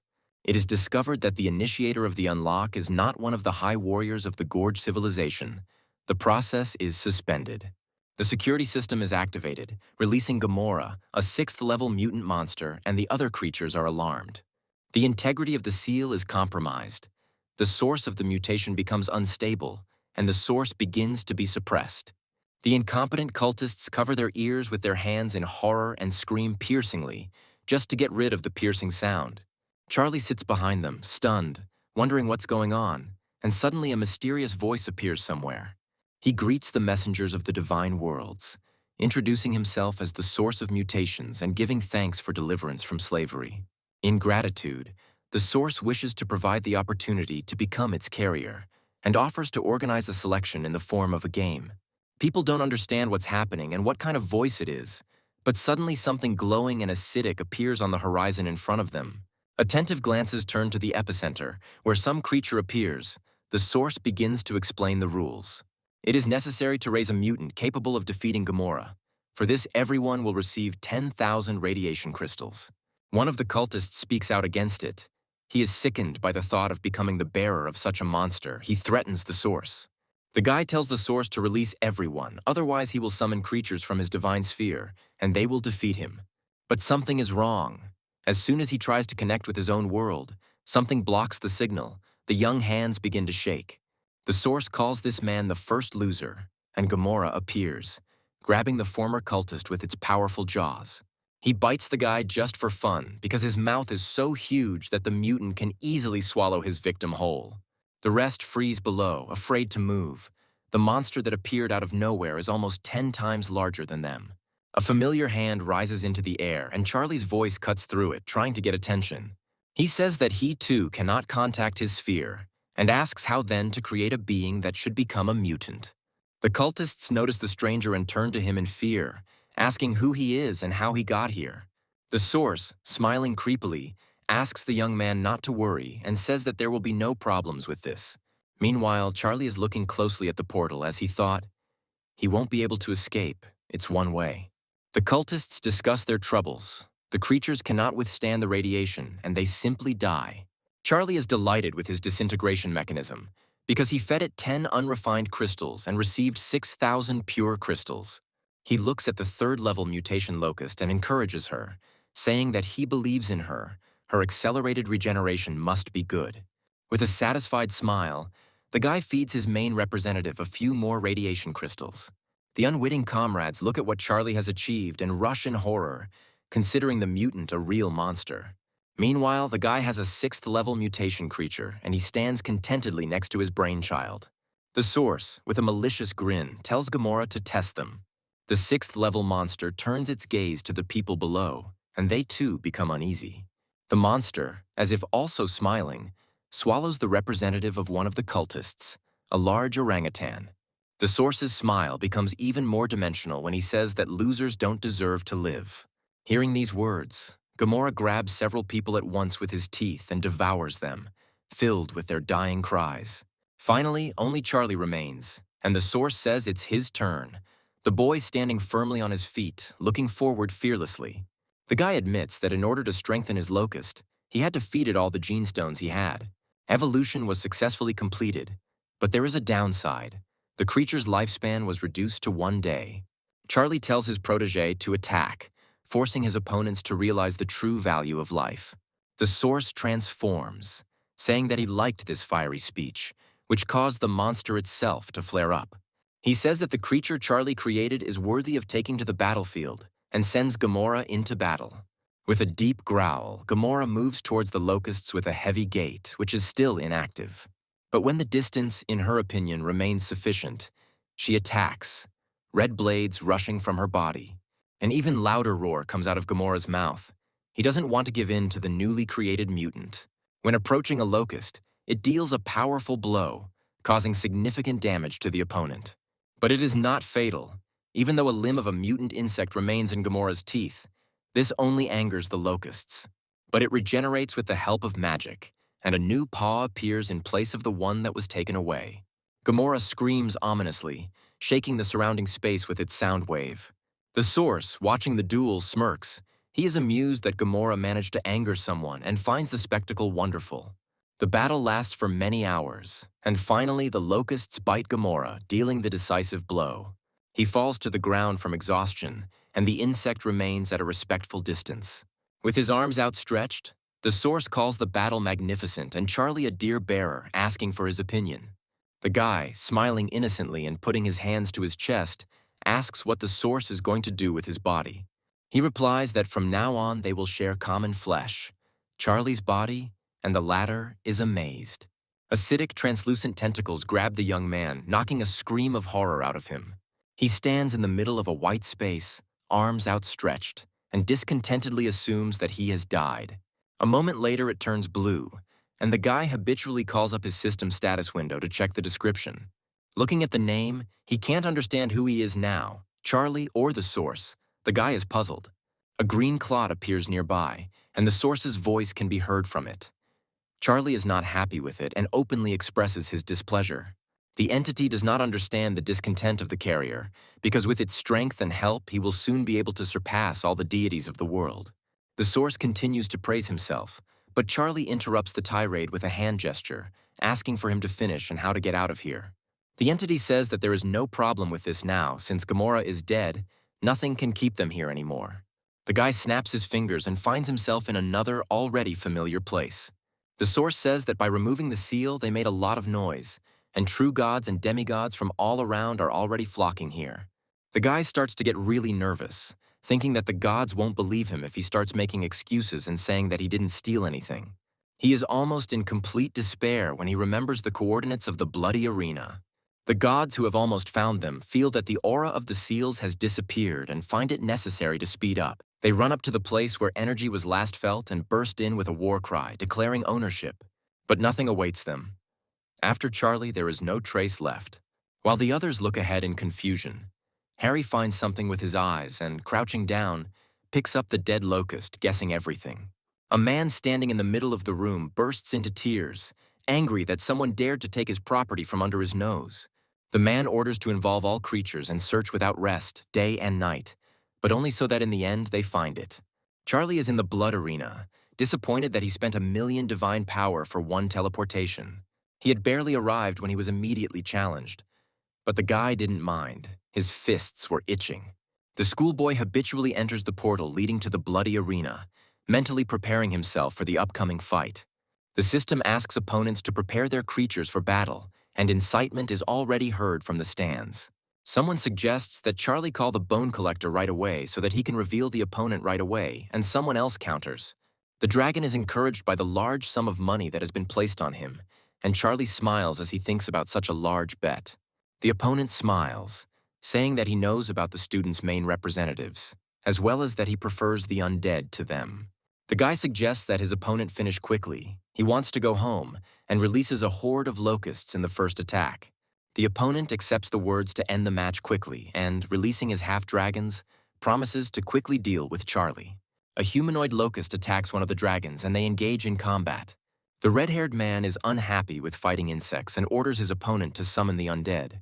Charlie sits down and says that he will definitely do it as soon as the opponent deals with the locusts.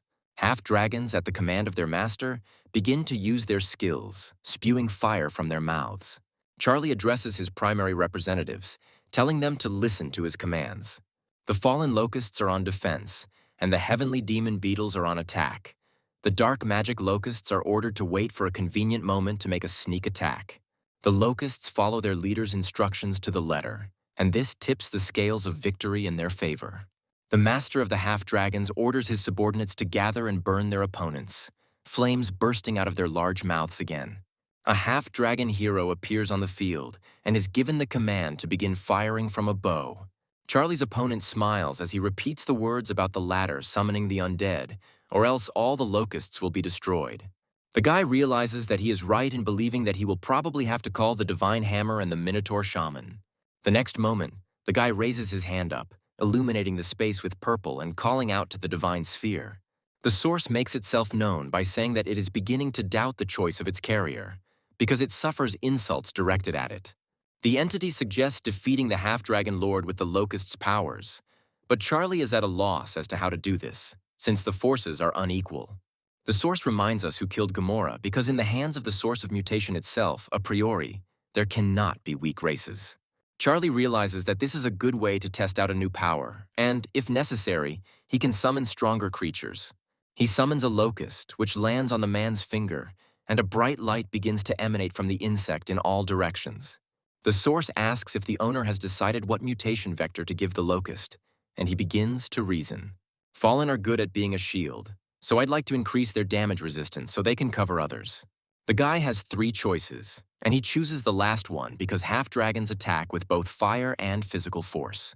The mutation causes changes in all areas of the locust, enhancing all aspects of it, at the cost of reducing its lifespan to a day. The mutated fallen locust rushes forward, attacking the stunned half-dragons with its giant body. They scatter under its influence like flies. Charlie can't get enough of the fact that he succeeded and was able to give the locusts the necessary mutation vector. The locust continues to attack all other opponents. Charlie is going to take on all of his other representatives by giving them mutations. The dark magic locust attacks enemy creatures with shadow needles, and the inertia tries to protect themselves from the blow, bursting into a roar. Another subspecies of locust uses the talent, Savage Murder, to leave opponents writhing in agony. The half-dragon lord is stunned, wondering how the locusts could become so much stronger in an instant. He calls for the judge, and Charlie smiles, admiring his finest creation, a humanoid locust in mutation mode. Pleased with himself, the guy says that the lord of the half-dragons will have to sweat a lot against them. The humanoid locust's strikes become more accurate and powerful, and it can kill half-dragons outright. Charlie notices the half-dragon hero in the crowd of enemies and makes him the first target for his representatives. The half-dragon lord falls to his knees and surrenders with tears in his eyes, begging not to kill his heroic-type representative. A spectator who placed a large bet on a fighter becomes angry, ordering the former favorite to fight to the end to win it back. Charlie laughs, noting that betting on him to lose never leads to anything good. As a reward for his victory, the schoolboy receives a divine core fragment and the blood arena seal, and he is pleased. In his god realm, the guy sets up his own blood arena, allowing beings to train up to hero level. At Charlie's divine core, a dragon sleeps in a mountain of gold. The master of the world is wary of the suspicion of today's joys. The source wonders why the owner is so inspired by these little things, because they are only the tip of the iceberg, but he can give more.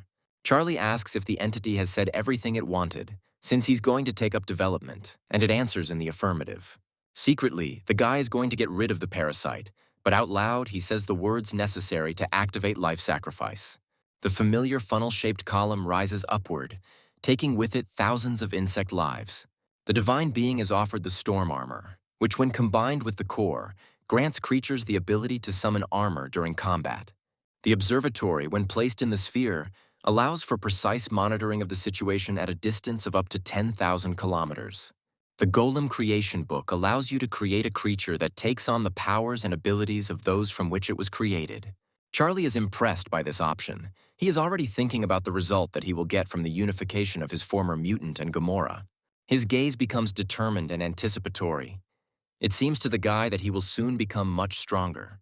The divine being is pleased, feeling that he has not wasted millions of divine power points on high-level materials. He looks at his golems and can't stop being happy, finding them adorable and stronger than some heroes. Charlie looks at the golem's status window and realizes that their regeneration is not inferior even to Wolverine. He called them baby chucks. He believes that it is time to throw time at fate, as he will soon be able to enter the Imperial Academy. 3 days later, the boy stands in front of the Imperial Academy and admires how even on the outskirts of the city, the aura of the demigods emanates from the people here. Charlie hears a voice addressing him, asking if he is a preparatory course student at the Imperial Academy. The guy turns around, saying that he still sees the man the Academy sent out greeting him. A helicopter was specially prepared for the future student, and the escort reassures him, saying that he will help him get settled. Charlie gets out of the helicopter and the man asks him to follow him as he is going to show the guy his future room. Entering inside, the divine being asks where his neighbors are and is told that the place is intended only for him. The guy is completely shocked, and the man leaves, saying that today he can rest, but tomorrow being late for classes is not encouraged. Charlie wants to get started on absorbing divinity as soon as possible because he believes that there are a lot of geniuses in this place. He walks down the corridor surrounded by voices who believe that the guy got here thanks to family influence. They do not recognize him. Some even threaten to give him a beating, and Charlie assumes that he will not have a quiet life here. Suddenly, a voice is heard behind him, asking if he is a new student, and the guy gets scared. In front of him stands a young woman who introduces herself as a preparatory course teacher. Her name is Lena. She says that classes are starting soon and takes the guy to the necessary room and, upon entering, asks the class to calm down. Seeing a familiar face, Cian jumps up from her seat, shouting the name of her former classmate, and others look at her. They begin to talk among themselves, realizing that their local goddess knows the newcomer. The teacher introduces the new student to the students with a sweet smile and says that he previously studied at the same school as Kian. One of Charlie's future classmates jumps up from his seat and, in a displeased tone, expresses a desire to know how Charlie did. Lena's expression suddenly changes to serious. She says that in her class you have to raise your hand before you answer. The student begins to tremble with fear, apologizing and promising that this will never happen again. The woman's face regains its sweet expression, and she says that Charlie himself should ask the question she voiced earlier. Tart says that he doesn't really care.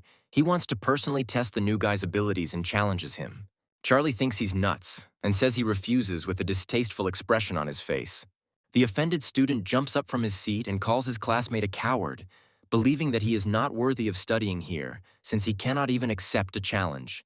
A woman's hand lands on the surface of the desk with a loud sound, and its owner says that she has had enough. Kian angrily asks why Tart is picking on Charlie when he has done nothing wrong, and he tries to object. Charlie notes to himself that this is typical girl behavior. Even here she has acquired nasty henchmen. After the lesson, the guy is awaited by a raging Tart and his two friends, the leader of whom grits his name with displeasure. Suddenly, Cian appears in front of Charlie, blocking him with her body, and says that, first of all, they need to deal with her. Tart tells Kian that it's none of her business. But to his rival, so that he stops hiding behind the girl, Charlie frowns. The guy noisily gets up from his seat and comes closer to the group, pushing the girl back. He says that he was too lazy to figure it out, but he also has limits to his patience and asks what exactly his classmate wants. He also shortens the distance, saying that Charlie got here by accident, and he will do everything to get the guy expelled from here. One of his buddies points his finger and says that they will get rid of him until he drops out. Charlie, looking back at Cian, suggests that it was not easy for her to study in a class with such idiots, and she says that everything was fine before. The guy assumes that the girl hasn't had time to get close to them yet and won't mind if they get beaten up. Cian says that Tart should not be underestimated. His representatives are the Steel Knights, the elite. He is very strong. Even her sparrows are weaker, and Charlie jokes with a smile that the girl is afraid for Tart's health, but she denies it, allowing him to do whatever he wants. Tart, hearing this, gets angry, saying that Charlie won't be able to touch him with even a finger, because one knight is capable of killing all the locusts. Frowning in displeasure, Tart offers his classmate to fight in the arena, who smiles. Qian looks at the back of the guy leaving and worries about him in his thoughts, considering him stubborn and regretting that he can't help here in any way. The system offers to choose a battle mode, and the newbie, smiling cheekily, is amazed by their variety and chooses 10 on 10. The opponents stand in the battle coliseum and prepare themselves mentally for the upcoming fight. Tart can't stand it. With a malicious smile, he speaks unpleasantly about his opponent, recalling Kyan's words and saying that he will not survive in the chosen mode. He is silent, but in the blink of an eye, 10 creatures, relatively recently bred, Chucky's babies, appear around him.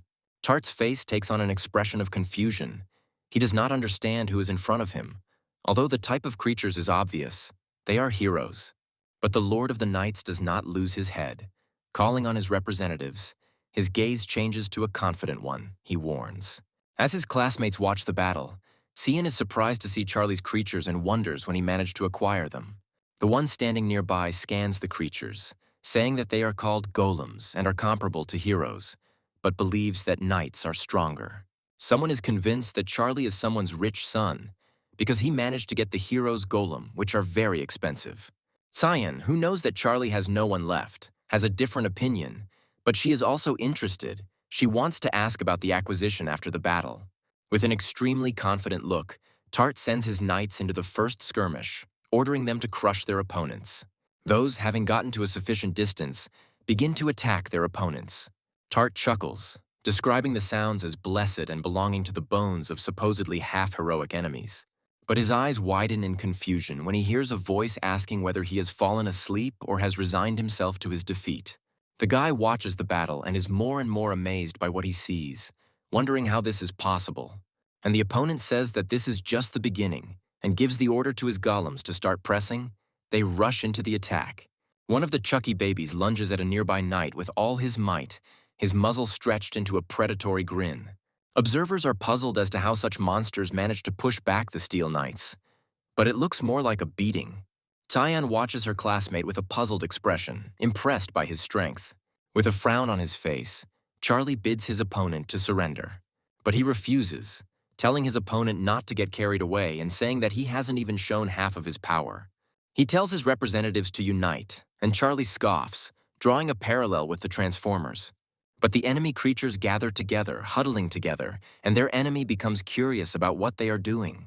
One of the golems stands next to Charlie, and in front of him a pillar of fire rises into the air as if from an explosion. As soon as the cloud disperses, a combined steel knight appears in front of him, and its owner thinks that the enemy is scared. After all the power of Tart's creatures is collected in it.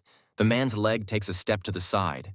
The steel knight breaks into a run and runs straight towards the wall of enemies, some of whom are preparing to block. The united one swings forward to strike, and enemy creatures are forced to close in to meet resistance. With a grin, Tart says that he will now show the enemy the strength of someone who is truly worthy of studying at the Imperial Academy. Charlie makes a scared expression and says that the combined Steel Knight is very strong. Tart, with a haughty smile, says that if the enemy surrenders, he promises to spare his creatures, but sets a limit of 10 seconds. He starts the countdown, and Charlie helps finish by saying that time is up and the opponent can continue. Tart remarks in a threatening tone that his opponent has refused and is about to add something else, but falters. His eyes widen in bewilderment. All the golems that had previously been damaged are miraculously healed. Tart cannot believe his eyes and expresses his indignation out loud. One of the Chucky babies takes off, not giving the enemy time to recover, and hurries towards his target. It turns out to be united, and Charlie encourages his creatures. Others are sent to help the first one. Golems mercilessly bite into the body of an enemy creature with their predatory mouths and tear off pieces of its body. They tear the Steel Knight apart, attacking from all sides and not allowing him to come to his senses and defend himself. As he watches his classmates battle on screen, one student wistfully remarks on the cruelty of Charlie's creatures. Tart also looks thoughtfully and dumbfoundedly at the head of the Steel Knight that has rolled to his feet. He falls to the ground and says in a doomed voice that this cannot be, and believes that this is the end. Everything is lost. Charlie emerges from the portal looking extremely pleased with himself. He is met by his classmates and Cian, who addresses him by name. All faces directed at the boy look stunned. But also, in addition to all the others, the young man hears another voice from the side, addressed to him, and turns to look at it. A joyful Martin pounces on the boy, embraces him, and says that he had no doubt that the younger one would pass the test. Charlie is surprised by his friend's appearance, asking about it and saying that he feels like he looks 10 years younger. He smirks, saying that he chose the previous image specifically for the arena because he thought that he would not be taken seriously. Classmates change their minds, realizing that Charlie got here on the recommendation of a student and not because of his rich parents. Martin, meanwhile, says that he is his friend, and if anyone decides to offend Charlie, he will deal with him. The elder takes the younger one away, promising to introduce him to his friends. The latter is a little puzzled. The comrades go up the stairwell. In one of the flights, there is a guy and a girl. Martin introduces Charlie to them. The first guy to introduce himself is Thornton. He's also a first-year student and greets him politely. The girl, whose name is Loriana, asks with a smile about Charlie beating up their friend, who also shows respect and becomes embarrassed. The girl doesn't really like the younger one's words about a random victory. She thinks that everything happened because of luck, and luck is also a kind of power. The elders heard that the younger ones would soon go on a mission and asked to bring something from there. Charlie was surprised by this and asked for clarification. The girl does not consider the younger one a newbie, hinting that Martin shared with them all the details of the fight. And now he is embarrassed. Loriana tells about the upcoming test. Only students from the preparatory class can get there. Martin confirms and boasts of his strength, saying that if he were allowed in there, he would destroy the entire city in a few hours. Loriana continues the explanation, saying that on this mission one can find a rare item that they are willing to buy for a high price. Charlie, outwardly casual but inwardly jumping almost to the ceiling with happiness, says that he will take on the job. The girl hands the younger one a seed, saying that it will be useful to him to pass the upcoming test. Lying on his bed in his own home, Charlie reflects that if it weren't for teacher Lena's explanations, he would have wasted his potential. He remembers the woman's words about accumulating divinity points. He wanted to quickly become a demigod, but it is not profitable. Then the teacher explained everything in the most detailed and understandable way. She told about all the nuances at each stage of divinity. Charlie is flattered that Lena has such high hopes for him. He simply has to live up to them, and to do this he needs to accumulate points. A classmate asks Charlie about rumors that he already knows about. Many elders have asked not only him but others for a favor. Tart approaches the interlocutors and offers his former rival to make a bet on the time of the sortie. He clarifies the essence. The bet concerns the highest score. The loser will have to forget about Cian and even stop looking in her direction. Charlie almost implies that Tart is a dull-witted man and says that he should come to terms with the fact that Cian doesn't like him. He ignores the insult and says that it does not concern Charlie. Tart is ready to do everything to protect Cian from him.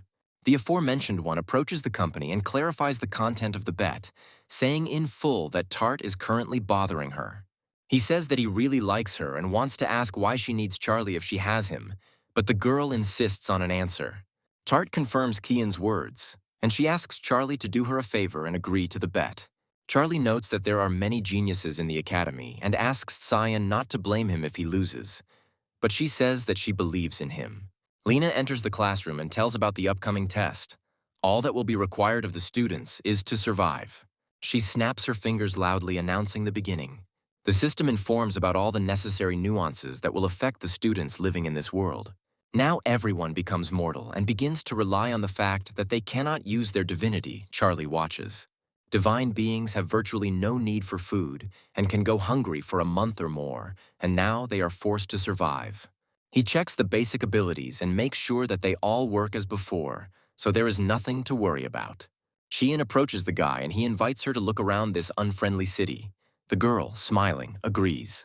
Crouching down, she places her hand on the ground, from which threads of magical energy begin to emanate. Cian summons his main representative, inviting his classmate to climb on top of him to look around from above. The guy smiles, gently declining and saying that he has his own wings. A moment later, Charlie uses Black Dragon transformation and flies into the air on his own wings without any help. They patrol the city together, Cian flying on his Storm Sparrow behind his classmate. Finally, satisfied, the students land on the stonework of one of the streets. Charlie thought that there was no one in the city except zombies. But there is a lot of things here. The cafes and restaurants alone are worth something. Tsian's stomach is protesting. The guy can barely contain his laughter, and the girl, embarrassed, notes that there is nothing to laugh about. He agrees, offering to look into the restaurant. As soon as the students enter the building, they are met by a good-natured old man who treats them politely and offers his services. Charlie says hello, saying with an awkward smile that they came from out of town, so they have money problems. The man's intonation instantly changes. He rudely drives the newcomers away, placing his gun on the counter in front of him. Tsian starts to get angry, and Charlie tries to calm her down, reminding her that they now have mortal bodies and could die from a bullet. The boy remembers that the Elder One gave him a seed and suggests that it could play a role. He takes a seed out of his pocket and shows it to the man, who immediately lowers his weapon, surprised. The old man puts a smile back on his face and apologizes, saying that he didn't know the boy had such valuable seeds with him, and he was willing to buy it.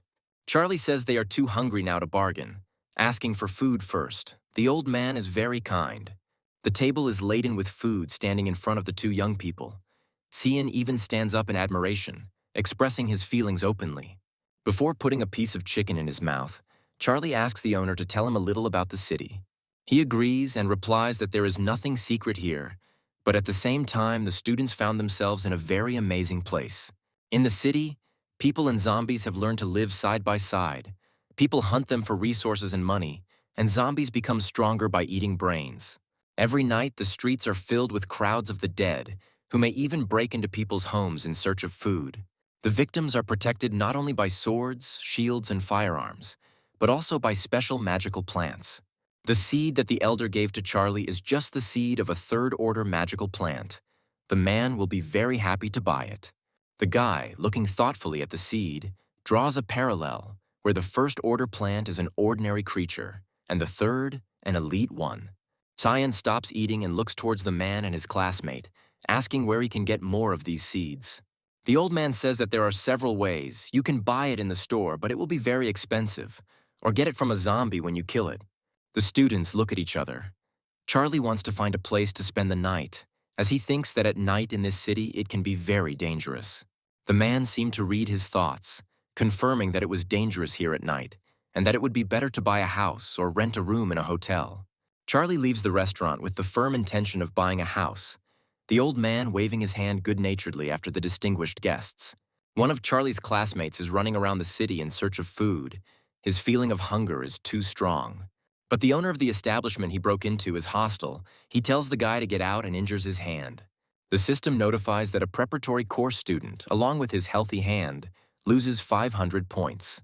Tsian thanks Charlie for saving her from the fate of this mortal, because the old man actually used the weapon. She confirms her classmates' thoughts about getting a house as soon as possible, and a little later they are already standing in front of the mayor's house. The man states the price he is willing to pay for the seeds provided to him and states the cost of the cheapest house. Tsian is worried that she doesn't have enough, and Charlie asks the girl not to worry, as he is ready to offer help. The mayor suggests buying one house for both of them. He just has one in mind, and announces its price. The young people enthusiastically accept this offer, because the house is not only huge, but also has a swimming pool. The man shows them a photo of the house so that the buyers can appreciate the full scale. The students unanimously say that they agree to buy it, their eyes shining with genuine delight. The man smiles contentedly, confirming that there will be no problems, but only if one of the city's conditions is met. Only married couples can buy shared homes. Young people feel embarrassed, and the mayor asks if they are ready to get married. The man says that otherwise it is impossible to buy a shared home. Their city tries to honor traditions and does not allow promiscuity. Embarrassed, Tsian says that they are not even dating, and is about to say something else, but she is unable to finish. Charlie turns to her friend, saying that it's just for the house, and she, looking down in embarrassment, frowning, agrees. The young people get into character, hugging each other and smiling, saying that they agree. The mayor hands the couple the necessary documents, saying that they look great, and once filled out, they are practically married. The man hands the newlyweds a tray with a house key and the promised seeds, and also wishes them a happy life. Charlie signs. Sheehan tells his friend that their marriage is only a forced measure and asks him not to overthink it, and he, smiling, says that he understands. The girl is unhappy in her mind, thinking that the guy agreed with her too quickly, and wonders if he really doesn't have his own opinion. As the friends walk towards their new home, the system notifies them that each person gets 1,000 points for purchasing real estate. Charlie beams at the sight of the grandeur of the house in person, considering it a mansion, while Kian makes a displeased face, convinced that he has seen little in life. The girl says that she's going to take a shower and get some sleep because she is tired, and the guy is just enjoying the surrounding decor. Looking at the bag in his hand, he decides to do some work as he wants to see what the plant seeds he was given are capable of. In the evening, the guy comes to the girl's room and urges her to get busy and not to idle away. Several hours have already passed. He enters Kian's bedroom, saying that he has already managed to plant the plants he bought, but she is still sleeping. But the girl is not sleeping, but changing clothes, standing with her back to the one who entered. His eyes widen, a blush appears on his cheeks. The space is filled with the sound of an angry girl's voice, who tells the guy to get out of her room, and he tries to justify himself. Charlie leaves the house and goes into the garden to the plants. He notices that they are growing very quickly. After all, only a few hours have passed. Chien comes up to him and asks what the guy is muttering under his breath, and he, embarrassed, says nothing. The guy shudders, blushing even more, and the girl looks at him with a squint, noticing the redness of his face and making an assumption. Charlie says he hadn't thought about it, but the image he saw recently appears in his head and his face becomes dreamy. Chien tells the guy not to make that face again and to forget about what he saw, otherwise she won't vouch for herself. He remains silent, smiling innocently. There is a noise coming from behind, and the girl voices out loud the question that has arisen in both of their minds. What is its source? Raising her hand up, the student calls upon a magical source of light, and the space around her becomes brighter. And at that very moment, the young people see a crowd of unknown creatures rapidly approaching them. As they get closer, it becomes clear that the monsters are aggressive, and angry growling sounds cut through the air. A smile appears on Charlie's face. He can't wait to see what the plants he has grown are capable of. Xian stands nearby, but does not share his enthusiasm. The planted plants have toothy mouths from which green pea-like projectiles fly out in a rhythmic volley. They attack the zombies, but they don't do anything. Charlie is amazed, believing that the effect produced is quite weak. An idea comes to his mind to strengthen plants with the dark attribute, and at that very moment, the corresponding object flashes in the young man's hand. The plants are engulfed in a magical flame, and some kind of metamorphosis begins to occur with them. They grow even larger, and their mouths turn into the huge maws of the dark pea shooter. For killing a first-order regular zombie and a first-order standard zombie, they are awarded a point each. The upgrade takes a lot of Charlie's energy. With a mortal body, he won't be able to overcome all the shooters, and they will soon be surrounded. The guy is thinking about what to do in this situation. Cyan tries to cheer up Charlie. Tart has also already got a house. He already has 1,300 points. They can lose at this rate. The guy looks at his plants and realizes that he needs to find a way to kill zombies even faster. If we take into account the fact that they are living beings, they are also capable of mutating. Charlie approaches one of the plants and begins to affect it with his power, performing a directed mutation. The suggested options are all good, so the guy is going to try each of them. Under the influence of the mutagen, plants become even more interesting, sparkling with amber eyes and bearing even more toothy mouths. The system notifies about a new batch of kills with the accrual of points, as well as about receiving items from some bodies. A little further away, a new sound of heavy footsteps is heard, and the wind spreads in all directions from the fleshy leg. The wave of new zombies that arrive looks completely different. The young people understand that it will be more difficult with them than with the previous ones. The flag-carrying orc-like zombie swings his makeshift weapon with a vicious grin as he lunges forward. Braking sharply, he throws it with all his might at the target in front of him. It lands right in the middle of a cluster of mutated but still motionless plants, sending clouds of dust into the air. But on the ugly face, almost as soon as they dissipate, surprise is reflected. Plants greet their rival with a hail of lightning-fast projectiles from weapons of their own origin. Under their influence, the zombie orc flies back. Charlie approaches the abandoned banner and notices that it is made of multiple tempered steel. The handle even crackles with static.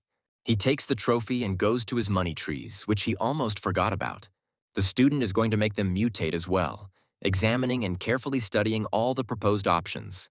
He enjoys everything again, and Charlie is going to make the most of every option, which brings in excellent profits. Chien checks the rating table and is happy that his companion has once again managed to overtake Tart in the number of points scored. The same one, watching the results somewhere in another part of the city, is indignant, not believing his eyes, because he is being displaced from first place. Tart's gaze turns angry as he looks at the item in his hand, believing that his classmate won't be able to surpass him. The item was a seed from the blazing dragon flower, and 2 hours later the boy received a powerful fourth-order plant. The zombies are illuminated by the flames emanating from the mouth of the dragon plant, and then they quickly perish in its merciless fire. Already ugly bodies become even more ugly, dying a painful death. Tartu checks the tournament table again and realizes that he has managed to overtake his competitor again, regaining first place. He smirks arrogantly, saying that he has found out all the ins and outs of Charlie. He wants to make his classmate regret it. Meanwhile, the night is coming to an end, and the first rays of the morning sun, coming out from behind the mountains, touch the city. The remaining zombies die under the influence of the heat of its rays, which are considered fatal for monsters. Tyan sits in front of a mountain of gold and notes with relief that they survived the first night, and then asks what Charlie strengthened their plants with. The guy shares with the girl that he recently acquired the ability of directed mutation and notes that it came in handy. Chien looks at Charlie with eyes full of happiness, confirming the last words, but unfortunately, they are still behind on points. The guy looks at the rating and, smiling, says that this is just the beginning, and besides, they now have enough money to buy the best seeds. Night falls over the city again, and Charlie, standing next to the second and third order plants, notes that he feels more confident. Cyan watches the horizon from a height with binoculars. She says that completely different zombies have come to them. The approaching monsters are indeed different. They are dark silhouettes, including those riding horses. As they get closer, the girl notes that the current zombies are third-order knights and the fourth-order dance king. Seeing the latter, Charlie is amazed at where such a powerful monster could come from, and Cyan asks what they should do now. The guy suggests turning off the lights and hoping the zombies don't notice them, as they are sensitive to light and sound. They turn off the lights in the entire area and hide. Cyan asks if the zombies have left. Charlie thinks the plan worked. They ignore the house and go to the next one, watching the horde move away. The guy looks around for a certain zombie and, finally finding him, allows himself to breathe a sigh of relief. The most fearsome enemy leaves, and it is the student's turn. Charlie asks Cyan to use a light spell. The girl agrees and, having taken a more comfortable position, releases a step of bright light from her hands. For some time, he flies towards the crowd of zombies and finally catches up with them. They turn around only at the last moment. The sound of horses neighing can be heard in the area, and several zombie knights accompanied by foot soldiers are racing towards Kian at full speed. Not allowing them to get any closer, the plants attack the monsters with their share of volleys of balls. The zombies put their hands forward, trying to protect themselves from shots or at least minimize damage. A horseman gallops towards Kian, brandishing a formidable weapon, and now the girl covers herself with her hands. But she is saved by one of the new plants, of a higher order than before, hitting the enemy with a boxing glove. Charlie looks at the tournament table and is surprised. Another opponent appears on it, starting to press him from below. While he is perplexed, laughter and a question from that same Chaz Swift who is supporting him from below are heard from behind. The guy turns around towards the voice. There is a red-haired woman standing next to the student, whom he hugs, and she smiles sweetly at him. Meanwhile, the zombies find a new way to break through by imagining themselves as pole vaulters. Chaz gives the order to his plants, called oak snipers, to attack, and they readily obey. The plants are quite effective at attacking zombies, and their owner laughs madly. Smiling widely, Chaz wishes for the monsters to head straight for him, ultimately rewarding him with the much-coveted first place. Charlie expresses annoyance. He didn't think that any of the students would think of sitting on the neck of a local woman. Cian thinks that he is jealous. The guy reminds the girl that if he loses, Tart will continue to pester her, and she sticks her tongue out at her classmate. The zombie dancer enters the game, raising his hand to perform the great summoning, the twisting movements creating a small tornado. Second-tier zombie dancers appear out of nowhere next to the summoner, who stands proudly behind. They slowly walk towards the house that stands closest, the wind driving bright sparks through the air. Charlie notices that the king of dance still managed to break through the defense of their gigolo student. The zombie takes another step forward and belatedly realizes that he made a mistake. One of the enemy creatures appears under his foot, which immediately reacts to the intruder. The dancing king is thrown back with one sure springy movement and flies far away, doing several somersaults in the air. Charlie's eyes are about to pop out of their sockets when he realizes that such a powerful zombie has ended up on his own property. The guy can't recover from the shock, because he couldn't even imagine that this zombie could be so easily deceived. He orders his pea shooters to focus all their power on the king of dances, who open their mouths in anticipation. The shelling doesn't take long to arrive, and soon the aforementioned is shaking, trying to withstand a hail of pea-sized bullets. But suddenly he assumes a confident pose and begins to giggle, baring his bare teeth. Cyan notices that the plants are not coping and suggests taking shelter in the house, but Charlie understands that if they are not stopped here, nothing will help. He transforms into the Black Dragon, promising that he can handle it himself.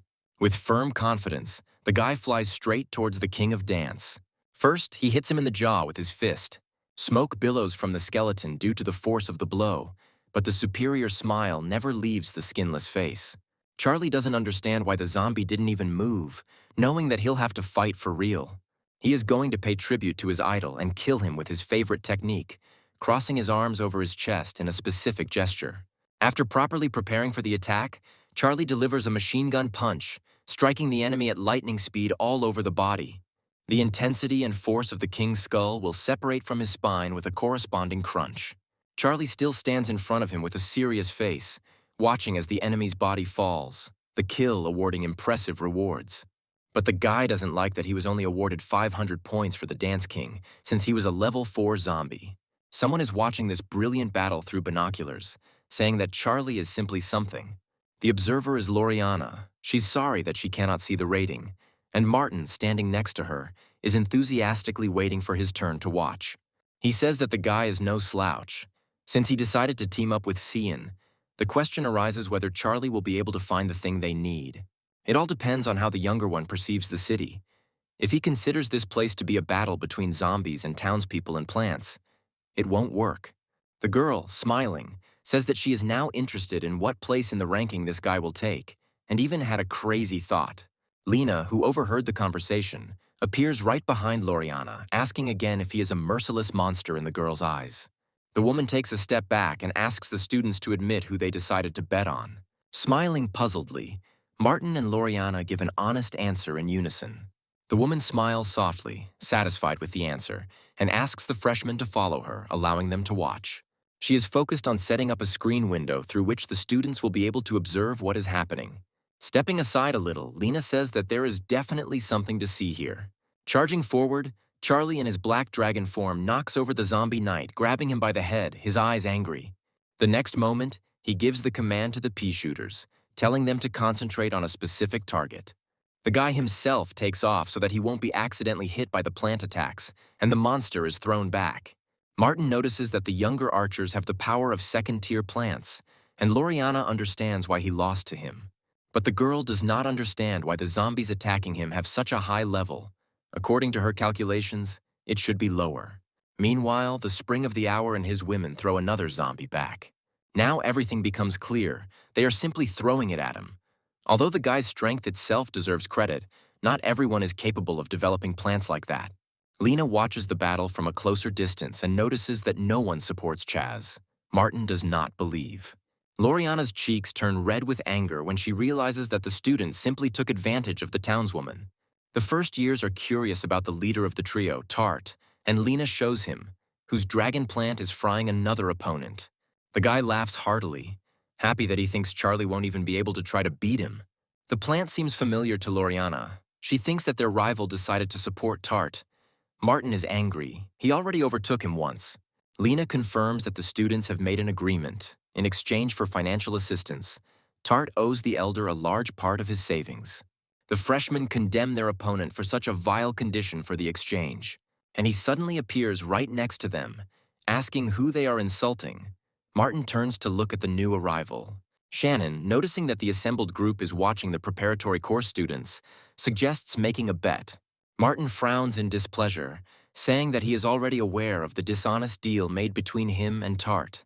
Shannon insults not only him, but his friends as well, saying that people like them are ashamed to be called students of the Imperial Academy. Martin jumps up, wanting to teach his classmate a lesson, but Loriana holds him back, saying that he is deliberately provoking him in front of the teacher. At the same time, the girl parries Shannon's cruel words, saying that they united to help the youngest of poor families. Emotionally, she accepts the challenge, and Shannon grins predatorily, placing 10 divinity points on the line. The girl accepts the challenge with all determination. Shannon says that their teacher will be their witness, so there will be no way to back out of the bet. Martin doubts his friend's victory. Tart looks strong, but the girl is determined. She believes in her younger brother. Lena intervenes in the argument, saying that Charlie can only win if he gets to the bottom of the zombie city's truth. After the second day of survival, Charlie collapses on the floor, exhausted, too tired to stand up. Xian asks him not to strain himself. She will collect what she has accumulated during the night herself.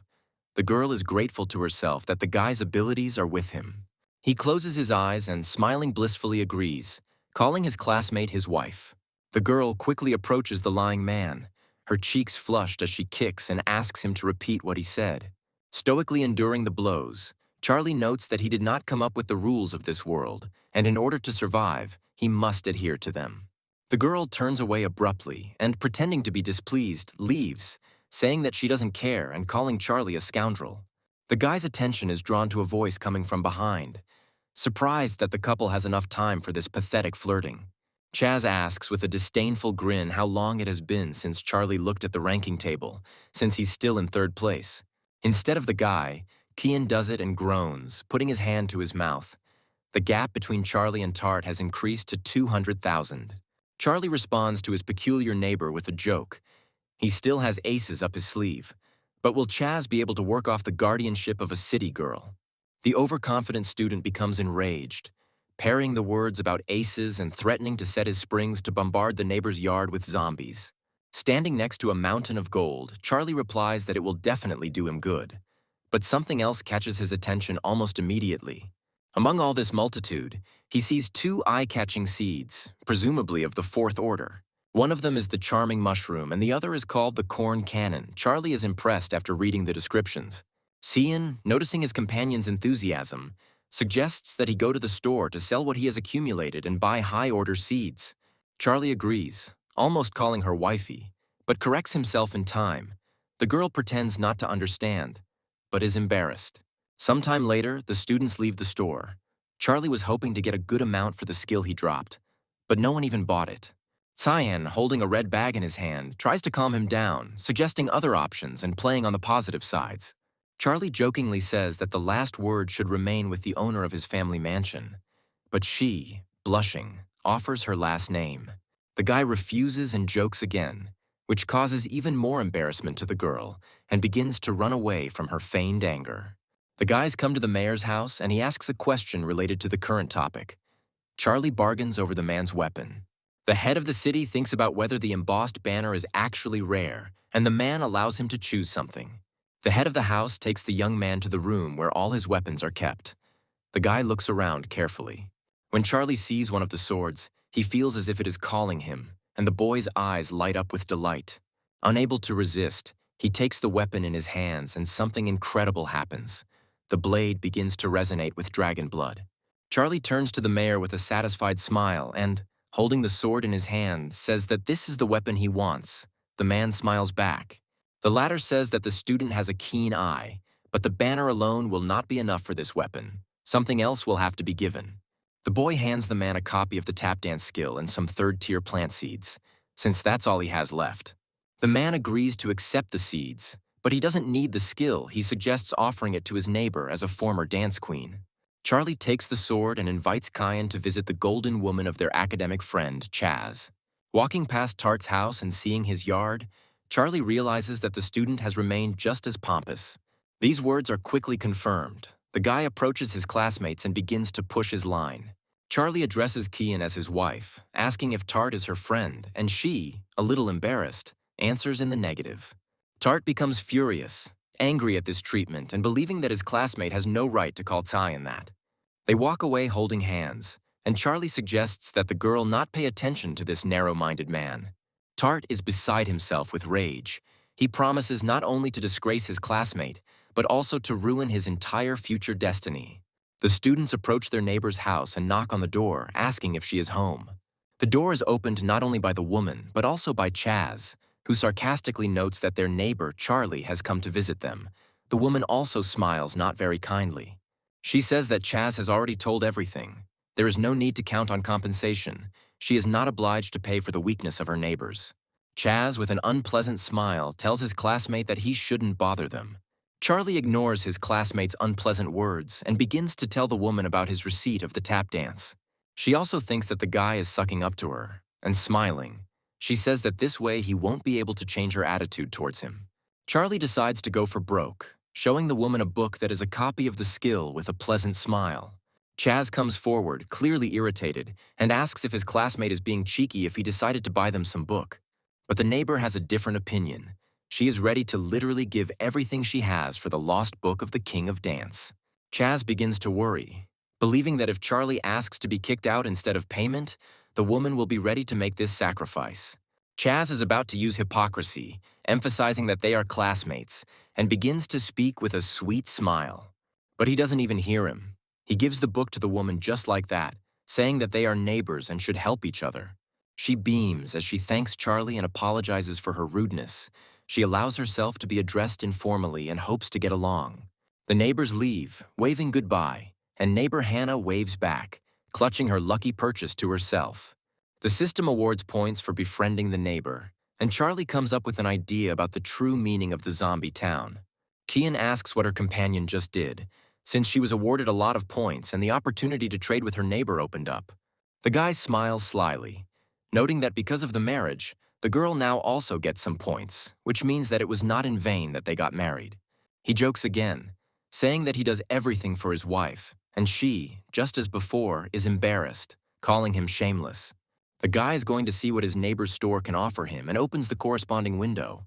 Among the goods is the fruit of wisdom he needs, which his elders asked him to find. But Charlie is in no hurry to buy it. It is expensive. Night comes and he is already standing next to his fourth-tier plants. Improved by directed mutation, the night will be hot. A little later, zombies appear, opening their predatory mouths, heading straight for the townspeople's houses. Charlie gives the command for the first glowing sphere attack while standing behind a neat row of corn-like plants. The charge hits the monsters, throwing them into the air with its explosion and scattering them in different directions. Watching the battle, Charlie couldn't help but wonder where all the high-level zombies had gone. Only the low-ranking ones were visible. Some movement in the background catches his attention and the guy switches focus. The neighbor across the street stands next to one of her plants and kindly waves her hand at her neighbor. There is no hour next to her. Smiling, she shouts to the guy with neighborly hospitality that she has removed all the springs so that they will no longer cause inconvenience. Charlie even gets depressed. The fun is canceled, and now he needs to find a new thing to do. He decides to take a little walk. He decides to do this by transforming into a black dragon. Moments later, soaring into the air on black wings, he slowly hovers over the zombie city, checking the situation on other streets and in other people's areas. The monsters walking the streets are not angry zombies to him now, but valuable points. The dragon boy rushes down with his new sword in hand, looking to make some extra money. He mercilessly strikes down monsters, making powerful and sweeping movements with his blade. The final blow causes the zombie to drop the desired coins. A little later, the monsters change their targets, switching to Charlie, and he realizes that after the strong zombies, these are useless to him. A few hours later, the guy climbs to the top of one of the tallest buildings. He looks at the ranking table and notes that the gap has narrowed, but it is too early to relax. The third day of survival brings Charlie 3,000 points. He approaches his house, on the threshold of which someone in blue stands. Coming even closer, the student asks who this man is, and he turns around at the voice. Placing his hand on his chest, the armored guy smiles and introduces himself as Rick, the captain of the local guard, and invites Charlie in. The student asks to tell him more about this, and the captain explains, saying that they often encounter 5th-rank zombies. The face of the interlocutor lights up. Zombies from the 5th level are just what he needs. He asks to be accepted into the guard. The captain smiles back and places his hand on his interlocutor's shoulder, saying that this is why he came here, hoping that it will now be easier to defend the city.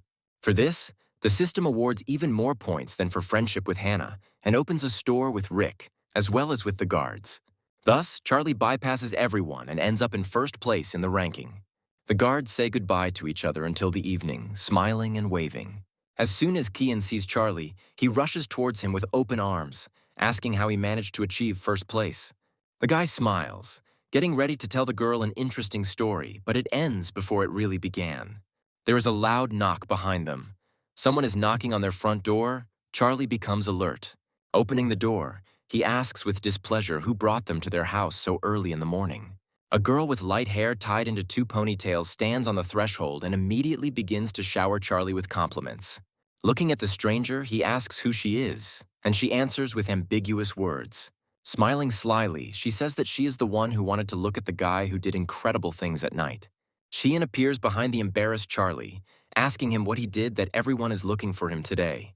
The stranger turns her admiring gaze to the student with her hands on her hips and asks who she is. She, with short pauses and hesitation, answers that she is the guy's wife and asks in return who is in front of her. The blonde asks Charlie if he thinks it's wasteful to get married so early, and even agrees to play the role of mistress, introducing herself as Jessica. Suddenly she turns around and leaves, with a charming smile reminding the guy that he is now a member of the city guard. Charlie watches her go, fascinated, and Cian jealously remarks that he doesn't really want to part with Jessica.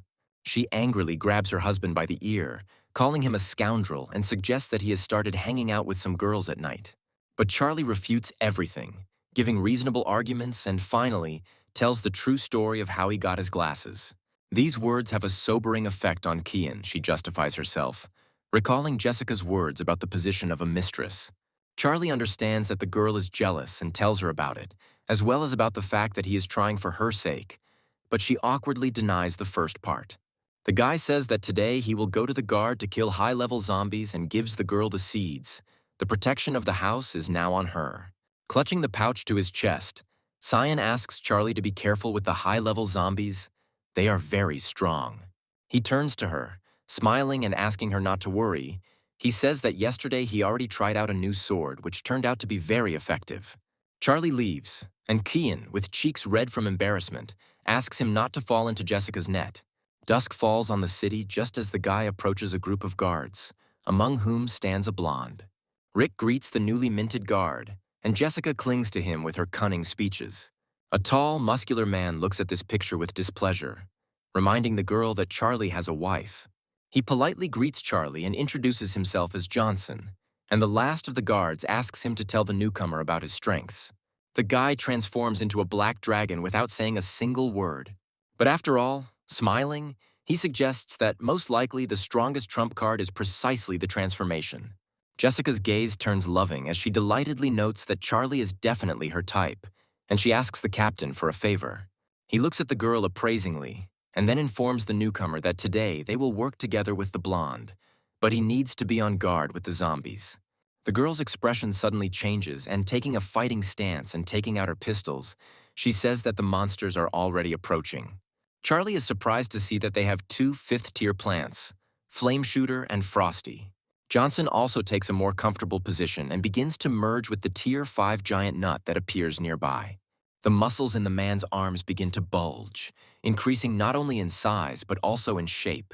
Similar changes affect all other parts of Johnson's body. Soon he appears before his comrades completely changed, with a weapon in his hand and looking even more massive than before. Now it's the blonde's turn. He takes two weapons in his hands at once and fuses Watchpine and swordsman Gladiolus.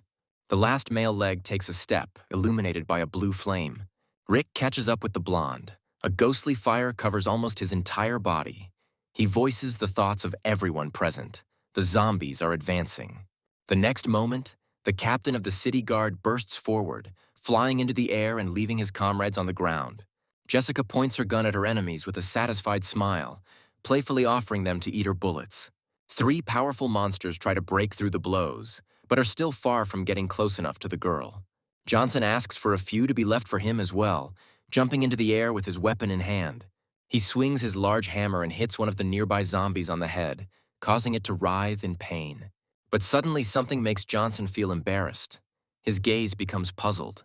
Grinning angrily, the zombie releases spiky tentacles from its split head, which quickly rush towards its opponent. A little more and they will be ready to bite into Johnson's body, entangling the big guy with nimble snares. But this does not happen. Rick comes to the aid of his comrade, releasing a volley of his blue flame at the monster. Enemies are closing in on the captain from behind, but the blonde man protects him, voicing his desire to cover his comrade's rear. The blow from his magical spear hits the monster right in the stomach, and it flies back under the onslaught. Charlie watches the battle from the sidelines, recognizing the strength of both the high-level zombies and his comrades, and prepares to join in himself. The guy rushes forward, attacking the nearest zombie. He is going to live up to his status as the divine being of murder. Charlie delivers a devastating blow to the tough-looking monster and smiles contentedly. It turned out to be easier than he thought. A warning to be careful reaches the back of his ears, and the boy quickly turns around, wanting not to miss a single detail. Almost immediately, Jessica rushes at him, rapidly approaching, her face focused. In the end, she still knocks Charlie to the ground, turning half-turn and hitting the enemy with her pistol. Leaning her palm on the guy's body, Jessica does not allow him to get up, continuing to exterminate zombies in this ambiguous pose. The blow hits the healthy monster in the shoulder. A column of flame sets its flesh on fire, causing its face to twist into an even more vile grimace. Jessica finally gets up with Charlie and explains that a level 5 zombie is many times more resilient than a level 4. And the guy seriously injured him but didn't kill him, exposing himself. Smiling, the Dragon Man thanks the girl, who replies that there is no place for heroism here, telling him to focus on support. Breaking forward, the girl shoots 2 zombies at once from different sides. They grin terribly, wanting to sink their teeth into living flesh. Charlie now strikes with more focus, earning merit points and knocking out the 4th-tier seed, incinerating Sunflower. 3 hours later, the guy realizes that he is terribly exhausted.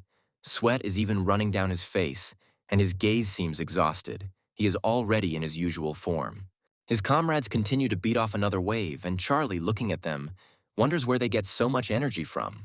Jessica laughs, calling him handsome and saying they're just getting started, asking if he's already exhausted. The guy thinks about her words. Even though his body is now mortal, the powers of the deity are with him, so why then did he run out of breath so quickly? Suddenly, a familiar voice reaches Charlie's mind, and by the way it addresses itself as if it were a carrier, the boy understands to whom it belongs.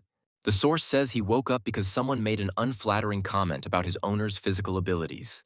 He can't stand such an insult to his host and is going to make Jessica take her words back. The source says it's time to open Charlie's gene lock and suggests he get comfortable. The guy is a little confused. He literally feels the chains binding his body and how, a moment later, the lock holding them opens with a click. Charlie spreads his arms out to the sides. A strange feeling overcomes him, as if he is glowing from the inside and is bursting with strength and energy. The source says he unlocked the guy's gene lock so he can now gain short-term mutations, but it requires someone else's genes. Charlie remembers that he just recently acquired a special seed and suggests that it is similar to the fusion of plant comrades. He understands that he too would not refuse such powers and, without thinking, sends the received seed into his mouth. At that very moment, the guy begins to feel an even more powerful flow of energy within himself. He rises into the air even without using the black dragon transformation wings, emitting rays of light around himself. Since zombies react to light, they freeze and look directly at Charlie, since he is currently the powerful source of it. And it's not a normal weak one, but has qualities similar to the sun as zombies start to die from burns. The comrades also note the power of Charlie's light, Jessica jokes, and her neighbor joins in. They are forced to cover themselves with their hands to protect their eyes. But the captain is serious. He orders his subordinates not to get distracted, together with Johnson entering into battle with the next wave of zombies. Rick, with a powerful and blinding flash of light, rushes between the monsters, delivering deadly blows. One of the massive monsters tries to either touch Charlie's sphere of light or at least shield itself from it, raising its huge hand from above. And the guy stands stoically in the circle of his light, clearly confident in his own strength and victory. The captain of the guard orders his comrades to deny Charlie support in order to push back the zombies. The huge monster turns around and, anticipating Johnson's attack, strikes him. Fortunately, he manages to block it, more or less. Rick thinks things are bad. The level 6 zombie turned out to be tougher than they expected. He asks Charlie to retreat, promising to help. The zombie reaches out his hand towards the light source, and the guy who is its center doesn't even think about giving in. With his eyes glowing even brighter, he resolutely declares that he can handle it. There is no need to worry. The guy gets even closer to the monster and burns it with his heat. The zombie growls and frowns with displeasure. Under the influence of such a powerful light source, the dead man's skin begins to scorch. His scream becomes even louder until it dies down. His comrades look at Charlie and can't help but cheer. He has defeated such a powerful opponent. The next moment, the guy throws several hands into the air, and the system notifies him that he has become friends with all the guards. Now he can trade with them and gets points. The source asks the owner about the feeling after removing the shackles. He expresses joy. The entity is also happy, but also wants to tell its host some bad news. Charlie is stunned by such information. He starts making excuses that he has nothing to pay with and asks what the source is going to do to him, and he talks about side effects. The first reaction is a calm exhalation and words about how it's not scary, but everything changes the next moment. The guy literally starts screaming, asking about side effects and why the entity didn't warn him, and she asks him to calm down. The problem with the shackles is that they cannot be used continuously and take some time to recharge. Charlie breathes a sigh of relief, not understanding why it was necessary to scare him like that, and then asks in more detail about the duration of the negative effect. The source explains everything in detail, including warning about possible even more negative consequences. The guy's comrades approach him. Rick asks if everything is okay with him. Jessica, who is walking next to him, smiles contentedly, and Johnson is serious. Charlie allows himself a reassuring smile and assures his friends that he really is okay.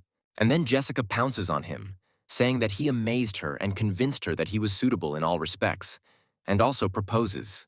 Johnson does his bit, pulling the girl up and suggesting to his friend that if he's tired, he should go home and rest. There are not very strong zombies left. Charlie accepts this offer, admitting that he is indeed a little tired and says goodbye to his comrades until tomorrow. On the way home, he discusses the negative effects of the gene lock and considers it necessary to increase his core combat power.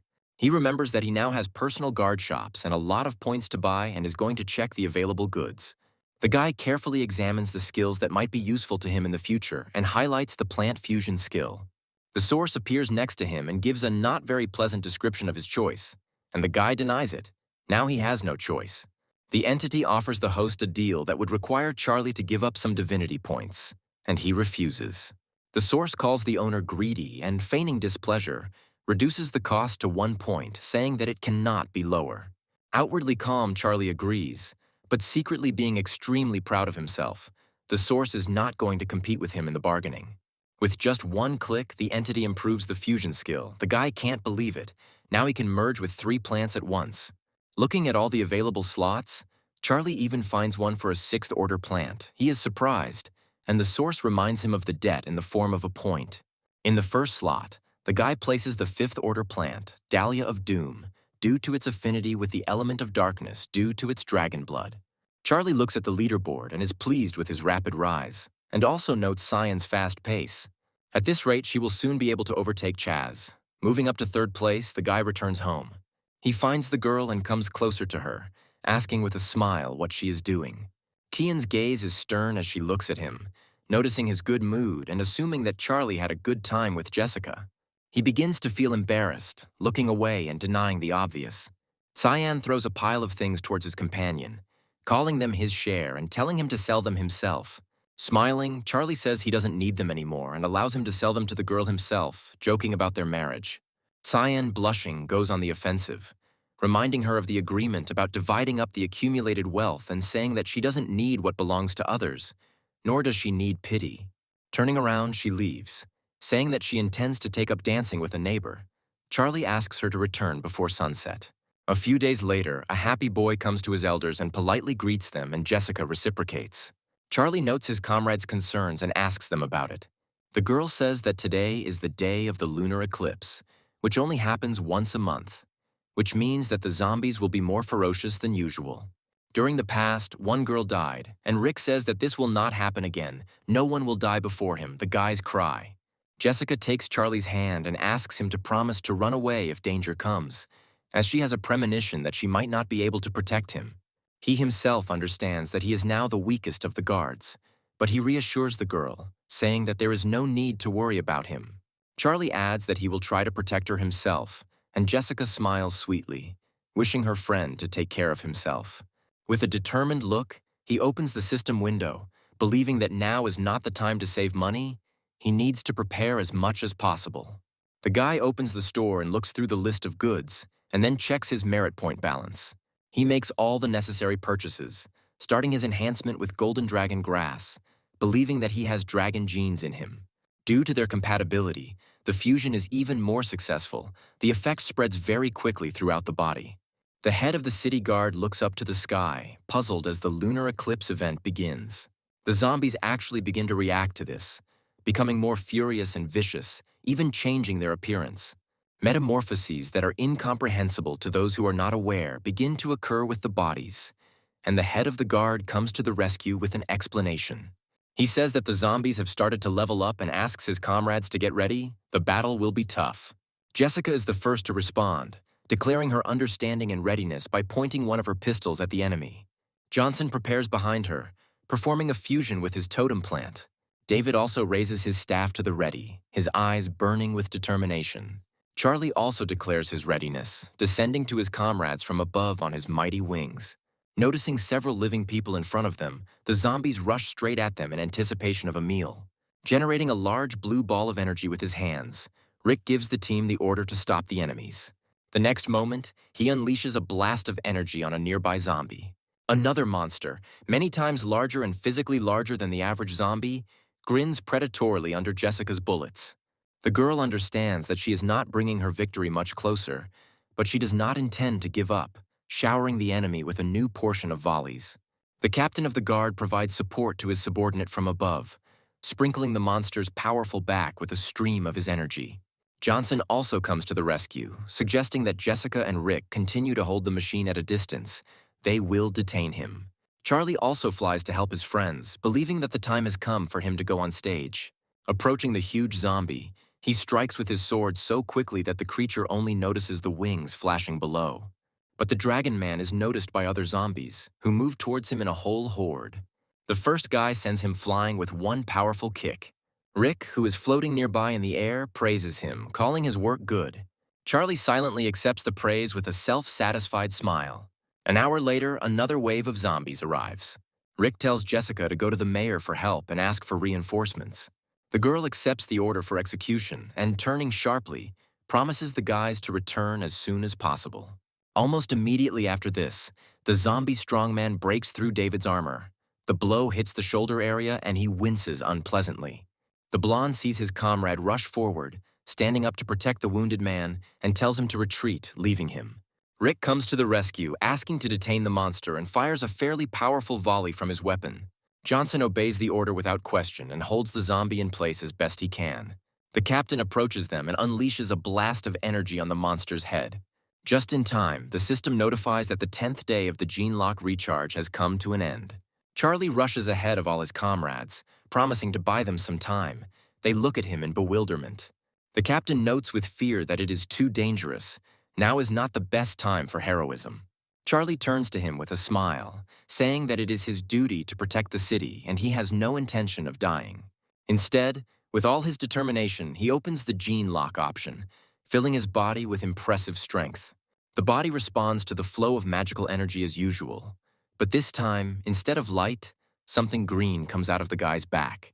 Watching their comrades' merciless strength defeat the zombies, Rick and Jones note its incredible power. Sometime later, Charlie hangs in the air, exhausted, with mountains of corpses lying in front of him. He swears there is no end to the zombies in sight, because immediately a new wave greets the Dragon Man. A familiar voice is heard nearby, and a woman's foot in a red shoe pushes off the ground with force. Jessica managed to bring reinforcements to her aid, and they rush as an angry mob straight to the city guard. The mayor rushes forward, offering to finish off the zombies, and a girl runs nearby, a little behind. Rick tells them to stop immediately as he senses serious danger ahead. The man peers through his binoculars, trying to figure out the source of what has confused the captain of the guard. He can't see anything except trees shrouded in fog, but it's clear that something is wrong with him. Rick flies closer to the mayor and says that everything is covered in fog. They can navigate in the darkness, but it's not possible to get through the fog. On the man's hand, there appears to be a seed of a fourth-order plant, wind-blowing clover. He is immediately and carefully planted in a pot. Very soon there is a rustling sound in the ground, and the next moment Clover jumps out of the soil. Charlie, watching everything from a bird's-eye view, is amazed at how quickly the plant grows.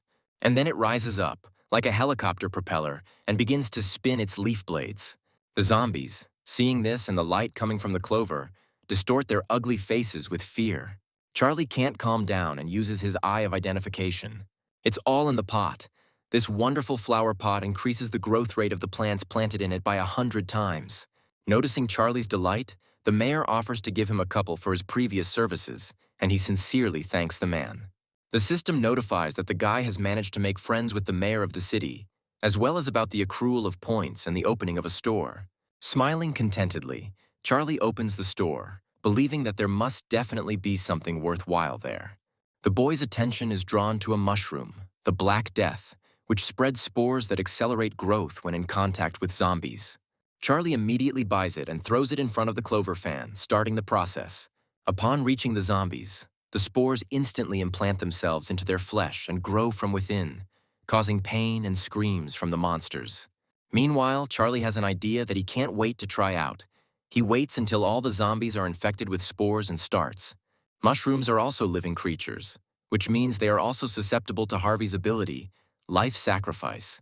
A mystical fire engulfs a great horde of zombies, sucking bodies into its merciless meat grinder. There are also explosions going off inside, which is something new for Charlie, but either way, the outcome is the same. The ritual, as usual, produces 3 possible variants: the seed of the Tree of Wisdom, the golden flower pot, and the building. The guy chooses the second option, because when combined with mutation and immortality, something incredible can be created. Meanwhile, the next wave is approaching the people, which is noted by the captain of the city guard, hovering in the air above his comrades. Standing with the golden pot in his hand, Charlie considers the mushroom to be his strongest weapon and realizes that there is no time to think. He activates directed mutation on the mushroom and quickly reads the possible options with descriptions. All 3 are valid, and the guy uses them, throwing the mushroom into the air and directing all his force at it. He grabs the plants and, hugging them, calls on all his strength to help him not fly away. A swarm of spores rushes straight towards the unsuspecting zombies. Rick watches the horizon and notes with delight that the horde has begun to slow down. The townspeople express their joy with loud cries, announcing victory, raising their hands high into the air. And the mayor warns Charlie, who has flown closer, that the eclipse is entering its final phase, making the monsters even more ferocious and ruthless. Indeed, when exposed to moonlight, zombies undergo even more sophisticated modifications. Already huge and terrible, they take on an appearance similar to horned giant demons. The mayor orders everyone to retreat back and focus on defending the main gate. The townspeople gather in a designated place, and their mood is in direct proportion to what happened just recently. Hearing their conversations, Charlie understands that at this rate they will simply lose all their fighting spirit. They need to be encouraged. He rises high in the air before them and tells them not to lose heart, because the rest of the townspeople are counting on his protection. The dragon guy shows how to behave by his own example, without panicking or whining from helplessness and fear. This has the desired effect, and the volunteers become inspired, replacing apathy with a fighting spirit. Pleased, but sweaty from overexertion and excitement, Charlie is already beginning to encourage them, when suddenly he breaks off mid-sentence. Something resembling a nimble green vine rushes in his direction, closing the distance with lightning speed. She grabs the dragon boy's body and pulls him towards the crowd of monsters. Charlie screams. Jessica stretches her whole body towards him, shouting his name and wanting to hold him. Fear can be seen in the girl's eyes. But Rick holds her back, saying that she will only senselessly destroy herself this way. There is no need to be reckless. They will save him. The next moment, the captain confirms his words. Asking his comrade to hold on a little longer, they are already on their way to help. Meanwhile, Charlie somehow manages to tear off the monster's nasty tentacles, and he tells them to take their nasty tongues away from him. He flies into the air, covering his opponents with a powerful stream and forcing them to cover themselves with their hands. He looks towards the city and assumes that he just needs to fly in the direction from which he was dragged away. But something weird is happening. The city is not visible. The guy assumes that he flew in the wrong direction. The source comes to the rescue. He says that the carrier has been caught. The guy is puzzled and asks about the solution. The entity has it, but it costs a point of divinity. Charlie says that it is gone, only life remains, which can be taken. The source, having taken pity, gives the owner a free hint. It is impossible to get out of this fog by waiting. Time has stopped here. Charlie becomes wary. He doesn't like this situation. He decides to fly up if it's useless to fly to the sides. An epiphany comes to him and he understands one thing. In his opinion, this fog simply must have boundaries, and Charlie rushes upward. After a few minutes, he notices the dome and becomes puzzled. The boy begins to growl furiously as he draws his sword, not liking the fact that he is locked up like an insect in a jar. Charlie continually hits the dome with his sword with all his might, but it gives way poorly. It is very strong. But the guy is even interested in seeing how long he can hold out, and he stubbornly continues to strike the surface. Finally, a hole appears, after which the dome begins to crumble, forming a passage large enough to squeeze through. But Charlie's face becomes no less puzzled than before. In front of him are simply gigantic trees with strange bark entwined with vines.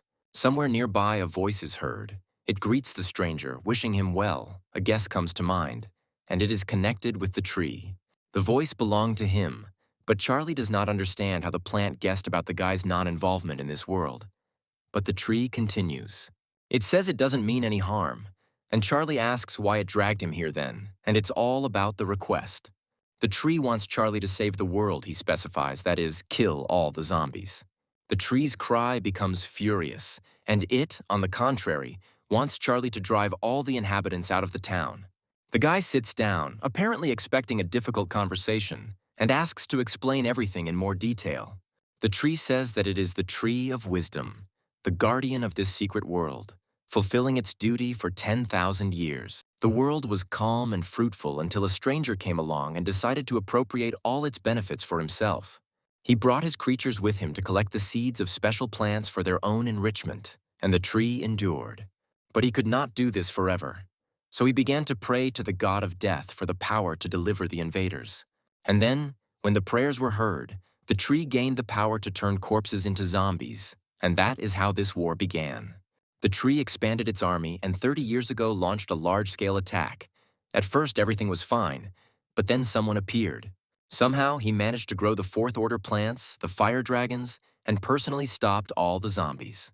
After some time, the tree thought that this man could be a foreigner, because he had abilities that the locals did not have. Today, it noticed Charlie. Because his abilities are also different from those of the townspeople, he clarifies the request. The tree repeats and says that it is ready to give 10 fruits of wisdom upon completion. The guy keeps count in his head. Not despairing, the tree also offers 3 corpses of the gods. Although they died long ago, the bodies are still active. Charlie is silent, carefully digesting the information and restraining himself from agreeing. The offer sounds too tempting. He urges himself to calm down, remembering that this world belongs to the Academy, and it is probably guarded by someone strong. This way, Charlie will be able to incur the wrath of the higher gods, and he does not want this. The guy apologizes and politely refuses. The tree doesn't want to back down. It says that in exchange for help, it will introduce and recommend Charlie to the god of death. The guy freezes when he hears these words. In front of him now is the chance to obtain the divine title of the 5th rank, Death. It is worth a lot. The tree impatiently asks if the guy has changed his mind under these conditions. He says that he will do everything in his power, but on the condition that he establishes a connection with his own divine sphere and summons his creatures. Tree thinks about it, but ultimately says that this is only possible if Charlie takes an oath to the god of death. If it is broken, a terrible curse of death will fall upon all its creatures, and it will affect not only those who will be in this world. This doesn't stop the guy. He understands the concerns perfectly and voices the necessary words of the oath. And at that very moment, a glowing purple mark, similar to a seal, appears on his hand. When he looks at her, the guy's eyes widen in surprise and he asks what kind of seal this is. But that question fades into the background when Charlie is overcome by a familiar sense of presence. The familiar aura of his own divine realm covers him, and he feels like he can even sense the aura of his lord. Rustling its leaves and branches, the tree expresses the hope that the stranger will now fulfill his part of the agreement. It opens a portal from its world and literally spits Charlie out into the zombie town, before he even has time to regroup. But fortunately, he manages to land successfully. But the same cannot be said about the place. He's surrounded by zombies looking straight at him. Charlie finds Tree's behavior impolite, suggesting that he is so eager to get rid of the people that he hasn't even offered tea. He tries for a long time to find his way to the necessary place, and finally he succeeds. The first to greet the guy is a joyful Rick, calling his comrade by name and announcing to the others that he has returned. Jessica is distracted from her work and turns sharply towards the guy. Her face is mixed with too many emotions. Charlie lowers himself onto the paving stones, and the girl runs up to him first. She hugs the Dragon Man tightly and expresses her joy that he is okay. The guy is embarrassed, and in the meantime, two more people come up to him. One of them is Johnson, who says that he is great. Next comes the mayor with his awards, awarding Charlie the title of Excellent Citizen in recognition of his services. The lunar eclipse passes, the remaining zombies disappear, and the townspeople rejoice in their victory. Looking at the rating table and such a big gap, Tart understands that with such a continuation he will never overtake his opponent. Since he can't get around it honestly, the student decides to do it in a roundabout way. Tart collects all the most valuable things and leaves his home with a large bag on his shoulders. 20 minutes later, this same bag falls heavily onto the tabletop, hinting to those present about its weighty contents. Standing before a man called the best mercenary in the city, the young man expresses his desire for help in getting rid of his rival. He offers the townsman 8,000 gold pieces, and he agrees, promising to wait for good news. The student leaves the ill-fated building with a hurried and nervous step and is noticed by one of Charlie's locusts. The owner himself sits in his house, smiling, realizing that his opponent has decided to use dirty methods to win. Charlie intends to pay his classmate back in the same coin and orders his swarm of locusts to indulge in everything they want. The winged babies rush to get their fill of juicy plants, stuffing their bellies to the brim. Xian comes up to Charlie and asks how the guy managed to move his locusts here. She guessed everything. She also asks what the guy is trying to achieve with such methods, and he replies that it is a secret. He adds that if he tells, he will have to kill the girl, and she starts to get angry, saying that if it was a secret, she could have just kept quiet. An unpleasant voice is heard from behind the front door, telling Charlie to come out. Xian lets go of her husband and turns to the source. Tart came for his soul. He breaks in and tells his classmate not to say that he was not involved in what was happening. Charlie greets him politely and asks if he can clarify what exactly he is talking about. Tart says that his classmate has no honor and throws something covered with a rag in front of him, over which several locusts swarm. Tart accuses Charlie of using dirty methods and that the locusts are his, and he refutes this by asking how he could summon the representatives. And on the other hand, why does he need this? Because he goes around Tart and makes fun of him, and he, unable to bear it, swears. Tart is very angry, secretly allowing his opponent to rejoice, but promising that he will do everything to ensure that he does not see the next dawn. Almost the entire city shows up at the store, their eyes flashing angrily and demanding insect poison from the seller. He, fearing the wrath of the crowd, smiles nervously, saying that unfortunately it is over, but tomorrow a new one will be ready. Even the men are almost in tears, afraid that they will not survive the night. The mayor bursts into the store, announcing an immediate evacuation order, and local churches promise to take in anyone in need. Charlie notes that if the townspeople gather in the church, there will be no one to kill his locusts. Thus, they will soon have to leave the town. He approaches the city guard and hears an offer to take a day off. Today shouldn't be too hard because of yesterday. But on the other hand, Jessica would be very happy if Charlie stayed and kept her company. The guy smiles nervously and says that then it would be better to wander around the city and look for weak spots in their defense. One of the individuals flies up to his god and says that Tart and the mercenary have begun to act. He is angry and ready for their assassination. The guy finds a deserted place and sits down on a rock and waits. After some time, the potential killers finally appear. Smiling, Charlie says that you can't keep your target waiting. Tart turns angrily to the mercenary, asking if he gave him away, and he retorts that he is prepared to be insulted for anything but professionalism. The enraged young man doesn't really care as long as Charlie is killed, and he reminds his classmate that the academy records everything. Tart says the academy won't punish him because Charlie's killer will be a mercenary who is about to start work. He points his hands towards the ground, summoning a ghostly vine with his first technique, which immediately emerges from beneath the surface. Charlie sits still as the mercenary lunges forward, performing a phantom flash. He looks at the tip of his dagger in bewilderment, and an involuntary cry of surprise escapes the man's mouth. Charlie's face takes on the features of a dragon, and the guy grins, saying that for 8,000 they could have hired someone stronger. The mercenary nervously turns to his employer and asks if he turned him in, and the latter himself is perplexed. And Charlie is in anticipation of his first attack, saying out loud that it's his turn, as humanoid locusts appear behind him. Tart's eyes grow even larger. He can't believe his eyes, amazed that his classmate was able to summon creatures here. Charlie, meanwhile, gives his loyal representatives the order to finish off the one standing opposite. The locusts, with all their zeal, rush at the man who dared to attack their master. The guy is going to deal with his classmate on his own, rising into the air and ending up very close. Tart recoils in horror, reminding him that his opponent cannot kill him after all. He is controlled by the academy. He says that he has a more interesting idea. You can just throw zombies into the ring, speaking in words similar to his own. Tart turns sharply and takes off, running away at full speed, telling Charlie not to come near him. But the Dragon Man catches up with his classmate almost instantly, a predatory smile playing on his lips. Charlie grabs Tart and throws him to the ground, who screams the whole time. Bumps are already appearing on the latter's face. He, squinting tightly, asks the frightening opponent to stop. But Charlie doesn't care about all these pleas. He again grabs his classmate more comfortably and swings. And then, when launched, it sends a screaming Tart into a crowd of zombies wandering nearby.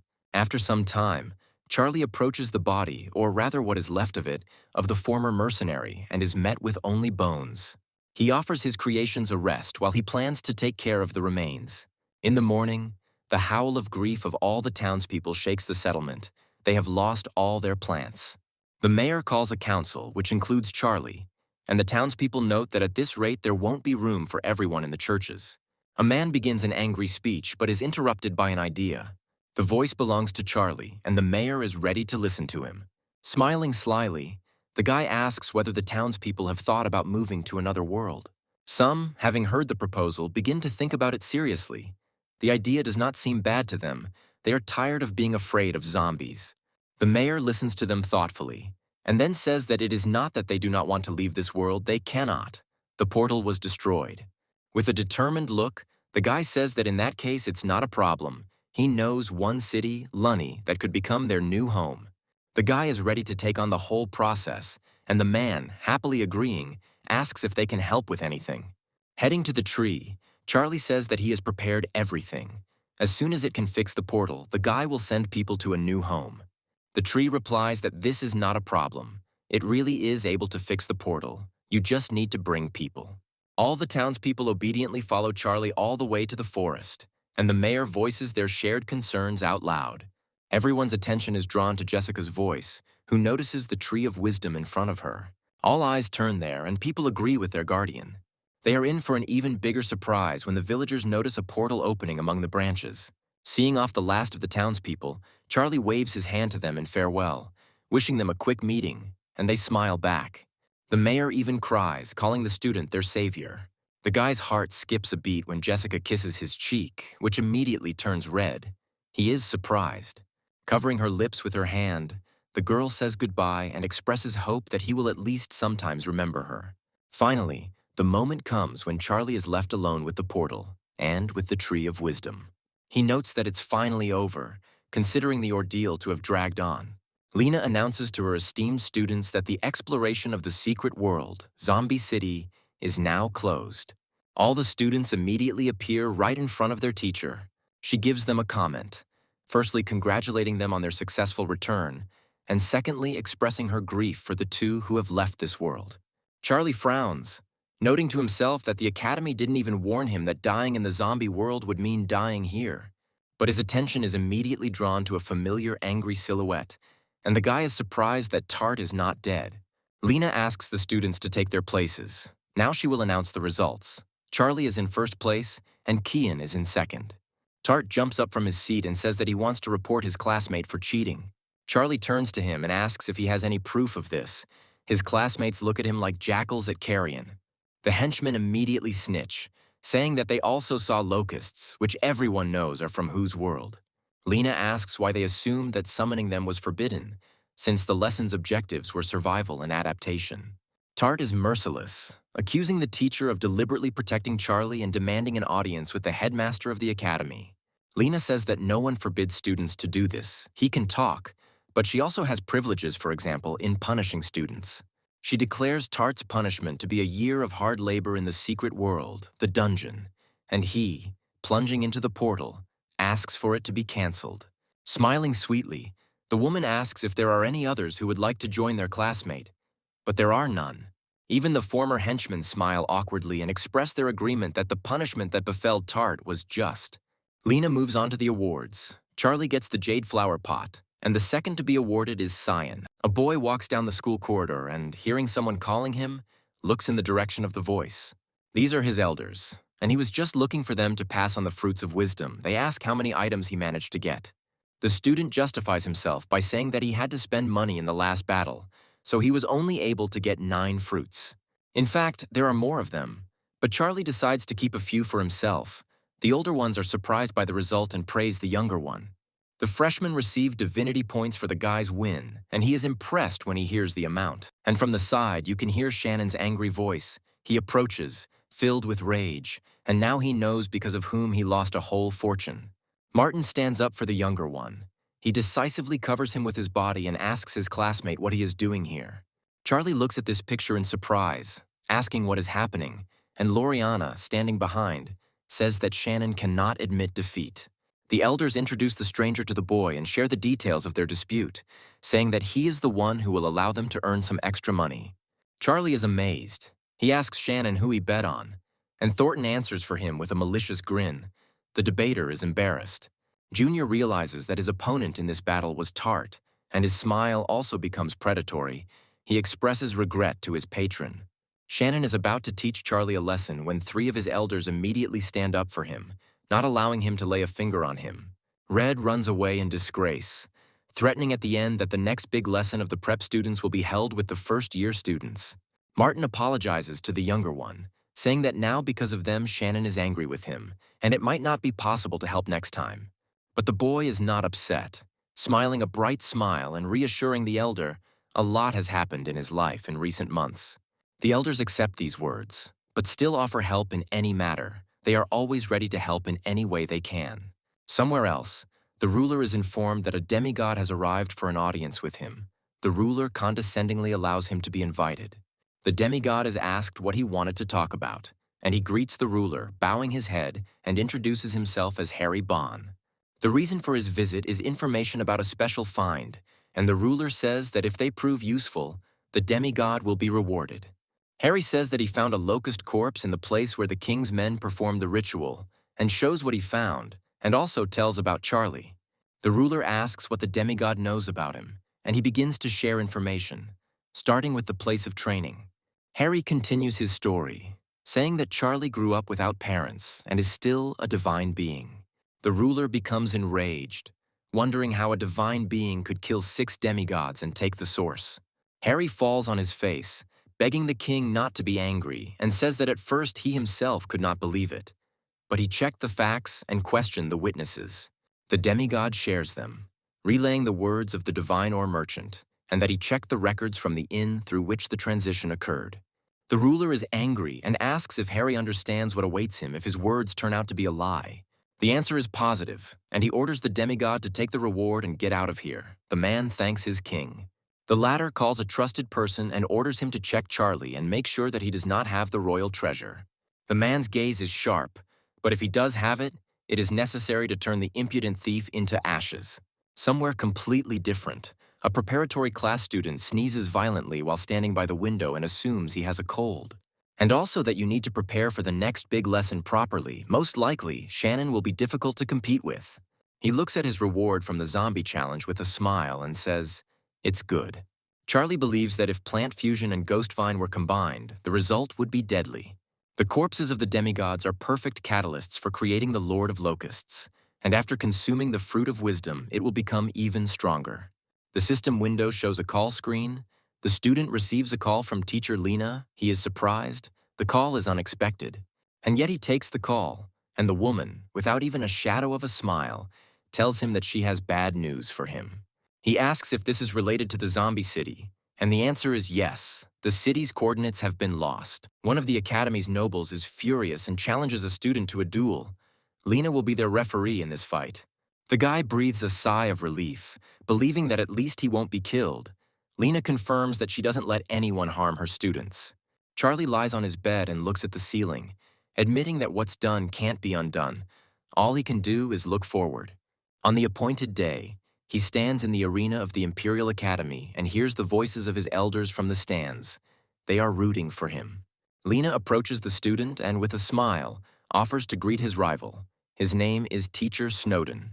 Charlie says hello, and the older man comes closer and puts forward his conditions, offering to put only creatures on the line for his part. The guy smiles, agreeing and saying that he will try to do everything in his power not to disappoint his opponent. Lena suggests starting and says that the duel will take place on hilly terrain, and also asks the opponents to summon creatures. The conditions are set, and the three stand in the middle of the arena, and the woman takes her place between the competitors, as befits a judge. The man notifies his opponent that he is ready to begin and summons a portal behind him leading to his god sphere. A moment later, the first of the creatures begin to emerge from it.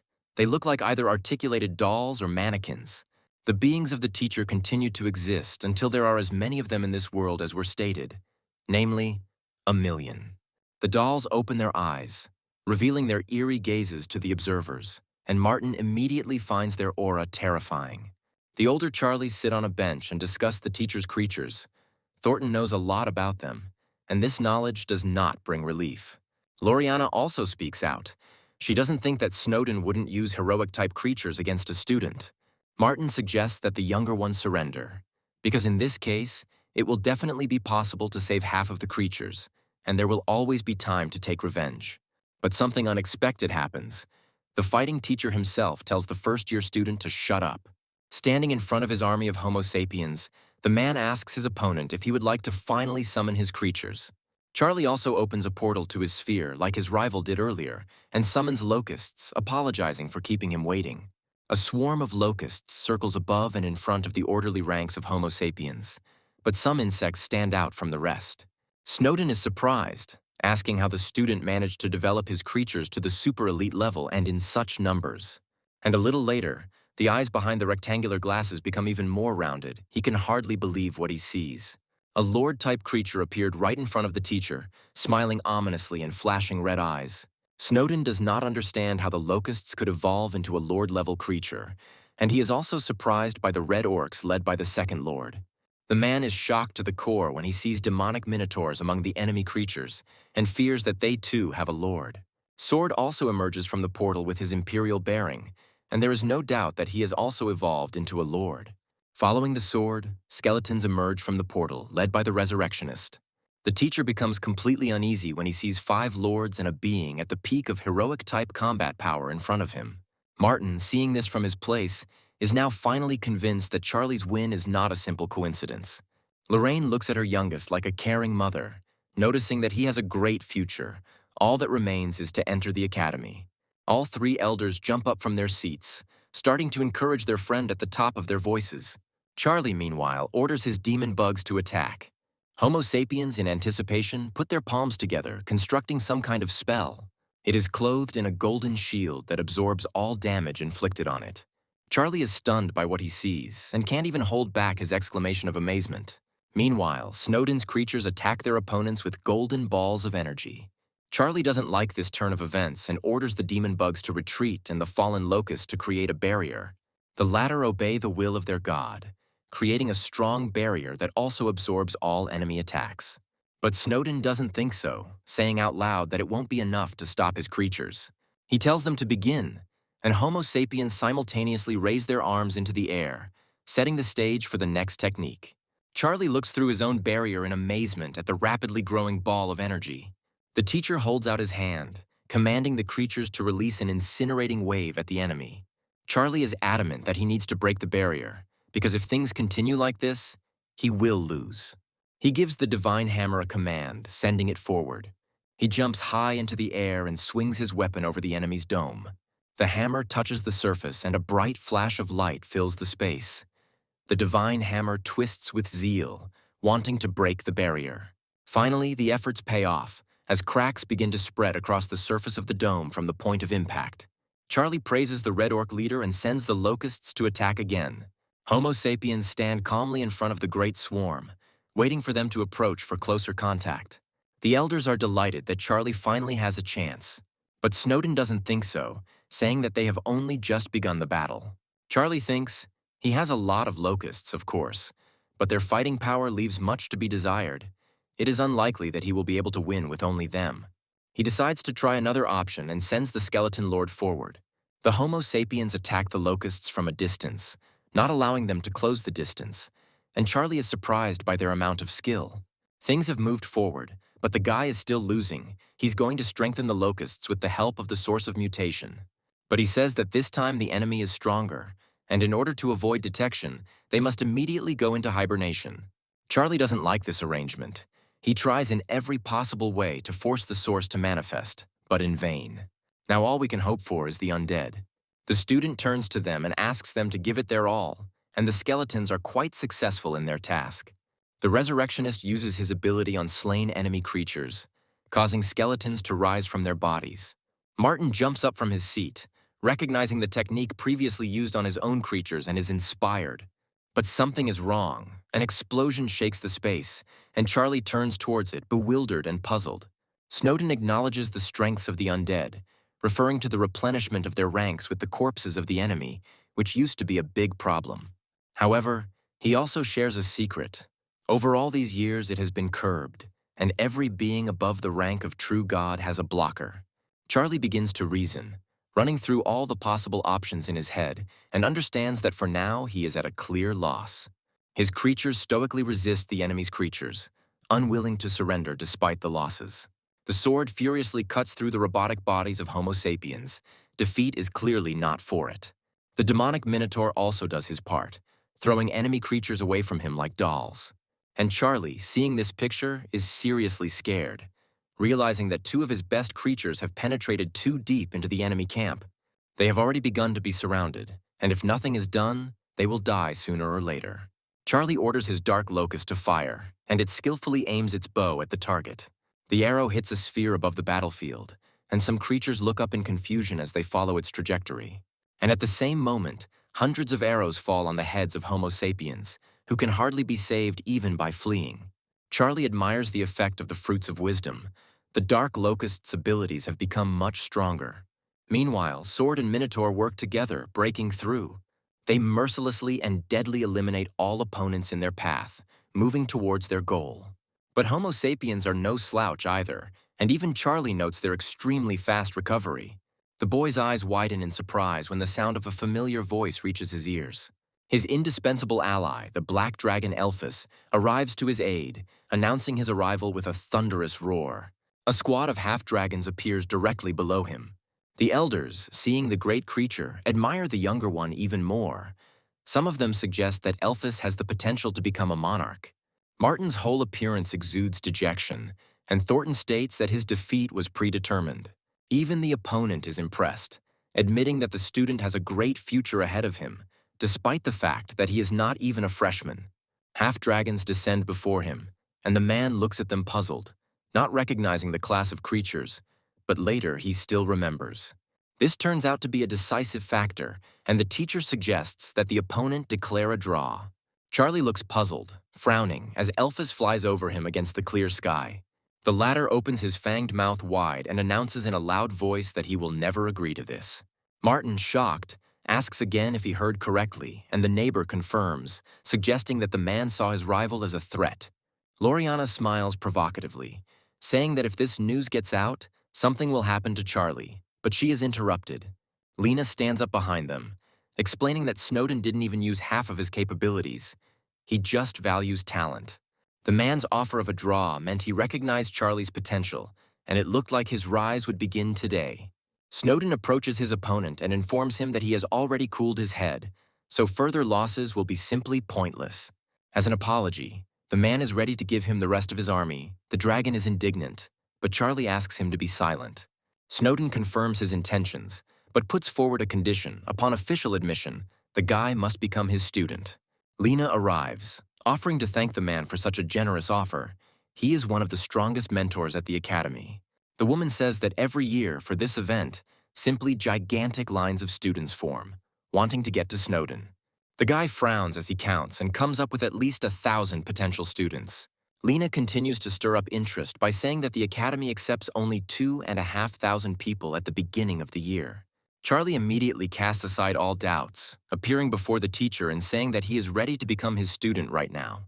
The man takes this as an agreement, promising to send the remaining 820,000 beings to the disciples' sphere. But you need to wait with the apprenticeship and first fulfill 2 conditions: officially entering the academy and receiving demi-divinity. In addition, it will be necessary to receive divine knowledge from the god of death himself to saturate the body with divinity. If these conditions are met, Charlie will become an official Snowden student upon admission. After the battle was completely over, his elders ran up to the younger one, congratulating him on the draw, but he wasn't particularly happy. Snowden is surprised that they had an audience and asks not to tell anyone about it. Thornton hesitates, reminiscent of his teacher's disposition. And at the same moment, golden cards appear in the hands of all 3 at the behest of the teacher. He bribes the students. They giggle sweetly, saying that they have already forgotten everything they saw, and Lena is irritated that the first years dared to blackmail the elder god. The next day, an embarrassed Cian approaches Charlie and asks him to do her a favor. They are walking, and the girl shares her troubles. Her family wants to marry her to Tart. The guy is surprised by this. The decision was made by Grandfather Qian, and since he is the only true god in the family, his decision is unquestionable. After Tart's defeat, the leaders change their minds, deciding to marry the girl to his older brother. Charlie sees the seriousness of the family's intentions and promises to do everything in his power, but does not understand how he can help. Cian thanks him. He again turns the conversation into a joke, saying that any husband in his place would have done exactly the same thing. The girl gets embarrassed as usual and hits the guy in the face. He smiles, happy that the familiar Cian has returned, and promises to go with her and help cancel this marriage. The girl smiles, flattered but reserved. She's very grateful to her friend for his understanding. A few days later, Charlie arrives with Cian in her family's city and cannot hide his shock, asking the girl if she is a princess. A man appears behind the students and gives the young lady the instructions from her parents, who asked her to meet and accompany her. Cian thanks the man for his concern, calling him Uncle Dorn, and introduces Charlie to him, Dorn politely keeping up the conversation. The man helps the students into the car, saying that they are already long awaited, and they are heading to the old residence. Cian's gaze is dejected. Her eyes are lowered to her hands folded on her knees. The girl is unusually silent. Charlie notices this and calms her down, promising to protect her if anything happens, and the student smiles gratefully. The transport stops and the girl announces her arrival. The cries of the Chien family members can be heard even outside the courtyard gate. Charlie clearly hears the struggle for the girl's freedom. The students come closer to the house, and the arguments correspondingly become louder, with Father Cian ardently defending his daughter's freedom. Charlie looks at the girl with irritation and asks if her family's children are always treated like objects. And she, unable to bear it any longer, bursts into a room full of relatives bickering among themselves, saying that she is against the marriage. She is greeted with less than kind words, literally calling these words nonsense and telling her not to interfere in the conversation of her elders. Father Cian rushes to her aid, not allowing anyone to touch her, threatening that it will end badly for those who dare. The man is reproached for spoiling his daughter too much, which will not do her any good. But Cian's father does not back down, saying that he is doing everything for her good, and his opponent tries to shut him up, jumping up from his seat emotionally. He accuses Cian of being just a divine being and says that the family's true god must be saved by any means necessary. After all, everyone knows what steps the members of other families will take when the Cian family loses its only true god. Charlie asks Dorn how Cian is connected to the safety of the entire family, and he briefly explains the agreement. The guy thinks about all of the above, and an idea comes to his mind. The phone rings and a man's hand picks it up from the surface, his eyes scanning the name on the screen. Davi drinks something through a straw and asks his interlocutor if he would like to borrow some divinity again. But this time the request is different. It concerns the release of the true god from captivity. The interlocutor understands everything. Charlie is delighted, asking if Davy will help him. He says only if they agree on a price. The guy thinks about what can be done here and concludes that it would be better if he takes the blow himself, asks about the artifacts. Davy smirks. He says that the amount he spent on fixing his spear will be enough. Charlie agrees. They try to appeal to Kian's voice of reason again, saying that she cannot give in to her egoism, but her father continues to defend his daughter. But then a voice completely unfamiliar to the family is heard from the outside, asking for permission to intervene, and everyone is surprised. Upon seeing Charlie, one of the main troublemakers asks who he is and orders the guy to be thrown out of the room immediately. Now Cian acts as a protector, covering his classmate with his body and saying that he came here to help. Dorn speaks up, suggesting that the guy is the girl's lover. Now he understands her resistance. The girl retorts, and one of her uncles says that she should find a partner of her own status, and asks Charlie if there is a true god in his family.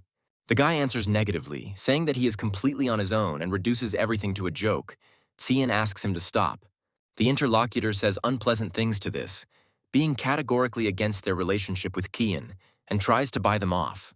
The guy reaches out his hands to the offered card with a large sum of money and says that, in this case, he will pay for Davy's services with it.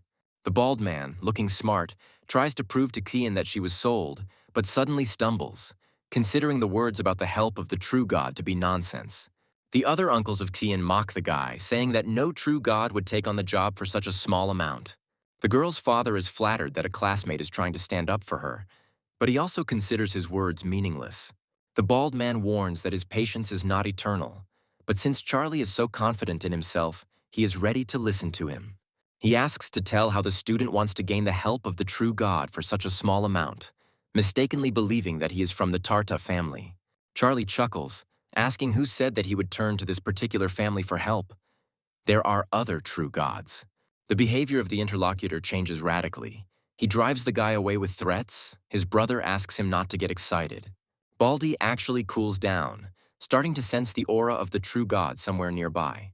Charlie smiles condescendingly, saying that apparently his friend has already arrived here. Only he is stronger than the true Tart family. Everyone present has no doubt about the arrival of the true god, and Uncle Kian is throwing threats at the student. He says that if they don't believe, they will see for themselves now, but for now he is going to meet his friend. Charlie goes outside and sees Davy hanging in the air nearby, literally beaming with his divinity. The true god descends down, enveloping us in his aura. The bald man rushes towards the elder at full speed, assuming that he came to his aid selflessly. Davy looks him over carefully and, realizing that he is a demigod, directly says that he is not interested in him. Charlie feels superior. He laughs quietly, seeing how the man is confused and at a loss. Davy asks in a demanding voice where Charlie is. At this time, Father Cian was wondering, looking at what was happening, whether this true god was really invited by this guy. The two men bow their heads together, saying out loud that they have heard Charlie's name from the lips of the true one himself. The owner of the name himself, feeling awkward, admits that it was him. Davy asks again in surprise. He finds it hard to believe that all this time he had been calling the divine being in front of him his master. The guy smiles shyly, showing off the source of the Davi artifact. The true god finally smiles, placing his hand on his friend's shoulder, saying that he never knew he was so young. As he walks inside, Davi assumes that the Cian family is Charlie's family. The same one, smiling, says that they have nothing to do with him. The bald man is puzzled, fearing that the student has harbored a grudge against him. The man changes his mind and suggests to Kian's father, since Charlie is her classmate, to persuade him to help. The other brothers also begin to suck up, insisting that this is, first and foremost, in his own interests. All the men turn their heavy gazes to the only girl in the room, and she becomes embarrassed under them. The father approaches his daughter and, using soft language, tries to get her to convince her classmate to help. The girl, embarrassed, says that she and Charlie are not in the kind of relationship he thought they were. The man says that he has long since figured out his daughter's character and knows for sure that she likes him. And besides, he himself is not against this candidate. Cian, looking at Charlie talking with true god, became even more embarrassed. The girl decides to approach her classmate, and he says that Davi agreed to help, but he is in a hurry, so everything needs to be resolved quickly. Cian starts talking about the reward, but Charlie covers her mouth, saying that he will handle everything himself. She is embarrassed, realizing that the true god would never agree to such a small amount, and Charlie paid for her sake. Davy reminds Charlie of the payment he promised, and he promises he won't forget. The bald man smiles ingratiatingly. The true god soars into the air, and Charlie wishes for him to return as soon as possible.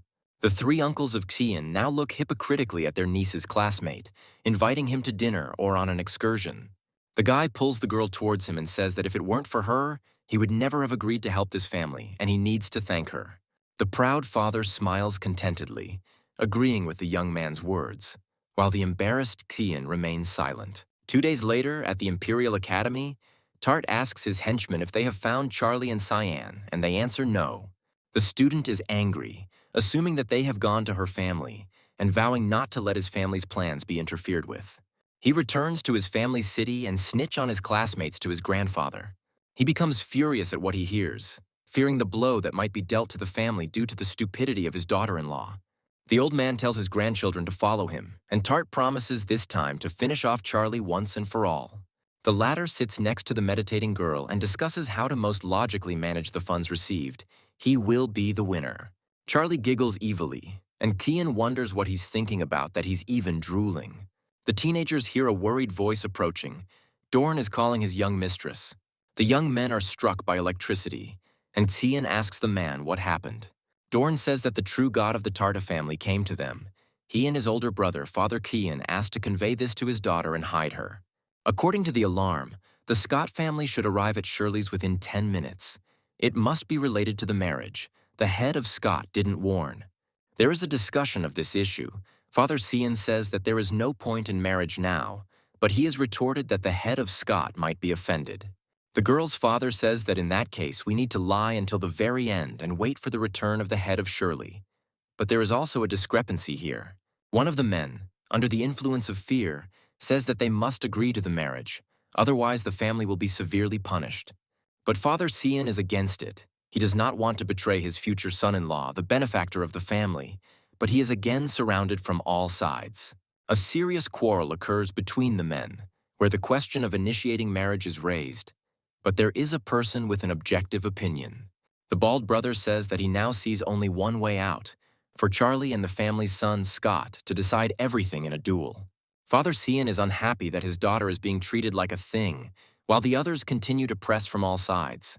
And then a loud voice reaches everyone's ears, asking why no one has come out to meet the true god. Everyone jumps up and rushes to the head of the Scott family, ingratiatingly greeting him and expressing joy at his presence. But the man knows about the flattery and orders it to stop, instead demanding that Xian be brought, wanting to arrange the wedding immediately. Bald Uncle Xian rushes forward, saying that the girl's classmate has already asked the true god for help. He asks for mercy, but the head of the Scott family does not care. He is disgusted by the very thought that someone dared to go against the true one. His anger takes on materialization, transforming into peals of lightning, storms, and thunder. Baldy, like his two other brothers, falls to his knees, begging the elder to stop and have mercy. At that very moment, Xian runs into the house, resolutely demanding that they stop destroying her estate, and Charlie bursts in after him. Tart points his finger at his classmate and tells his brother that this is the same person he told him about, and he replies that he is not long for this world. The head of the Scott family tells Xian that he will not harm her family if she stops resisting and humbly accepts her fate. She refuses, saying that she doesn't intend to do it. Xian's uncles stand before her, asking her grandfather Tart to have mercy and forgive the girl for her inexperience, and her father to calm his daughter down. A conversation takes place between Charlie and the man, where the latter, if he does not like the answer to his question, intends to kill the guy. He says that he only wants to protect his friend, and Tart attacks him, accusing him of disrespect. The older brother enters the conversation, saying that he has heard a lot about it, and telling the younger one to get out. Otherwise, he will perceive the opposite as a challenge. Charlie smiles, hearing such absurdities, but doesn't even think about leaving, allowing the elder to count as he pleases. He rushes forward with a glowing red card, saying that then, because of his pride, Charlie will die today. Father Xian rushes forward, but his path is blocked by Tart's grandfather, who says that his grandson is going to defend the honor of the family. There is a sudden transfer to the divine sphere, and Charlie is a little lost under such a powerful and sudden pressure. Garth, smiling provocatively, calls the lands of the opponent's sphere of gods undeveloped and wild, and himself, sarcastically, a benefactor. In front of him, a wall of super-elite steel warriors is lined up. Reading their description, Charlie learns that the creatures can modify their armor, and that they are more dangerous and stronger than the Knights of Tarth. Garth screams, ordering his creatures to crush anyone who gets in their way. Charlie responds by calling on his primary representatives. A wild battle between the Locust and the Steel Warriors rages on. One of the humanoid-type representatives raises his bow to the ready, placing an arrow on the string. One of the Steel Warriors rushes forward, his sword flashing ominously. The Locust spearman attacks, but the warrior quickly dodges, moving upward. Another Locust manages to successfully catch up with its opponent from above, driving him into the ground with its feet. Garth grins angrily, admitting that he underestimated his opponent, but promises that it will not happen again. He spreads his legs wide, sending another batch of Steel Warriors into the attack. A steel hand emerges from the portal of the gate leading to the Divine Realm, but it is not like the hands of the previous warriors. The thing is, Garth summoned a divine Steel Warrior that surpassed the ones before. The giant's eyes flash and he rushes forward, rushing towards the enemy with a weapon to match. Locusts standing with a bow are lost due to the element of surprise. The divine Steel Warrior swings almost playfully and cuts off the paw arm holding the bow. A look of disappointment crosses Charlie's face as he realizes that Garth was aiming right at his lord. The opponent throws out evil words, saying that no matter what type of locust it is, it will remain pathetic and incapable of anything.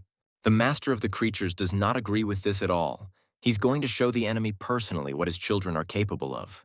The next moment, the guy subjects the locust to directed mutation. Garth's eyes widen as he sees what's happening right in front of them, and a swarm of giant locusts is heading towards him at the behest of their god. The mutated locusts are next to enter the fray, moving straight towards the divine Steel Warrior. Garth decides to strengthen his steel armor using steel transformation. Next comes the giant sword transformation, and the giant warrior puts up a translucent shield in front of him. And Charlie is amused by this. He smiles, saying that he didn't think the opponent would go on the defensive, but he himself has only just started. He releases a heroic type of locust, giving the command to attack. Using the source, the boy initiates the directed mutation again. Locusts with new characteristics appear on the battlefield. She furiously rushes forward, wanting to protect her master, and tears the armor of Divine Steel Warrior Garth, who becomes confused. A satisfied smile appears on Charlie's lips as he asks his opponent if he now thinks his locusts are pathetic and insignificant. The enemy remains angrily silent, and the interlocutor, taking advantage of the moment, allows himself to show him something else. Charlie feeds one of his own 1,000 poison crystals, telling it to show the Divine Steel Warrior where he belongs. The locusts are becoming noticeably stronger. This can be seen even with the naked eye. She extends her clawed handpaw forward and begins to undergo poison-induced modifications. Locust gains the ability Corrosive Poison. As soon as the individual has acquired it, he rushes towards his opponent. She attacks him with her new ability, even the shield is affected. Garth fearfully orders his being to return to the Divine Sphere immediately. Charlie squats down and smiles, saying that his Divine Sphere is not a walkthrough. Hearing the words that no one is allowed to come and go as they please, Garth, horrified, asks his rival what he is planning. Instead of answering, he summons all 4 of his lords at once, making the opponent feel even more uneasy. He falls to the ground, wondering how this is possible and calling Charlie a monster. And behind the open portal, a huge shadow appears, growing even larger with each passing second. Elphys flies out of the gate portal and Garth screams in confusion, wondering how many creatures Charlie has in total. The Minotaur rushes into the attack first, furiously knocking down his enemies along the way and throwing them in different directions. The sword also cannot remain on the sidelines. No enemy can escape from it. And the Resurrectionist summons skeleton knights from the fallen bodies. Garth begins to cry, asking his opponent to stop and let him get out of this divine sphere. Charlie gets angry, saying that now it's his turn, and gives the order to capture the enemy's sphere. Garth doesn't want to allow his divine sphere to be invaded and is going to do something about it. He decides to close the gate, ordering the remaining creatures to stop the enemy. The gates are indeed beginning to close as the locusts continue to peck at the remains of the Steel Warriors. At the same time, she heads with them to the portal and sneaks inside under the noise. Finally, the errata closes with a distinctive pop, and Garth breathes a sigh of relief. But he rejoices too soon, because immediately the huge doors swing open again. And it's all about the special locust, which is capable of strengthening the connection between the spheres. They are weak in themselves, but getting rid of them is not so easy. Garth falls to his knees, asking his opponent to bring all the creatures back. He admits his defeat, but the opponent is merciless, He believes that he did the right thing, because the one who attacks first must understand his mistake. Garth jumps to his feet and turns around, giving Charlie one last chance and threatening his grandfather. But Charlie is not a fool. He understands perfectly well what awaits him, so he is going to leave True's grandson as a prisoner for the time being. Garth says that if he is released, he will not allow the head of the house, Scott, to kill Charlie. But Charlie asks him to shut up. He is trying to find the core. But the search ends before it really began. The core of Garth's divine sphere is found. In the real world, his grandfather begins to worry, assuming that something has happened, since his grandson has been gone for a long time. Filled with excitement, he calls up the battle observation screen. The brothers of the Shirley family also offer their eldest to observe what is happening, and he obeys. He himself is interested. The eyes of everyone present immediately widened at what they saw. The surveillance screen shows the complete destruction of Garth's creatures. Uncle Cian is perplexed as he watches this. Garth's divine core is now under the control of his brother's classmate. One of the Charlie representatives even sits on him to further demonstrate his superiority. A projection of his rival's grandfather appears next to Charlie, telling him to take his hands off his grandson's core. There is not a grain of fear in the guy's eyes. He firmly and confidently notes that the true God is not in a position to threaten now. He orders his subjects to deal with the remaining creatures of the former enemy. The grandfather tells the boy to stop, asking what he wants in return. He is clearly hurt by his own words. Charlie is satisfied, saying that he now understands that the head of the Scott family is ready to negotiate, and that is where it should have started. The man remains silent, gritting his teeth, silently promising the one who dared to treat him and his family like this a very difficult death.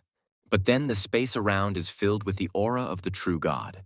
Charlie, sensing the return of his friend, concludes from the density of the aura that the mission was successful. The men of the Qian family couldn't help but let out joyful cries when they realized that he had succeeded. The eldest son invites the head of the Scots to stay for the celebratory banquet in honor of the return of the head of Shirley, but he refuses. The old man offers to let his grandson go since the true God whom Charlie was waiting for has already returned. But he refuses. He's not sure he'll survive, but Davy appears next to him, disproving his words. As long as he's here, Charlie is protected. Grandfather Kian returns home successfully, and his sons rejoice even more. Now the boy is ready to let go of his captive and leave his divine realm. He tells the true God of the family about this. Garth, standing in front of his former tormentor, says that next time there will be no one to protect him, but he is not afraid at all, giving other advice. The grandfather, appearing from behind, slaps his grandson, telling him to stop humiliating himself, and they leave. Grandfather Cian shouts threats after them and announces the severance of all relations and obligations between the families. The remaining members watch the removal of the Scott family members in complete silence until they are completely out of sight. Grandfather Cian, smiling, thanks Charlie for saving his granddaughter and gives the student a gift. The boy is surprised. He looks in amazement at the tablet of lineage, which can return beings to the appearance of the first representatives of the lineage. Charlie believes that this item could transform his locusts into the most ferocious prehistoric species of their kind, and wants to see it. 3 days later, at the Imperial Academy, Martin asks his youngest to come out. They need to talk about something. The guy goes outside and walks towards the designated place, but he is called out from the other side. The trio waves their hands, attracting attention. Charlie greets his elders with a smile and asks what they want to talk to him about. The boys want to share information about Shannon with the younger one, because they believe that he will not easily abandon the idea of doing harm. Charlie learns that his future rival is represented by ordinary goblins and considers him a genius for being able to rise so high. The guys try to cheer up, but their words make you even more uneasy. Shannon's army is strong. Charlie asks if the elders are really trying to cheer him up, but they are embarrassed. He sits in the lotus position and goes over in his head all the possible strategies for the upcoming battle, as well as how to protect and strengthen the creatures. The mushroom that comes to mind for Charlie is the Black Death, as it has already proven its usefulness in the battle against zombies. To carry out the plan, the guy needs other ingredients, so he calls the appropriate system window. He takes what he needs in his hand and begins to fill it with divine energy. A satisfied smile plays on Charlie's face. Lena announces the topic of the class, which is resistance to invasion, with the first-year students serving as examiners. The teacher promises that the elders will not use full power, but Charlie enters the portal feeling no relief at all. His examiner is already levitating in the air, and the guy closes the distance to get a better look at him. By a strange coincidence, it is Shannon, who smiles evilly as he recalls the past. There are crowds of his creatures beneath the freshman. Charlie's eyes widen in surprise. Even he finds the scale impressive. The enemy infantry alone is worth a lot, and its coherence is the envy of anyone. Behind the infantry, smiling slyly, are the archers. In addition to the previous ones, Shannon has super elite creatures, the flame goblins. And along with them are the elite type representatives, the frost goblins. And of course, they are all led by goblins like the Lord riding on wolves. Since they're going to fight in earnest, Charlie's army needs to be formed up too. He orders his army of locusts to adopt the defensive formation. This army includes the common locust, demonic beetles, fallen locust, dark locust, and another type never seen before. This type is the primordial locust, a very recent breed developed by Charlie. Also, smiling slyly, the guy calls upon the lords of his main representatives. Since Charlie made it into the academy with such weak representatives, Shannon wasn't going to underestimate him. First, he gives the order to attack with his frost and flame goblins who fire projectiles. Many of them hit their opponents accurately, not just knocking them down, but also destroying them on the fly. Charlie orders the fallen locust to create a barrier and the sky bugs and dark locusts to ignore the infantry but attack the archers. Insects perform the tasks assigned to them precisely. Shannon orders his first infantry unit to retreat to protect the archers. Charlie smiles, judging the decision as not bad, and orders the primal locust to intercept. They step forward, heading towards potential victims. Charlie orders the skybugs and dark locusts to eliminate the ranged archers and goblins. Shannon says he won't be as easy as one of his previous opponents and is going to show off his strength. He orders his third squad to change their target and attack form, and then attack. Goblin mages attack the enemy with a hail of magical projectiles. Charlie sees and notes with annoyance to himself that the enemy is managing to break through a hole in his defense. Shannon, meanwhile, orders the fourth squad to split up and lay scattered fire on the dome. The blows hit not only the dome, but also the locusts, sometimes wounding, sometimes killing the insects. Shannon grins evilly and promises to show the younger what happens to those who dare to insult him. He gives the next command. It concerns the goblin lords, who are required to break formation and attack enemy lords, who grin gleefully as they do so. Smiling slyly, Charlie whispers to his locust lords to concentrate on the enemy goblin lords. The latter, feeling their superiority, run after small insects with weapons, without even thinking about the catch. Leaning forward with his locusts, Charlie orders the poisoner squad to deploy the Black Death mushroom spores. At that moment, the disputes begin to dissipate. A little later, they fill the entire air around the enemy creatures, and they come to the realization that something is wrong. One of the goblins hears a strange sound and feels a strange sensation as a mushroom grows on his head. Seeing the modifications that the bodies of her subordinates have undergone, Shannon screams in horror, looking at the mushrooms. What is this? The fire and ice goblins are also not spared the fate of their brethren, and Charlie smiles slyly in anticipation of the most interesting. Here and there, the neat rows of the first-year student squads are broken by explosions, and he, stuttering, is amazed at the hitherto unseen attack.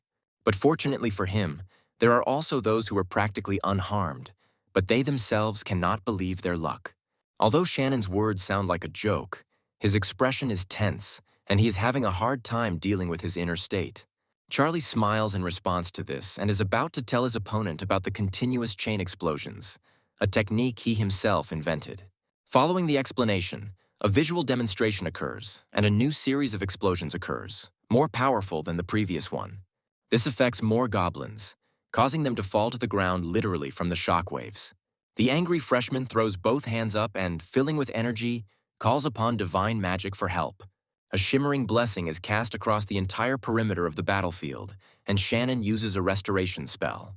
Charlie smiles, thanking his elder for healing the enemy creatures as well, which were also affected by the positive effect. The freshman smiles evilly, believing that his army is still in a more advantageous position. He is confident that he will win in the end.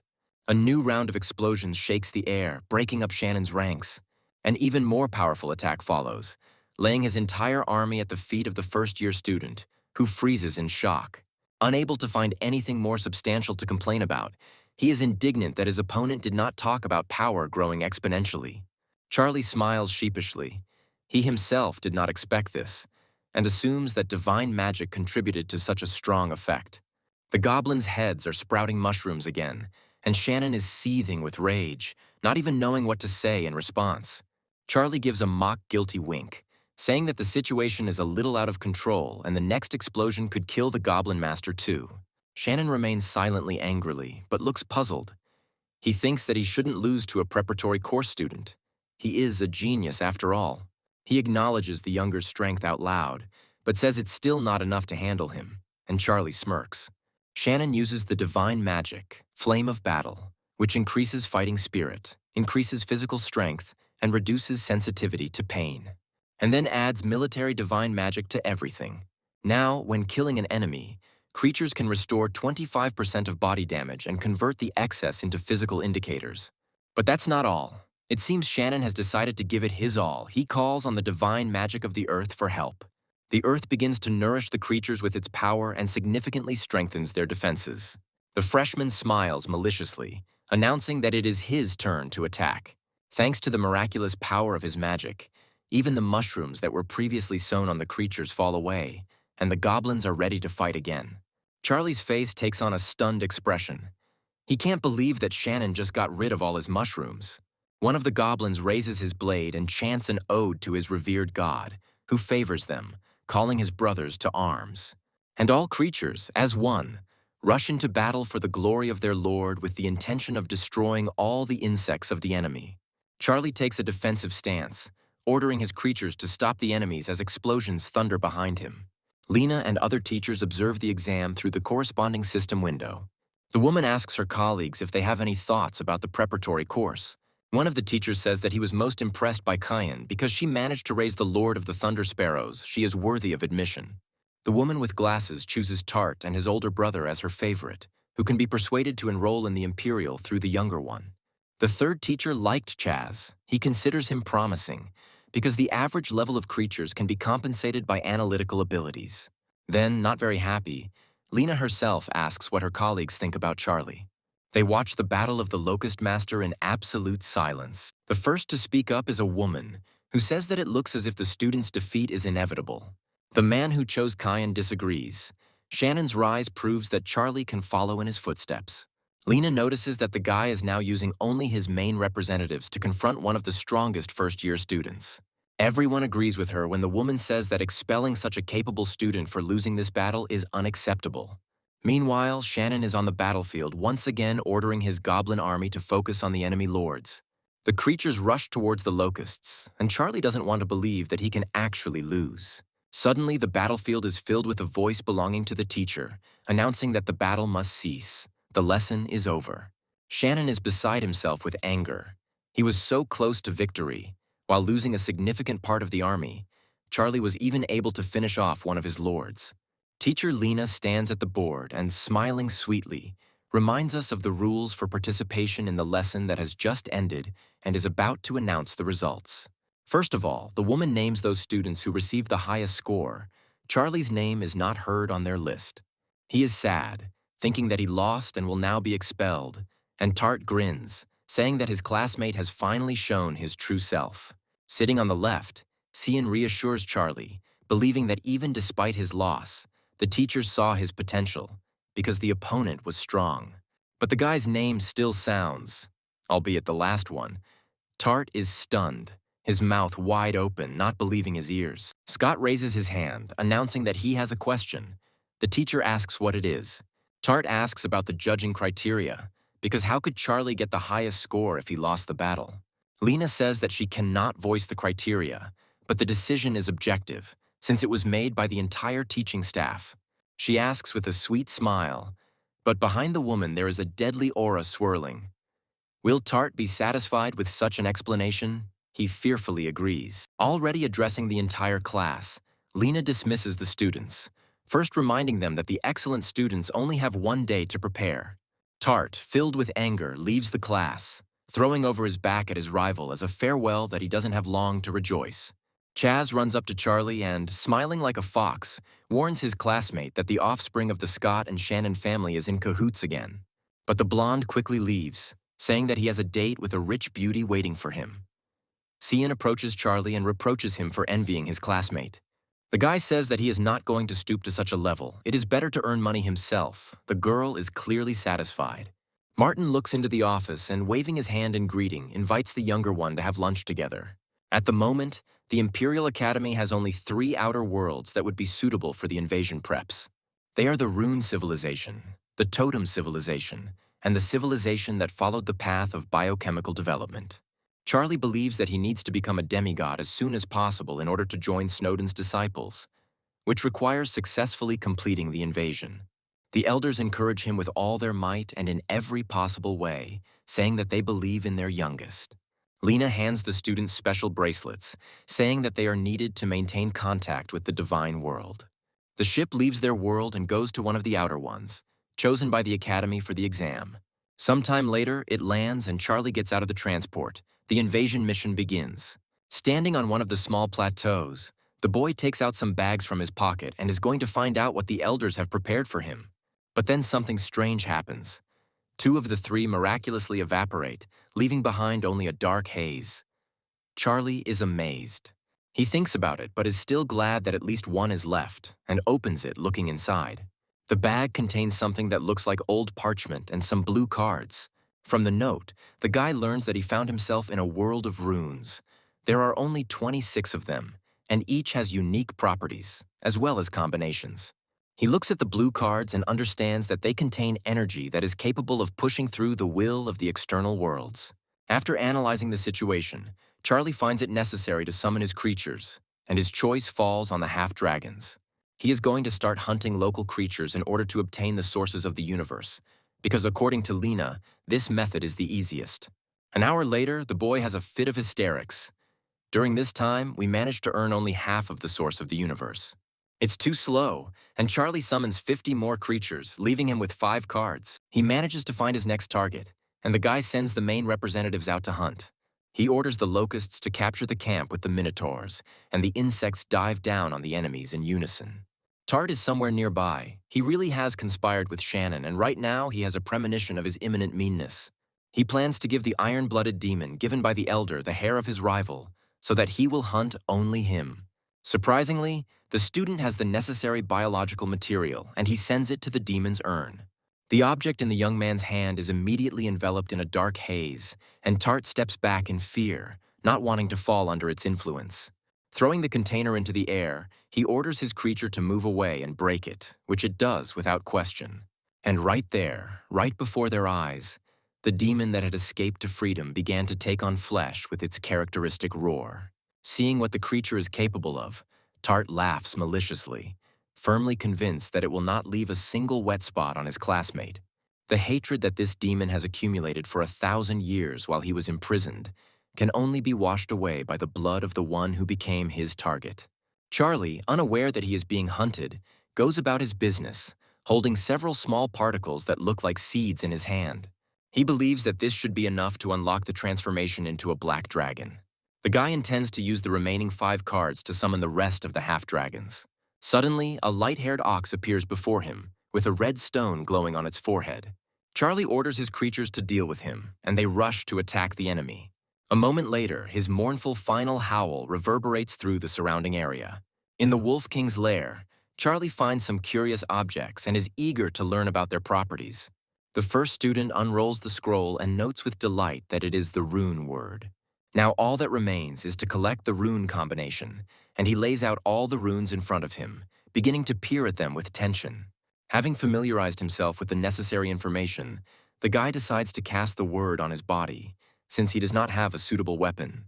He feels changes in himself almost immediately, believing that he has become much stronger. But the guy's activity is interrupted. He notices something strange. Wanting to figure things out, Charlie transforms into the black dragon and flies towards the irritant that bothered him.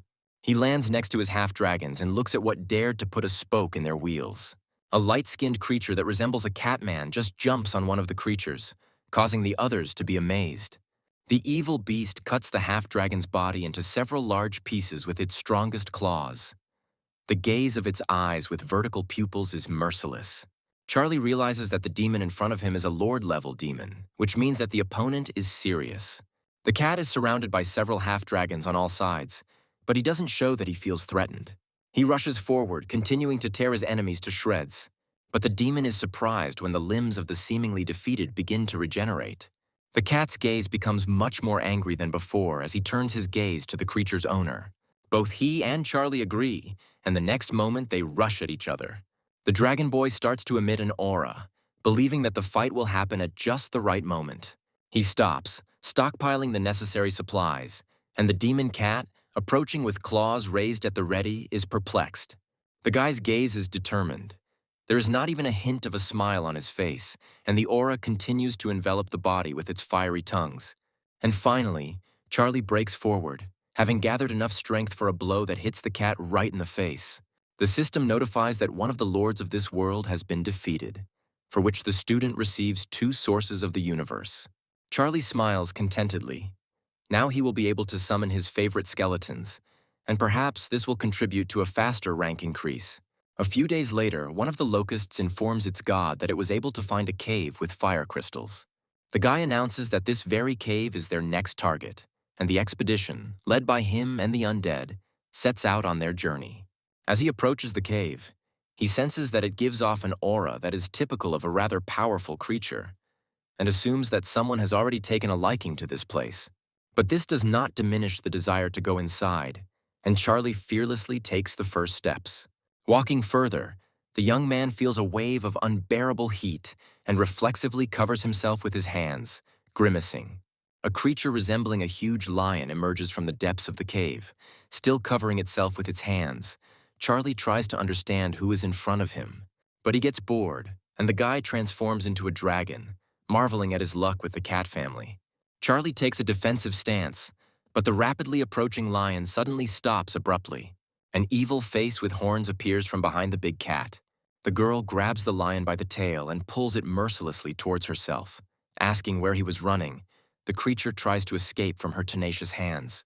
Looking at her, Charlie remembers her name. Her name is Flora, and Flora angrily says that since she came here first, the territory became hers. The guy smiles, saying that there is no one's territory here, and asks what if he refuses to leave the cave to the girl. She stops terrorizing the lion and rushes straight at Charlie, replying that, in that case, she will beat his face good. The boy frowns as he begins to fusion with the plant, Shadow Vine, and is enveloped in a poisonous green color, a harbinger of the death rain. Wrapping itself around the still-standing male body, the vine begins to grow. And Flora keeps getting closer, calling the technology pathetic tricks and confident that it won't help the guy. The same one, with a completely different opinion, promising to change the point of view of his rival, hits the target, provoking an explosion. Suddenly something flashes behind the girl, and she, surprised and frightened, turns around. With one sure move, Charlie cuts off the horn that flies back, warning its owner that next time he will aim for the neck. Flora's eyes widen in surprise and the realization that she is lost. She admits her loss and allows Charlie to take the lion, but the guy says that he doesn't need the lion, he came for the flame crystals. Flora says that in that case she will take it for herself and suggests that they join forces after that. But the guy ignores these words. Clouds are starting to gather in the sky. The undead stands near the entrance to the cave and looks at the source of energy that is beginning to form and rapidly increase in size. Flora asks if Charlie is his creator, and he says that among his creatures there is no one with such a suffocating aura. But soon the creature's owner appears, and at first the student's attention is drawn to a huge red-clawed foot. Following her, her owner, the iron-blooded demon, emerges from the haze. He screams at the top of his lungs that he can smell his enemy, pointing at Charlie and intending to wash away his shame with his blood. The guy fuses with the golden dragon grass and Flora runs away. After completing the process, Charlie uses an ability called Golden Dragon's Breath, which envelops the enemy in heat. But he doesn't care. He releases his demonic aura, opening his mouth wide and angrily flashing his red eyes. Charlie's next attack is Phantom Flash. He is helped by Flora, who appears nearby again, breathing fire at the monster. The boy notices that the fire is effective and summons the Divine Hammer. To do this, you have to spend a Source of the Universe card, but it is a necessary measure. A moment later, a red orc blacksmith appears in the arena with his beloved weapon.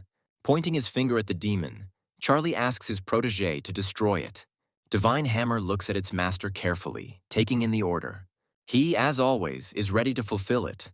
Unquestioningly following the will of his great god, this can be seen just by his eyes. The orc begins to emit streams of more powerful aura as he prepares for the upcoming attack. The demon overtakes the creature in front, calling it a pathetic servant and telling it to die. But the red orc also completes the attack and rushes forward together with the formed snakes, predatorily opening their mouths at the enemy. Something similar to stone icicles flies at the same time from the side of the enraged demon. But the attacks of the hammer snakes prove more effective to the point that the demon asks him to stop them, for his body is riddled with holes. But Hammer doesn't even think about stopping, jumping into the air and wanting to deliver the final blow surrounded by snakes. A big explosion envelops space. Charlie is delighted for his charge, praising him and saying that he never doubted him, and asking him to continue in the same spirit. And Hammer takes this phrase literally, continuing to hit the enemy with his impressive weapon. This goes on for a very long time, but for some reason the demon's soul is not destroyed. Charlie cannot leave him here in this state. He comes up with the idea of asking the collector to absorb her, but the demon begins to ask for mercy on his soul in exchange for loyalty. Charlie approaches the creature's patty closer, saying that he cannot believe until a contract is made. The demon agrees. The guy immediately finds the necessary documents in the system and enters what is needed in the empty fields. He does not intend to waste time. He giggles maliciously, and Flora, who is watching all this, notices that her classmate is behaving worse than the most notorious swindler. The air is cut by bluish threads of energy. The system notifies about the successful conclusion of the contract. Charlie asks his slave about his abilities. He replies that he can turn a body into metal and even corrode living things. But even after hearing this, the guy believes that his new creature has more disadvantages than advantages, and the first of them is the fear of fire. Then the demon says that he can become a weapon. Thanks to his corrosion, any weapon that comes into contact will rust. Charlie likes this. He tells the demon to proceed, and it turns into a powerful sword, letting out a sigh of relief. Charlie smiles. He has wanted a sword for a long time. It turns out that the demon turned up in time, and now the guy can continue his hunt. A few days later, a man crouched closer to the ground, afraid to even look up at the army of undead. He intends to immediately report everything to the city lord, because the army consists of 500,000 warriors. Sometime later, the local ruler almost screams in shock, struck by the report of a 500,000-strong army of the undead. The witness, continuing to bow at the feet of the ruler, once again confirms his words. The lord understands that he is losing. His army is far inferior to the undead. If they decide to attack the city, nothing will remain of him. The lord gives the order to immediately send messages asking for help to the nearest cities, and his subordinates rush to carry it out. The next day, reinforcements arrive in the city. The army grows, but still does not outnumber the undead. The lord is confident that they now have every chance of victory. The forces of the Holy Court have always been famous for their effectiveness. He delivers a fiery speech to his renewed army, giving the order to defend the homeland and stop the enemy. He himself goes into battle armed and on horseback, wanting to inspire the warriors with his own example. Charlie and Flora are sitting under a huge tree. The guy is informed by his representative about the approaching army of people. The guy is inspired, happy that they decided to meet him after all. The girl looks around at her classmate in bewilderment. Charlie duplicates the information that was reported to him and offers to join him. The girl sees a catch in this. Nevertheless, she agrees. And a little later, both preparatory class students are sitting in ambush. The guy says that he likes Flora's fighting spirit, finding it cute. The girl, embarrassed, tells him to take his hands away. He needs to concentrate. Numerous ranks of horsemen are getting closer and closer. Charlie orders his skeleton army to leave the ambush. They do so, and the people, seeing the undead, become frightened, giving a hasty order to raise their shields. The warriors scream in fear, trying to retreat with their backs. They regret that they got involved in this matter, realizing that they were in an ambush. The undead are right inside the Locust swarm, their lipless teeth clicking menacingly. While the rank-and-file skeletons fight on the ground, the resurrectionist flies higher, looking out for its potential victims. He is ready, at the right moment, to raise the dead from the bodies of murdered people. With a determined look, the Lord orders the priests to do their part of the job. They immediately surround him, carrying out their plan. The skeletons immediately begin to feel the influence of divine power. Charlie is puzzled. considering the first priority to get rid of the priests. He guessed that they would appear. Suddenly, Flora bursts forward again with her horns in a swift flash, her gaze focused and serious. But Charlie is not going to sit back in the rear either, taking the form of a black dragon and rushing after the girl. And she already appears near the priests, disrupting their perfect formation and forcing them to fly apart in different directions. And Charlie destroys enemies even from a decent distance with a flash of a blade, tearing their clothes to shreds. The students stand with their backs to each other, and the Dragon Boy stretches his hand forward and uses suppression.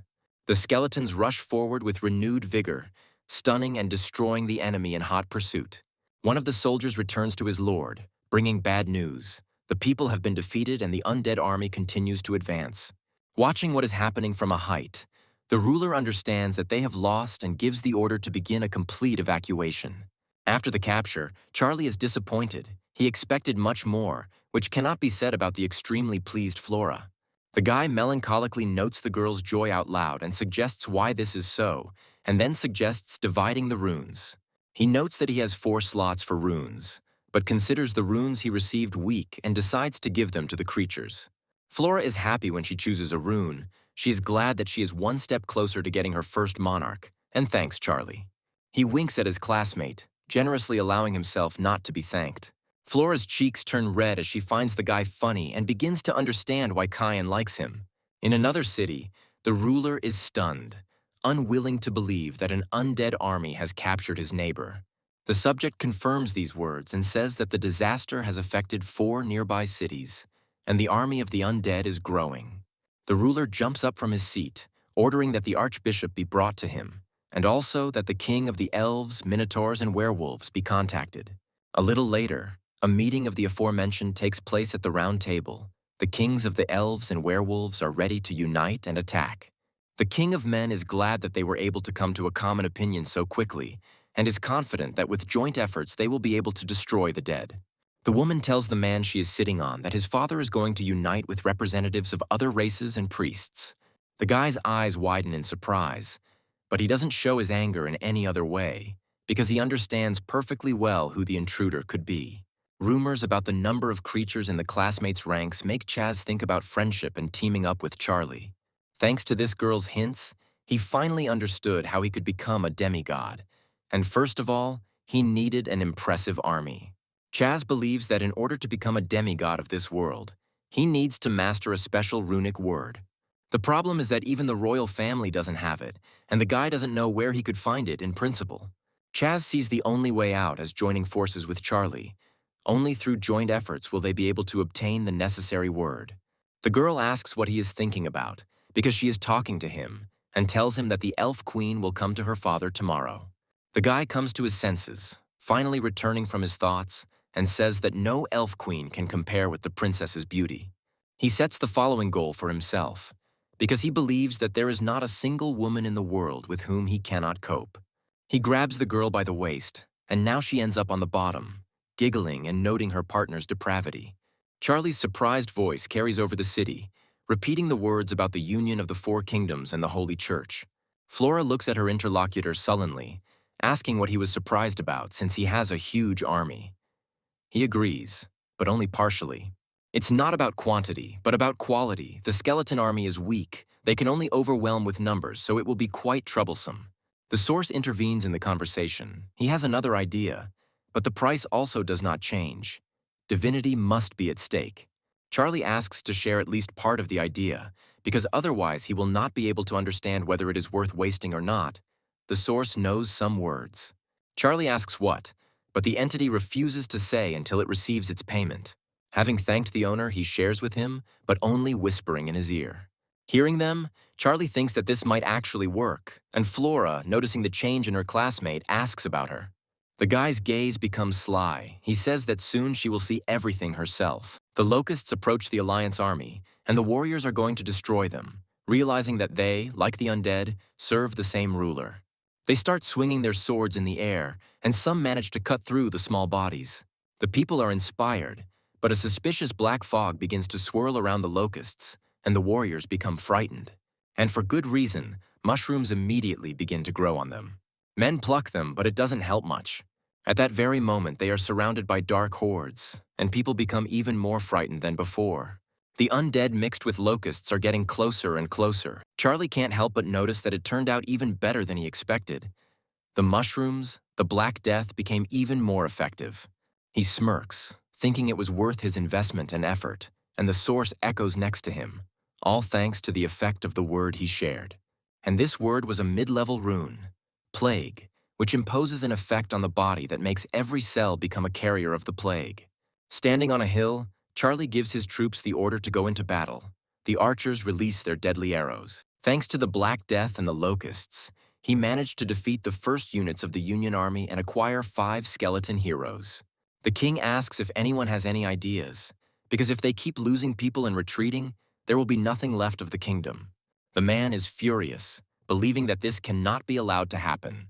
One of the council members suggests that the only option left is peace, and the king asks with whom, in his opinion, they should negotiate. The question is good, because the opponent has not shown himself during all this time. The door opens, interrupting the council. A smiling Chaz enters the hall with the princess and the queen of the elves, asking to be given the opportunity to negotiate. The werewolf king does not believe in him, believing that the guy has never been to war, since he will be able to negotiate with the Lord of the Undead. The bishop is angry, glaring at the young man and asking who let the princess's favorite in here in the first place. And Chess himself, looking straight at the representatives of different races who don't believe in him, smiles slyly. The princess enters the conversation, putting pressure on her father and asking if he doesn't believe his daughter's words, since she has confidence in this man.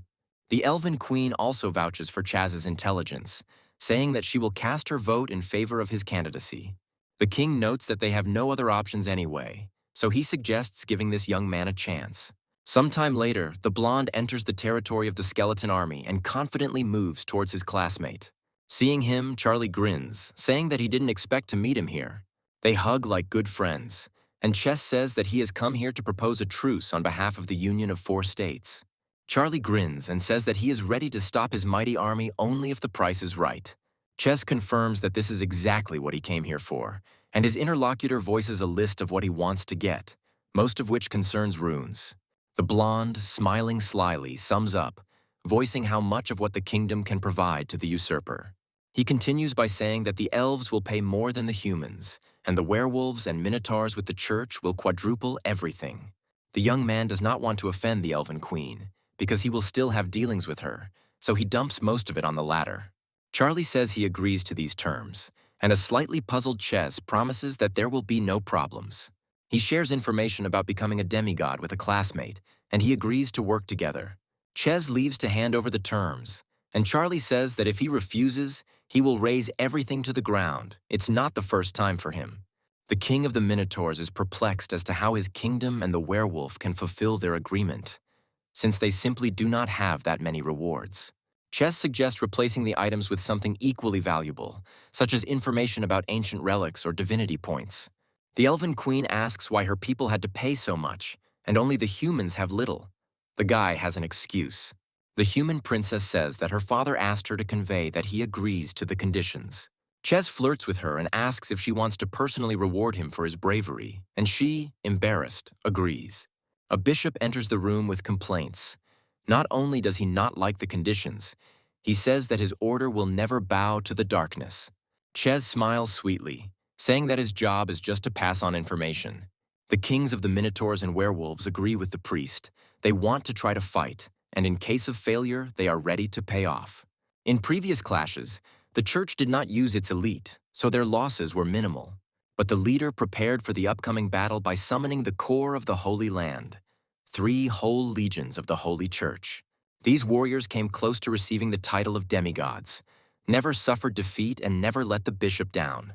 The head of the church is angry, vowing to stop the followers of death who have come to the Holy Land. Charlie scouts the area and notes that almost all buildings are reinforced with light crystals that are harmful to skeletons. He is convinced that the patriarch has indeed called all his elite troops, but fortunately, Chess told him about it in advance.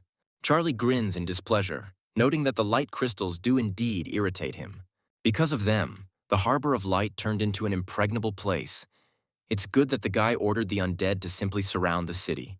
He thinks that it would be ideal to create a breach and plunge the harbor into chaos, and an idea comes to the young man's mind. After ingesting the special seeds, Charlie activates plant fusion, causing a giant vine to instantly grow from the ground. She entangles the guy, penetrating his body and illuminating the space green. Charlie smiles. He is about to try out a technique that has come to mind, and shoots burst out of the young man's hand. They become longer and thicker, and then move upward, directed by the will of the owner. Charlie smiles contentedly. He likes the result. The power of the ghost vine exceeded his expectations. He decides it's time to have some fun with the saints and rushes forward with anticipation. One of the priests, hearing strange sounds behind him, looks over his shoulder and is surprised to see Loza.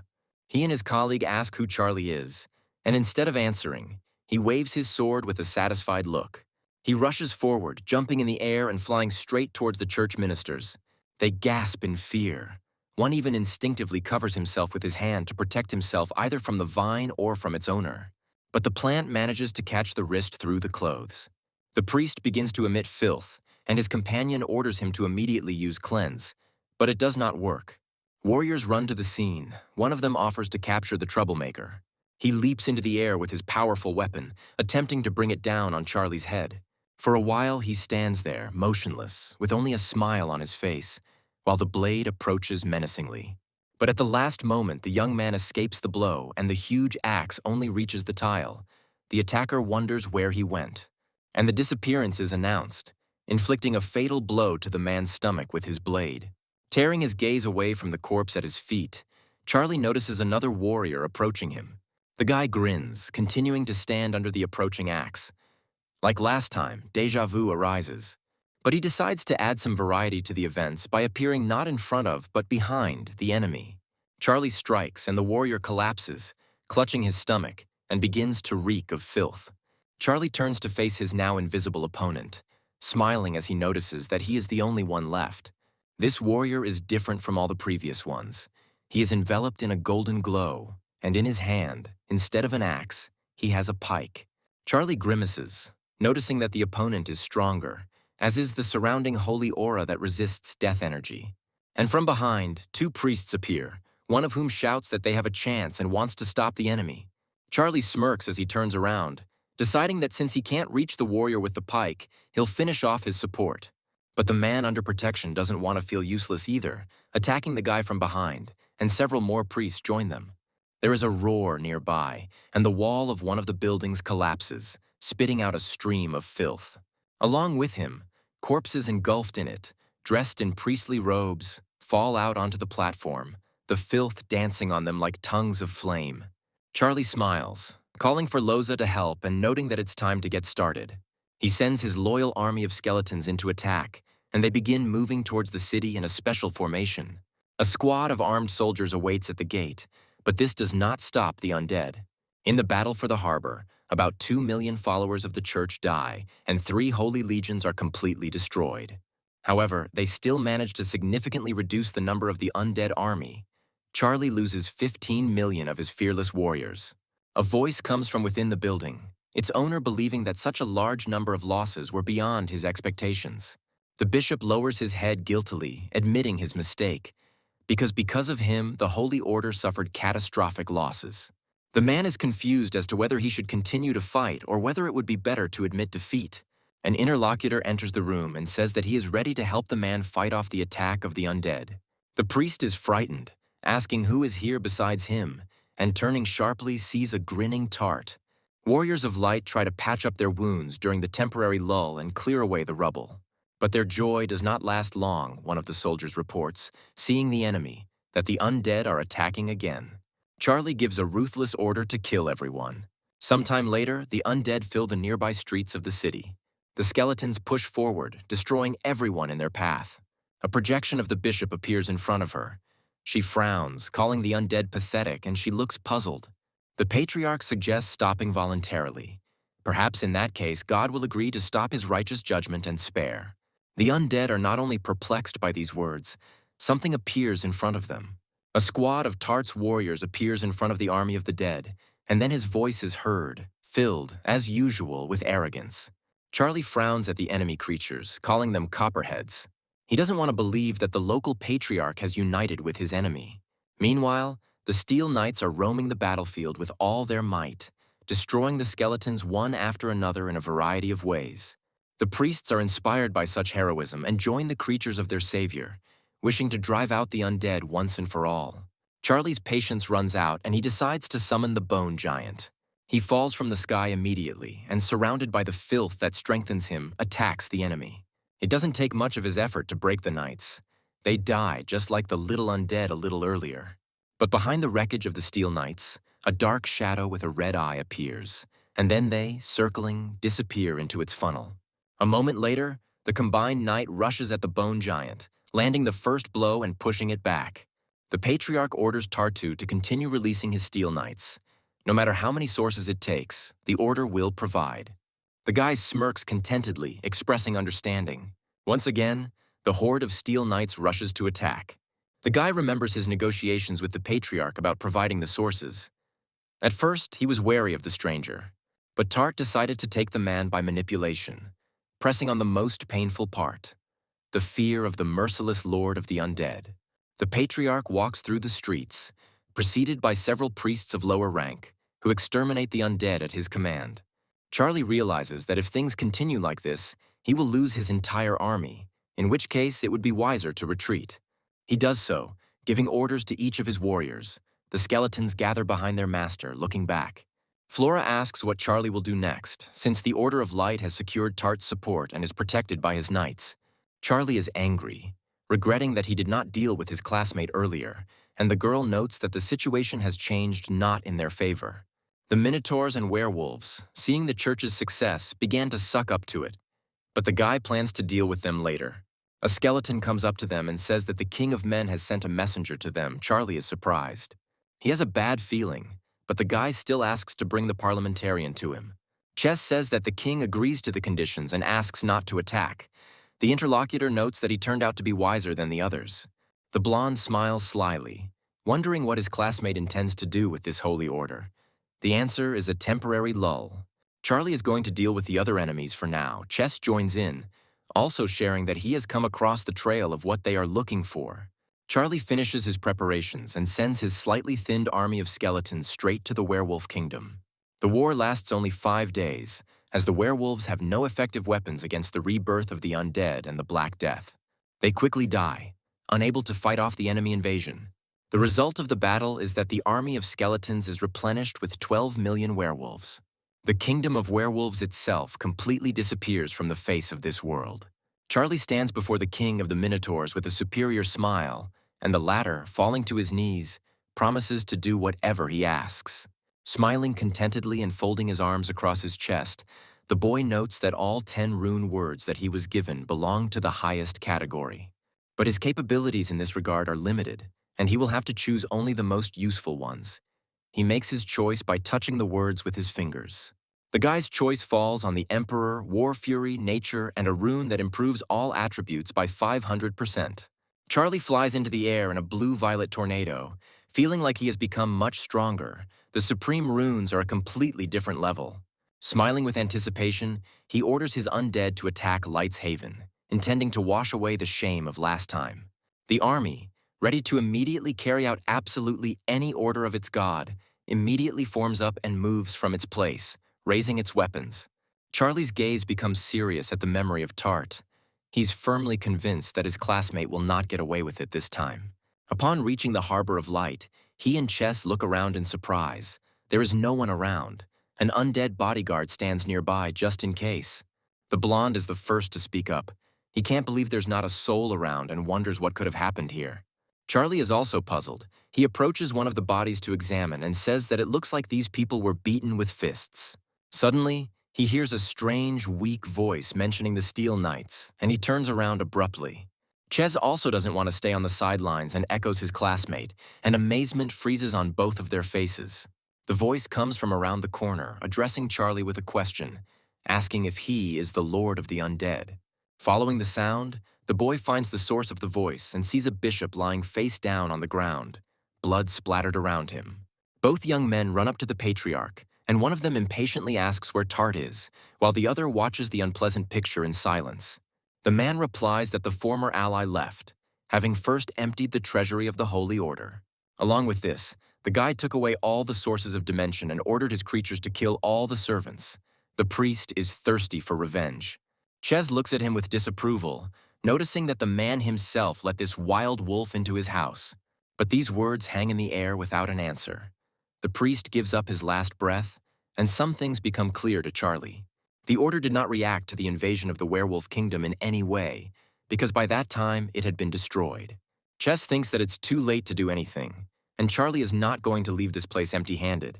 He wants to take at least the light crystals. One of the guys thinks that it is better not to let down one's guard, since it is unknown how many traps are hidden in these ancient ruins. Before the treasure hunters appears a rune in pink light, around which several transparent spheres, embraced by the same color, float. Ches explains that he asked his creatures to mark all the important places in advance, so they wouldn't have to go blind. In other areas, there are arrows highlighted in blue indicating a safe direction, but something is going wrong. Ches turns around sharply, sensing something was wrong before his companion, and tells him to take care of himself. A silhouette appears next to them. The thing that appeared before them outnumbered the students by almost 2.5 times, and they all turned their attention to it so as not to get confused. Something takes the form of a ball and begins to spin rapidly, choosing Charlie as its target, who jumps aside in time. The guy's look is determined. He uses the highest rune, Emperor, increasing all his skills by 100. The creature jumps out of the round form, standing in front of the man at full height. Noticing this, Ches praises his classmate, admiring the fact that he mastered the power of the highest rune so quickly. He really likes the Emperor's aura. They successfully manage to deal with the creature, and the guys continue on their way. There are now 2 guards on the way, similar to the previous one, and Charlie uses another higher rune, Nature. It allows communication with any creature, and he addresses the couple, saying that they are not here to destroy and plunder, but for a test. But the creatures don't react, leaving Charlie with no choice, and he jumps into the air, deciding to get his way another way. He forms energy in his hand and attacks the guard standing in front of him, who, due to the force of the blow, is inertially pushed back. Another one appears on the way, and Charlie, using enlargement, becomes several times larger, equal to the thug. He strikes his opponent in the chest with a sweeping motion, his gaze sharp and focused. But an unpleasant surprise awaits the guy. 3 more guards appear on his way, and he is momentarily at a loss, frozen in indecision. Ches exhales in dismay, expressing his frustration out loud. He had expected that his rivals had run out of options. The boys stand motionless in front of the guards, and one of the creatures decides to take the initiative into his own hands, giving in to the uninvited guests. This time, Charlie decides to deal with things differently. He calls the Skeleton Knights, who immediately appear before their master. Ches also does not want to stay on the sidelines. Calling on his creatures for help, several foxmen appear behind the guy. Both creatures rush at the guards at the wave of their owner's hands and begin to attack, while the latter take a defensive position. As he retreats, Ches praises himself for deciding to take Charlie with him. Without his classmate, he could have simply been wiped out. Entering the room with islands, above which energy clots with runes rise, Ches says that this is the very miracle they were looking for. If they can pass the tests that are prepared for them, they will not only ascend to the rank of demigods, but will also receive the corresponding rune words. There is a loud sound from behind, and turning around, the students notice that the door leading back to the exit is locked. There is no turning back now, and Charlie suggests starting the first test. Ches, with a sly smile, breaks ahead. He rushes straight to the rune that he has chosen for himself, believing that it is the best fit for him. Disappearing into the portal and waving goodbye to his classmate with a fox-like smile, Ches recommends that he not linger either. Charlie frowns, feeling slightly annoyed that his companion had chosen his challenge so quickly. But almost immediately, his mind cools down. The guy approaches the portal he chose himself. It's time for him to begin his test. Charlie finds himself on cracked, windswept land with rocky terrain. These lands are covered by the curse of hunger. In order to survive here, you will have to constantly eat something. The guy's stomach rumbles indignantly, confirming, and he thinks that the name for the curse is appropriate, but he is not going to die of hunger. He tries to contact his divine sphere, but the attempt fails, and the thought arises that in this dimension this possibility is blocked. Behind him, the guy notices 2 suspicious dark shadows and becomes wary, wondering what it is. The answer comes quickly. The silhouettes belong to the starving, undead born from those who died of hunger. This could be a problem. This dimension is empty. Charlie assumes that the creatures standing before him are not only enemies, but also food. The starving people are not going to silently look at the uninvited guest and rush at him, seizing the right moment. The guy is saved by the undead who arrive in time. One of the skeleton knights cuts off the enemy's right limb, capturing part of the body. Charlie fishes out seeds from his inventory and, filling them with his energy, throws them into the air in the desired direction. They sink into the soil, sparkling with the divine power they are filled with. And soon a green sprout breaks through the earth. The seeds grow into a dahlia flower and dragon grass, forming a combined ghost vine with Charlie sitting in the center. He admits that he is capable of murder, but not cannibalism. The guy wants to call upon plants to saturate his body with nutrients. At this time, his undead will take care of the starving to ensure his own safety. The guy's look is determined. Charlie can clearly sense the suffocating aura emanating from the local undead, but decides to trust his creatures. He decides to hibernate and remain in this state for 30 days, because the energy costs here are astronomical. But there is still concern. Although I would like to hope that nothing serious will happen during all this time, somewhere else houses are smoking. The Steel Knights walk over the debris sticking out on the ground, crushing everything in their path and flashing their terrifying red eyes. Tart stands over the fallen body and rejoices in his victory. The kingdom of people now belongs to him too. His Steel Knights destroyed all obstacles in the path of their god in the form of the Holy Order and the kingdoms of minotaurs and humans. The guy smiles slyly, believing that the Elven Kingdom will not be able to maintain its magical barriers for long, and that it too will soon be destroyed. There is a heavy tread, and the Steel Knights are bringing someone to the Master, holding her by the hands on both sides. This girl, Flora. Tart pretends that this is a surprise for him, and touches the girl's cheek with his hand, saying that now she belongs to him too, she threatens. The guy's face turns angry. He says that Charlie will not come to her aid because he will not return alive from another dimension or will become very weak. Turning around and smiling slyly, Tart orders his classmate to be locked in the dungeon, and she says that he won't get away with it. One of the creatures reports that Lily has pushed Kyan back to the mountain gorge on the border of the kingdom as his master ordered. Tart smiles an even crazier smile. He didn't expect less from his classmate, because she is greedy for money and is ready to do anything for it. Clenching his fist triumphantly, the student promises that this time Kyan will not leave him.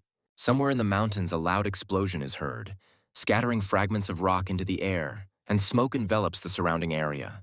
Steel Knights fight other creatures that resemble stone golems with crystalline inclusions. Cyan, who is watching the battle from the sidelines, sees this as an opportunity for herself, as this way she can escape under the noise. Another explosion is heard nearby, and the girl looks up in confusion, trying to find the source with her eyes. She doesn't understand what's happening. A smiling Tart appears nearby, who, approaching Cyan, says that now she cannot worry about anything. He drove away the enemy.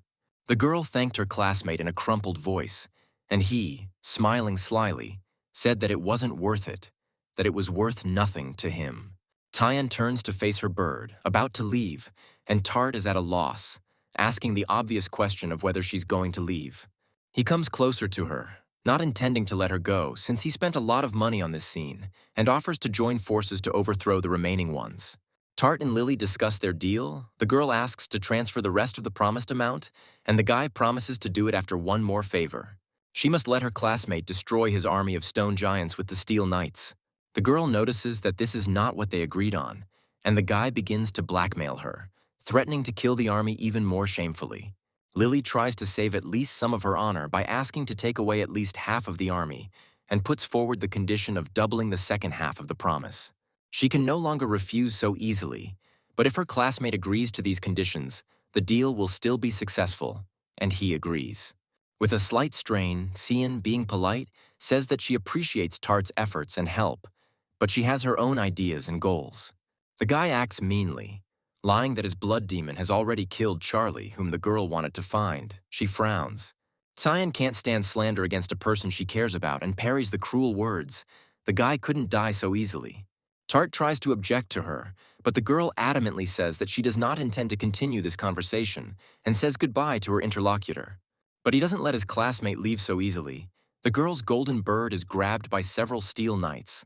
Cyan, frowning angrily, turns to Tartu, asking what he is doing, and he threatens, saying that he is now the strongest here. Golden feathers fly through the air, and the boy lifts the girl above him by the throat, telling her to stop resisting. Tears well up in the girl's eyes, and with all her might, she begs Charlie to come to her aid and save her. The boy screams and opens his eyes in the arms of his plants, realizing that what he just saw was nothing more than a dream. But he is interested in how Kian is actually doing. They haven't seen each other for a long time, and then he glances at his hand and realizes that he has lost a lot of weight. The local undead continue to battle his own, and their master emerges from his makeshift lair. A sly smile appears on the guy's face when he realizes that 30 days have flown by so quickly. The highest rune, hunger, comes into play, allowing the owner to take control of the energy exchange of creatures. Smiling, the guy looks at her, burning in his hand blue and blue, and a moment later he feels his body fill with a strange, previously unknown energy. The smile on his lips becomes jubilant. Charlie finally reaches the rank of demigod. He looks at his hands, unable to believe it. The guy thinks it's time to get down to business and takes his undead with him, entering the portal. Frowning, Charlie reaches out his hand towards the exit of this unfriendly dimension. Landing on solid ground and looking at the new energy, the guy wants to check how the increase in rank affected his performance. He's upset. They only gave him one new divine ability. Fortunately, they at least raised the natural-born warrior rank. But that's not important now. The main thing is that he managed to obtain the title of demigod in the outer world. The guy can't wait to absorb divinity. Something makes him uneasy, and Charlie glances back to where a portal is beginning to form out of nowhere. Soon, a familiar blonde head appears from the portal, and Charlie's eyes widen at the sight of it, and he steps back. Ches falls onto his friend's lap and with a dizzy head, lifts his finger up, saying that it seems he has become a demigod. Charlie notes that his classmate completed the test faster than he expected, but he is no use in his current state. He recommends his friend to sleep and, in proud solitude, goes to the steps. It seems to him that someone has come. Lily gives the order to her creatures. They enter into a fight with the guards of this place. The stone colossus rushes into battle. Charlie emerges from the cave, asking his classmate, who is surprised by his appearance, what she is doing there. But the girl is happy. She says that she has information about Cayenne, and the exchange for it will cost 10,000 dimension sources. The guy immediately gives his interlocutor the necessary amount and rushes her with an answer, and she is seriously surprised. Lily is angry with herself, believing that she should have asked for more, but admits that Cian is now locked up, and she herself cannot free herself from captivity. A classmate shares a more precise location, also saying who exactly is the one who captured Cyan. Charlie is outraged. He transforms into a black dragon and sets off in search of his girlfriend, looking for her wherever he can. Finally, the boy finds the first clue, the dead bodies of his classmates' storm sparrows. He closes his eyes and concentrates, wanting to find traces of Cyan's aura. Something is fishy. Charlie is gritting his teeth in anger. He can't catch the girl's aura at all. Suddenly, something behind him catches his attention. A lightning-fast blue flash flashes past, and the guy turns around sharply. A golden feather flies past, and Charlie realizes that its owner is the golden storm sparrow. The guy approaches the cliff and looks down, and an unpleasant sight appears before his eyes. The Steel Knights of Tartu are holding back the golden storm sparrow Cayenne with all their might, and he is trying with all his might to break free. Charlie rushes forward, activating the highest rune, the Emperor's aura.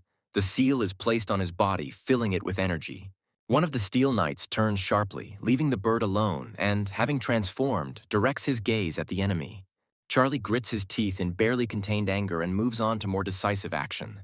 He activates a unique rune, Hunger, causing the attacking and already exhausted Steel Knight to fall to his knees. The Golden Storm Sparrow glances at his assistant in amazement and pushes away the enemy creatures holding him. Charlie flies up to the bird and growls angrily, ordering him to take him to Cayenne. They can't waste time. Sparrow is puzzled. Sometime later, they are already heading to save the girl. The guy is sitting on the bird's back, already in his usual form. The gaze involuntarily clings to a small cave with a burning interior, and the bird and the flyer head straight there. A man's hand pulls the clothes off a woman's shoulder. Kian asks his tormentor to let her go. Tart looms over the girl with a platonic smile, continuing his actions and asking if Cayenne is tired of playing hard to get. Charlie, who who had arrived just in time, tossed a stone into the air and sent it towards the tyrant with poorly concealed anger. The stone hits Tart on the head from behind, and the guy's face distorts with bewilderment. He doesn't even have time to fully feel the pain yet. Holding the back of his head, he turns around in shock towards the exit, asking who dared to enter here without his permission. The boy's eyes widen at the sight of a familiar face, and he asks in bewilderment how this is possible, since he thought Charlie was dead. The latter can no longer contain his rage and, rushing towards his classmate, strikes him, threatening to kill him. Tart, wiping the blood from his face, expresses joy that he will be able to get rid of his rival with his own hands.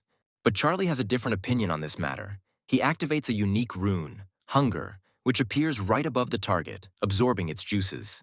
Tart falls to his knees and clutches his stomach, grimacing. He begins to feel an unimaginable hunger and wonders why. Due to the effort he put into maintaining consciousness and awareness, beads of sweat roll down the guy's face. And Charlie approaches, drilling his opponent with a merciless gaze. A red aura begins to form around the latter. Unable to contain himself any longer, Tart folds in half, spilling the contents of his stomach onto the ground. Raising his head to his classmate with the last of his strength, he squeezes out the words, denying that he has become a demigod. With cold determination, Charlie raises his sword, saying that the demon that Tart sent for his soul has become his humble slave.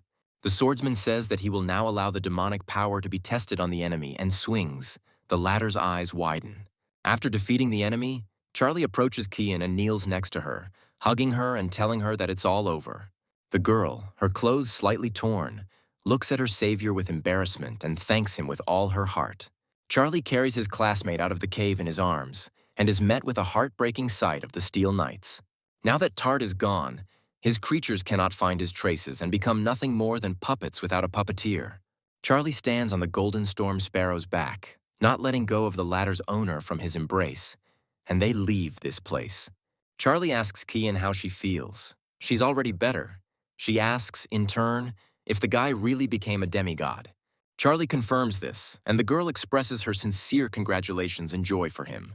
He offers Kian his help so that she too can rise. But the girl expresses concern about whether the dimension sources will be enough. The guy reminds us of the abandoned lands of this world and, smiling, suggests trying our luck there. They fly over the desired mines, and Charlie offers to collect them all in order to later fish out what they need using the disintegration mechanism. An ominous roar is heard, and Kian, who noticed the source first, asks to look in the direction of the sound and her classmate. Below them stands a bear-like monster, with ultrasound-like waves radiating from its mouth throughout the area. Charlie smiles slyly, asking the creature not to growl. He says that he is not going to share the dimension ore with him. Cyan is puzzled. Turning around, the guy asks the girl to wait, and she, frowning with displeasure, asks why he should risk it alone. Cyan snaps her fingers with a satisfied look, and her birds, gathering together, begin to circle above the bear. Among the storm sparrows is the golden, and it will fearlessly dive down on an enemy creature, razor-sharp claws out to attack. The undead Charlie comes to the aid of the sparrows, appearing as if from nowhere, surrounding the bear from all sides and taking over with numbers. An aggressively disposed creature begins to emit an unpleasant aura, the clouds of which become almost tangible. An eerie aura surrounds the creature from head to toe, and it resolutely moves towards its kinsman standing nearby. Without thinking twice, it sinks its fangs into the bear's shoulder, and its eyes, instead of red, glow acid green. The creature does this with several more opponents until it achieves the desired result. This is how the absorption of the sources of dimension occurs, and the satisfied students rejoice at the success of their idea. It worked perfectly. Charlie stands next to Cyan. They are surrounded by undead with spears and a golden storm sparrow. The young man speaks first. He notes that they will have to stay late to collect ore and extract the dimensional sources and asks if the girl minds his company. She says she doesn't mind, and Charlie's creatures begin their work, laboring for the joy of their venerable god. Cyan suggests going to the ancient ruins. They have been stuck here for 10 days. But Charlie notices that she has only just recovered from her wounds. Ches appears out of nowhere, jumping up and down cheerfully and announcing to those present that he had slept well. Cyan is amazed. She shyly greets her classmate, who is perplexed as to when they managed to get along and asks about their common location. Charlie shares with Chess the information he received about what the late Tart did here during their absence. When the blonde learns that his former classmate destroyed almost all the kingdoms and killed the human princess, he becomes furious. Chess is puzzled by how Tart managed to mess up everything in just a couple of months of his absence and is saddened when he remembers his princess. But he soon comes to his senses, noticing that the dead can no longer be brought back, and he was also close to the elf queen, which means he needs to help her. After saying goodbye to his classmates, Chess leaves them, and Cian says that she didn't know he was so caring, and also talks about his girlfriends. The next moment, the girl expresses concern that the Tart family will take revenge on Charlie. But he's more worried about the Academy's punishment. At the same moment, a hologram of teacher Lena appears nearby. She tells the students in a strict tone to urgently return to the Academy. This is very important. The girl asks Charlie not to worry, promising that she will be there. A man's fist hits a hard surface with a deafeningly loud sound. Tart's father stands in front of Lena and pokes her with his finger, saying that Charlie must pay for the murder of his son, while a woman cries nearby. The guy carefully says that now is not the best time for Cian to participate in the test. Her wounds have only just healed. But the girl, smiling, says that this is not for him. She dreamed of becoming a student at the Academy, having first risen to the rank of Demigod. The guy is about to say something else, but Cian silences him by placing her finger on his lips and assures him that she will be okay. Disappearing into the depths of the portal, the girl says goodbye to the guy. They agree to return to the Academy together as soon as the test is passed. But Charlie is being cunning, smiling. He orders the undead that appeared nearby to protect his classmate. They nod in agreement and readily enter the portal after the girl. The guy comes to that same portal a whole month later and wonders why Cian still hasn't come out of it. The skeletons he sent didn't return either, and Charlie frowns and suggests that something might have happened to his classmate. He realizes that there is no point in waiting any longer, and takes a decisive step forward, into the portal. The guy is immediately met by the familiar guards, and the bodies of dead storm sparrows are scattered all over the area. Charlie takes on the form of a black dragon, and with determination in his eyes, orders his enemies to get out of his way. The creatures surround and embrace the glowing purple dragon, but they are unable to contain it for long. As Charlie frees himself, he shoots upward in a spiral motion. His gaze is presented with an unusual picture in the place where an ordinary portal should have been. Touching the pink stone with his hand, Charlie realizes that the portal leading to the testing dimension is closed and cannot be opened from the outside. The guy quickly moves forward, trying to ram the stone and try to open the entrance with his elbow. Nothing works, and one can't help but think that those who have already passed the test cannot enter it again. Then Charlie tries to use 2 higher and 1 unique runes, Emperor's Aura, Nature, and Hunger. The forces begin to intertwine into one, forming an explosive mixture that is needed to destroy the portal. There is a powerful explosion. The wall collapses, forming a passage into the depths of the cave. Fog billows around the area, swept by clouds of wind. Finally, Charlie's eyes are met with familiar islands with brightly lit portals, with runes in the center. The guy looks at them inquiringly and tries to figure out which one his classmate might have gone to. His heart beats desperately, worrying about his friend. But Charlie tells him to calm down. He just needs to find the remaining traces of the girl's aura. As soon as he concentrates, one of the blue portals is illuminated by a bright flash. He literally spits out something that appears to be a girl with pink hair. It looks like she is unconscious. The guy's eyes widen at what he sees, and he can't help but say the name when he recognizes the girl as Cyan. Leaning forward and giving himself a boost to get there in time, Charlie scoops up his friend's limp body in his arms. He asks how she feels, if she is hurt, and she opens her eyes, staring at her savior in surprise. As Charlie moves forward, his foot hits a rock and he trips, flying forward with Cyan in his arms. They freeze a few centimeters away from each other, miraculously not touching lips, an embarrassed blush playing on both of their cheeks. Cyan indignantly orders her to be let go, and the guy, obediently fulfilling the request, smiles awkwardly, turning away. The girl boasts about her result, saying that she has finally broken through, and the highest rune, Thunder, appears in the air before her. The system projects an angry Lena into Charlie's view, and the Academy's leadership demands that he return immediately. The young men stand in front of the portal with a determined look, and Cian declares that he will go with Charlie. 3 men stand in front of a large portal that has formed in the air. As soon as he notices movement, One of them, with an angry expression on his face, orders Charlie to be grabbed immediately. Having left the alien dimension, the guy looks ahead gloomily but confidently. The girl standing next to him is also full of determination. Cyan steps forward, shielding her classmate and defending him, saying that Tart wanted to rape her and Charlie saved her. The parents of the murdered man intervene in the conversation, sharply stating that these words are a blatant lie, their looks full of anger. Cyan rushes to the director, remembering that he can read her memories. There is no way she could have faked them. The man agrees, noticeably calmer, and reaches his fingers towards the girl's head, from which particles similar to pink pollen emerge. Cyan obediently relaxes, allowing an outsider to delve into his brain if only he could justify his loved one. Having scrolled through the memories like a film reel, the director finally calms down, and Tart's parents look at him as if he were a traitor. But the man says that Charlie will still be punished and suspends him from classes until the official entrance exams. Cyan considers the punishment serious, but the guy reassures her. He was going to rest a little anyway to establish himself as a demigod.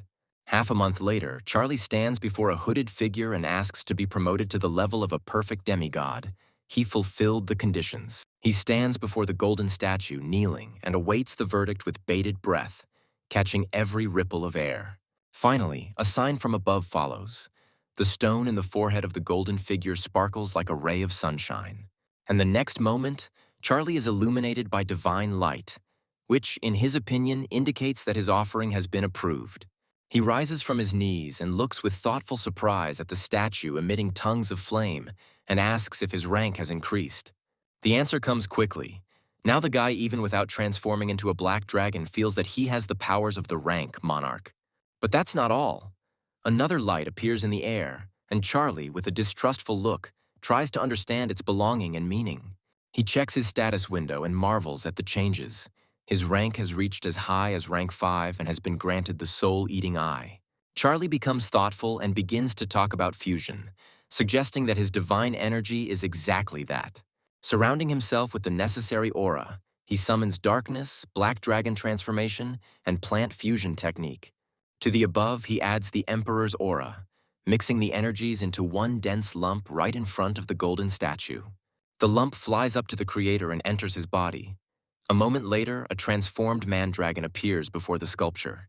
Trying out his new powers, Charlie is once again convinced that fusion is an incredible technique, and it is not for nothing that it has a unique rank. Since he can now combine not only the force but also objects, the guy decides to try it on his creatures, summoning locusts into his hand. The little insect flutters in the air, unsuspecting, and Charlie begins to slowly feed her with his mixed aura. Moments later, something completely different appears before God, something almost 3 times larger than his own size.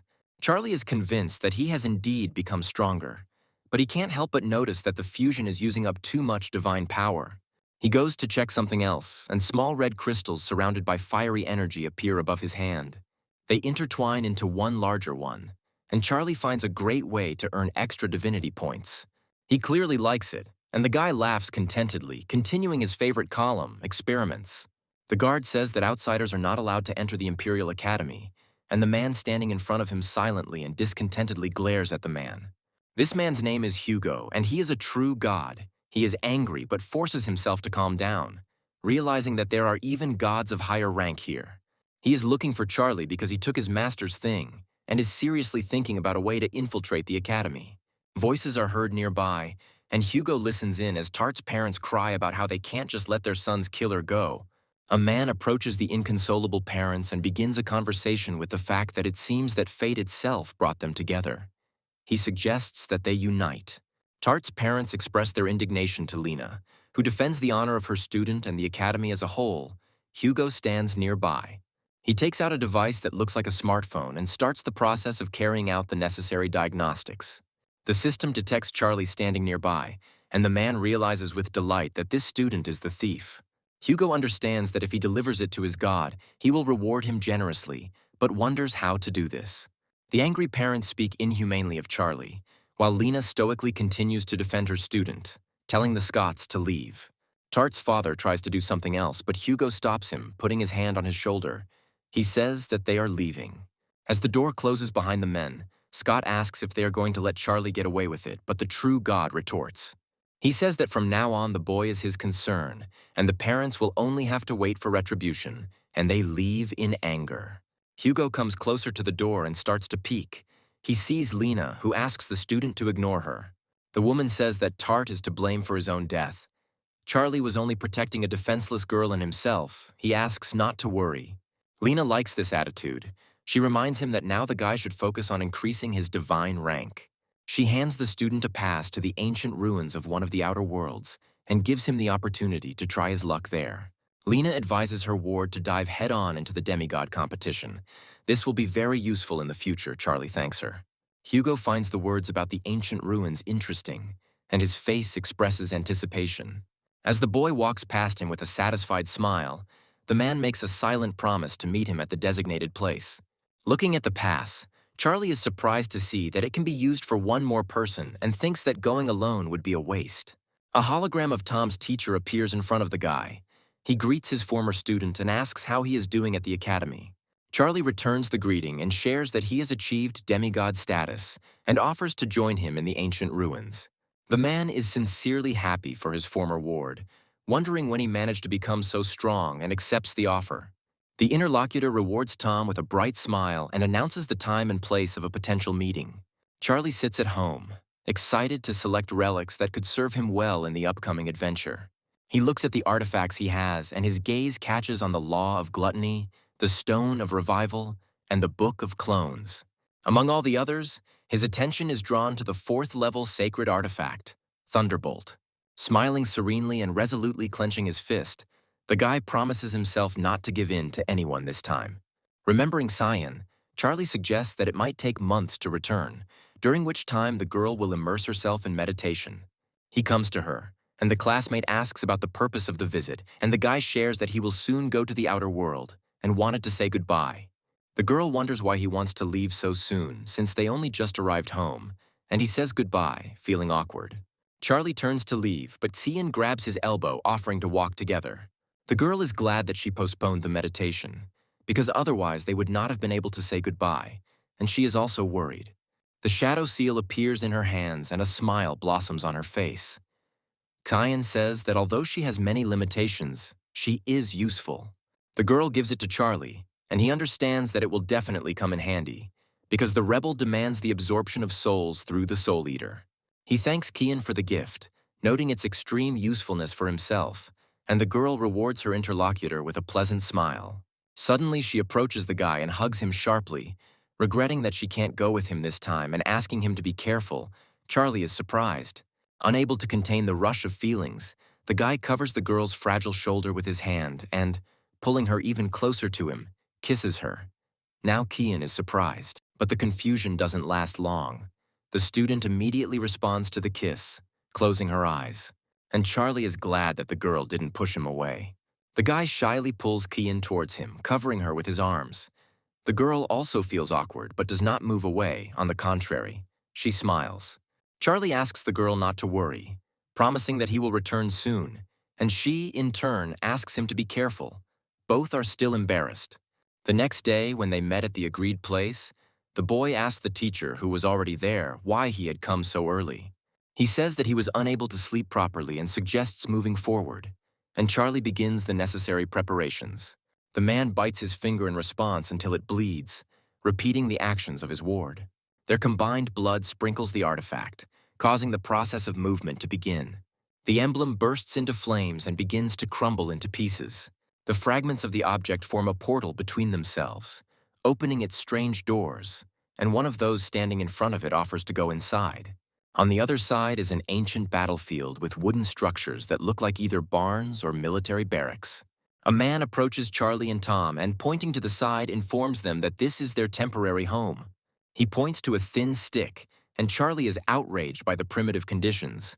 The man meanwhile suggests that they contact him with any questions. Charlie gets angry, shouting after the man and asking him to provide them with another place to live, and he, extremely pleased with himself, silently leaves. With a sweet smile, Tom suggests that his partner take their time, but first check what's inside, but he doesn't change his displeased expression. But he still gives in, and together they look inside the temporary residence provided. To the younger boy's surprise, Inside, there are real mansions. The space is much larger than it seemed from the outside. Charlie Pickley says that this will do for now and also notes that there is a real hidden cave inside. They find a reference book inside, and the boy begins to study it, sharing the knowledge he has gained with his elder. But he doesn't like the battle conditions. He can't imagine how he will fight if the number of creatures he can summon is limited. Tom grins good-naturedly and asks the younger one to calm down. He wants to check the connection to the tent control system. Charlie actually calms down a little, exhaling heavily and trying to satisfy the former teacher's interest.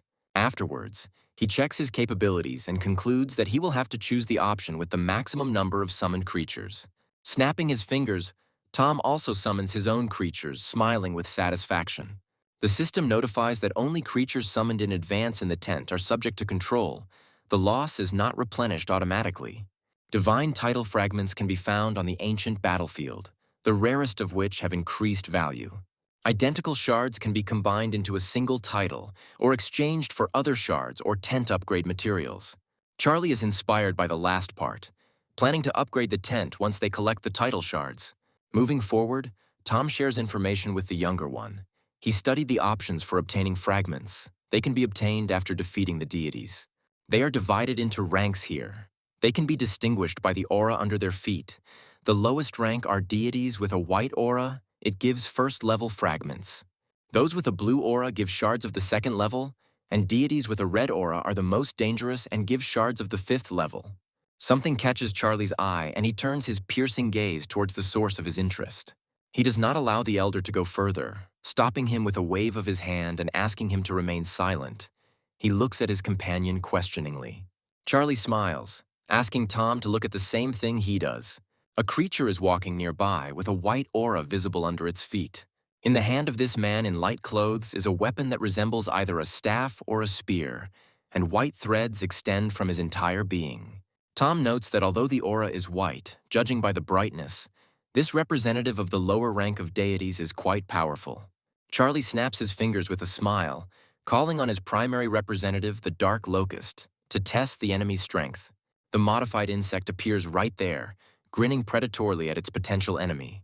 The next moment it rushes forward, ready to attack.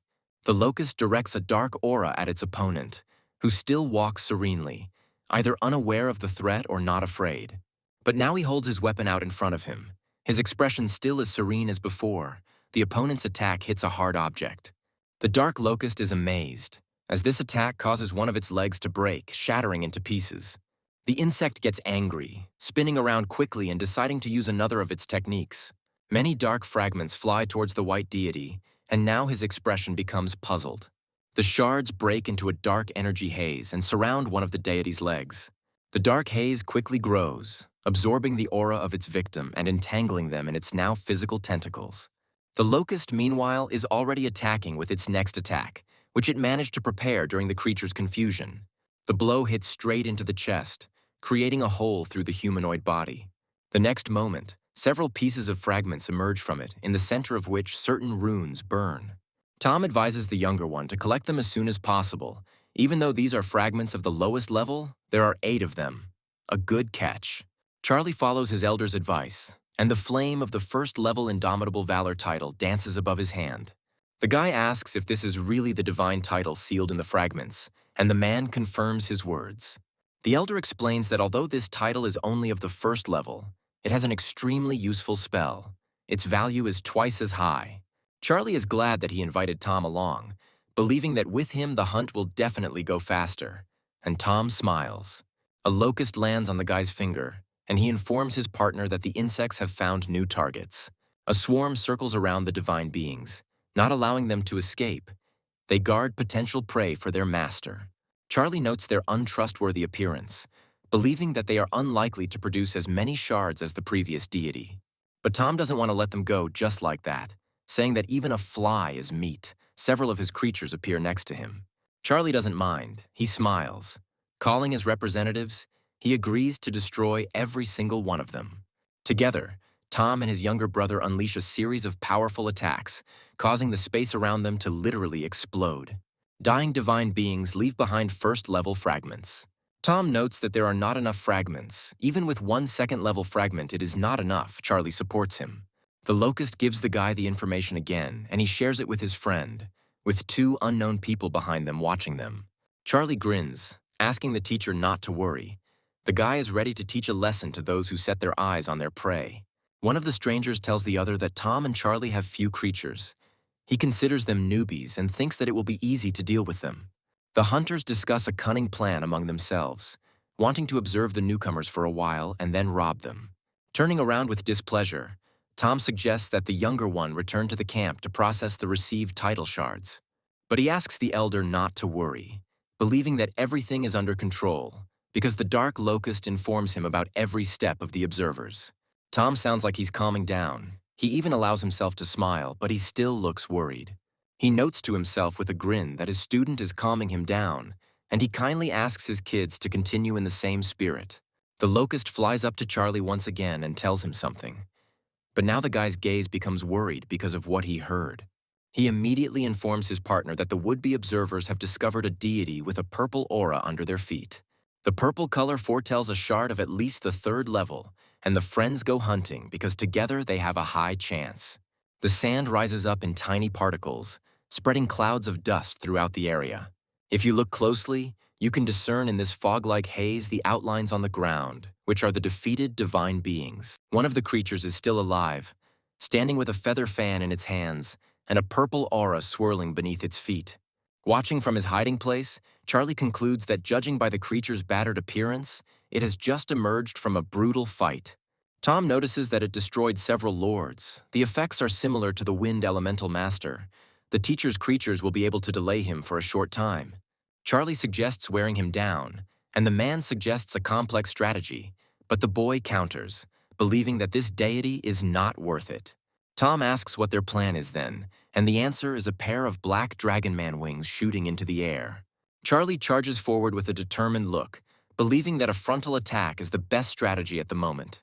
The creature, noticing an approaching enemy, raises its fan, which apparently also serves as a weapon at the ready. The distance separating the potential opponents is insignificant, and the divine being begins to gather streams of energy around itself. Charlie puts his hands out in front of him, preparing to attack, and a mist appears underneath them with the corresponding rune in the dark center.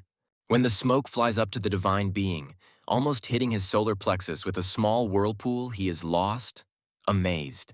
Charlie, meanwhile, fishes out a sword from his inventory and, firmly grasping its handle, leans forward.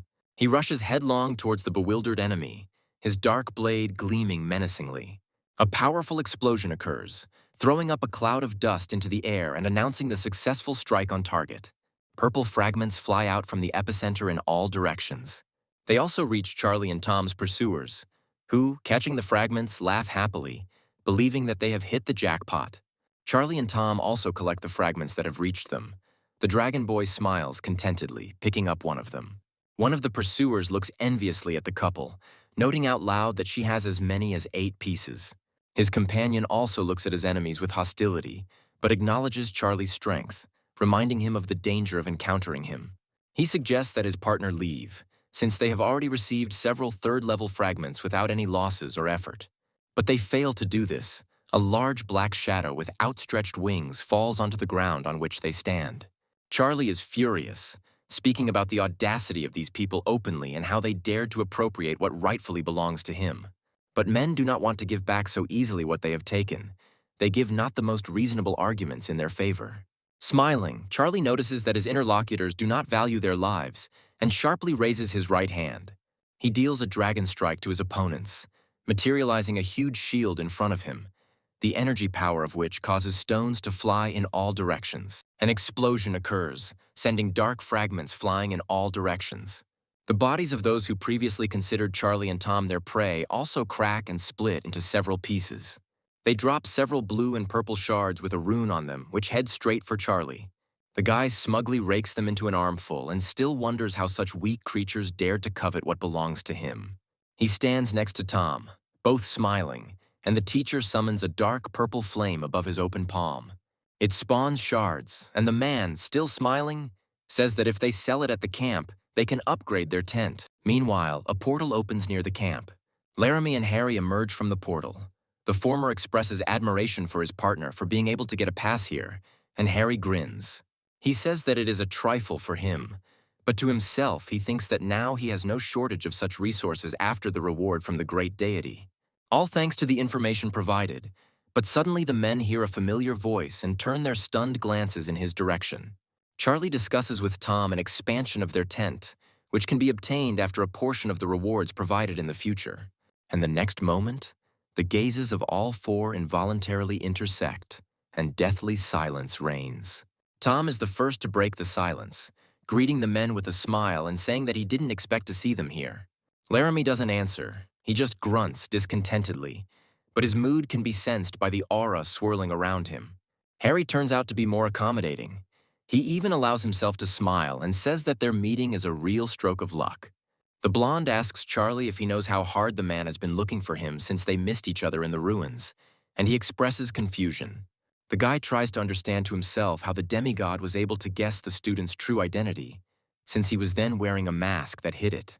Harry admits that he may have been mistaken and compliments his son's former classmate, surprised that he has already become a demigod. The man was furious inside, still remembering the insult to his son, because of this, he would not be able to raise divinity. Tom and Charlie politely say that they still have other things to do, so they are forced to leave their unexpected interlocutors and say goodbye. Tom thinks about leaving here immediately because he feels that otherwise the men might start a fight. Laramie asks Harry if he is really going to let Charlie go so easily, since it was he who crippled his son. But he says that there is no need to rush yet. If the guy does not leave the ancient battlefield, they will definitely meet. The teacher agrees. Entering the tent, Tom expresses his concern about the people he met, believing that they will certainly cause them problems in the future. Charlie asks why the teacher downplays their own strengths and extols the enemy. In his opinion, there is nothing special about them. Tom says that Charlie knows little about Harry and shares that he recently gained the support of a very influential person and gained power. The man believes that the guy now needs to save as many of his creatures as possible, because a big test awaits him soon. And the guy says that the chance to be here is very rare. He will not refuse this opportunity even because of Harry. Tom is angry because of the stubbornness of his ward.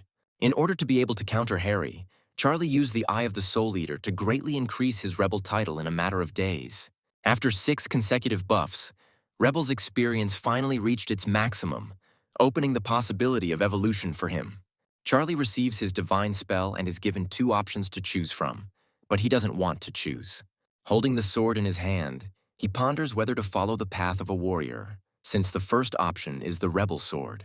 However, the rebel weapon converts ranged physical attacks into magical ones and vice versa, and can fuse with other firearms. He doesn't think for long, and the next moment the sword filled with magical energy that was there originally appears in his hand again. The choice is made.